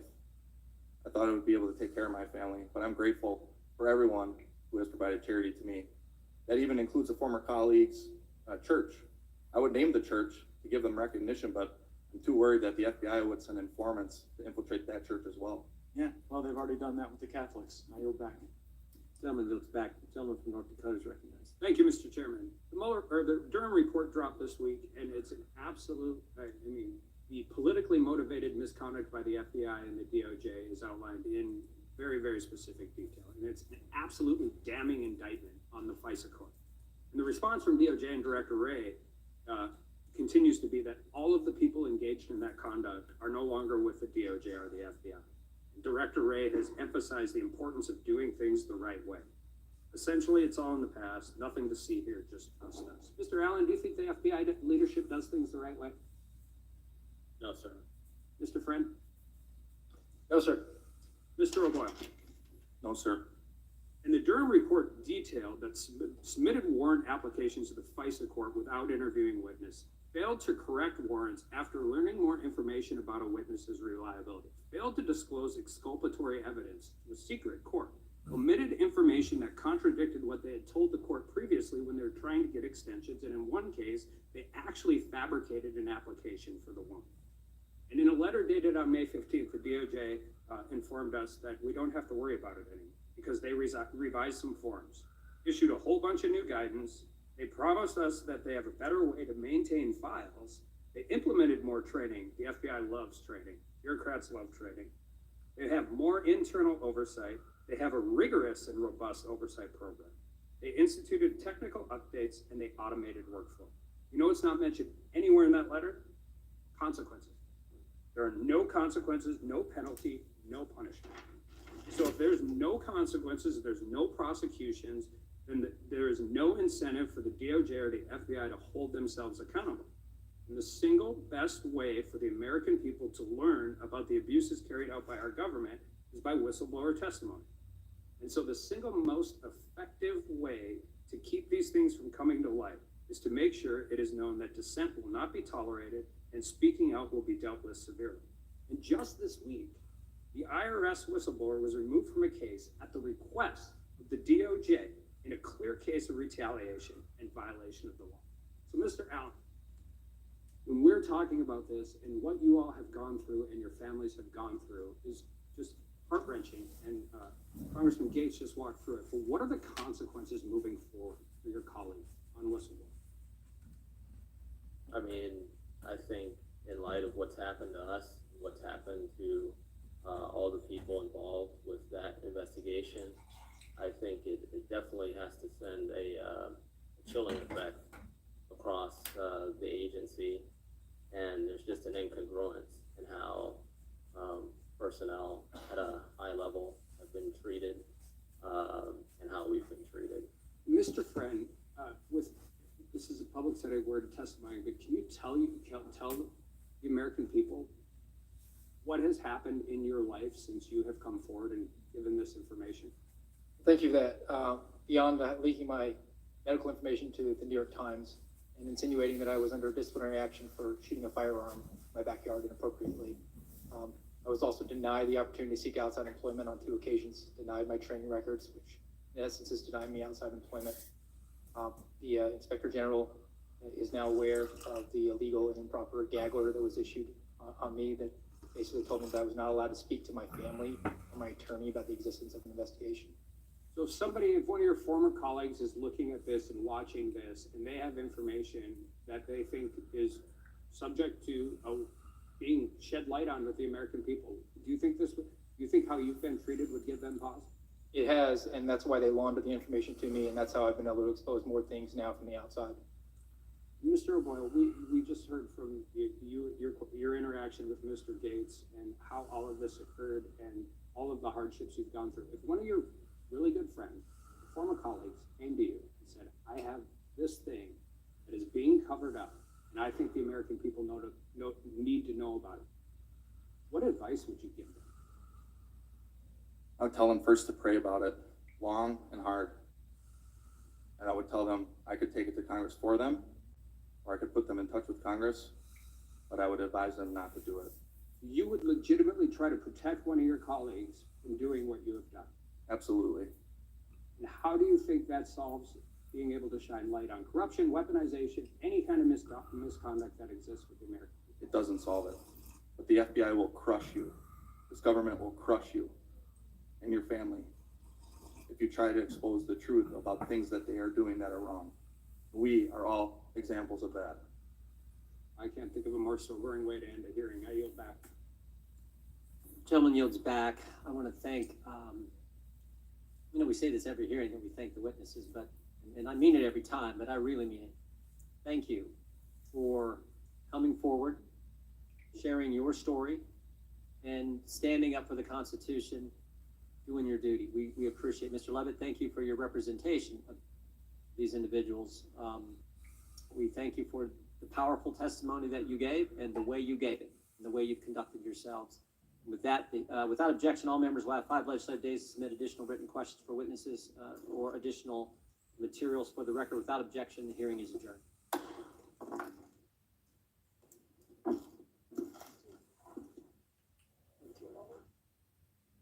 All right. Thanks for hanging out, everybody.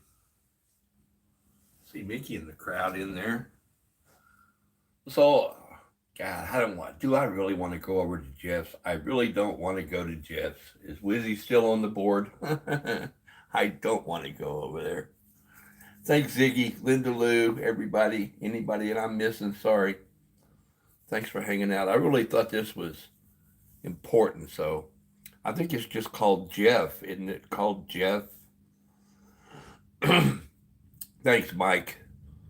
Yeah, God bless everybody. You guys remember, everybody take care of each other. We got to stick together. Things are really getting scary, in my opinion. It's getting scary, you know. I guess I'm gonna have to figure out how I can start having a board on my channel, you know, where people can come up. I can load StreamYards or something, I guess. It's a beginning. All right, guys. God bless everybody. See you in the funny farms. Turn this thing off. Oh, this has got to be wrong. Timer's wrong. All right. See you guys later. God bless everyone.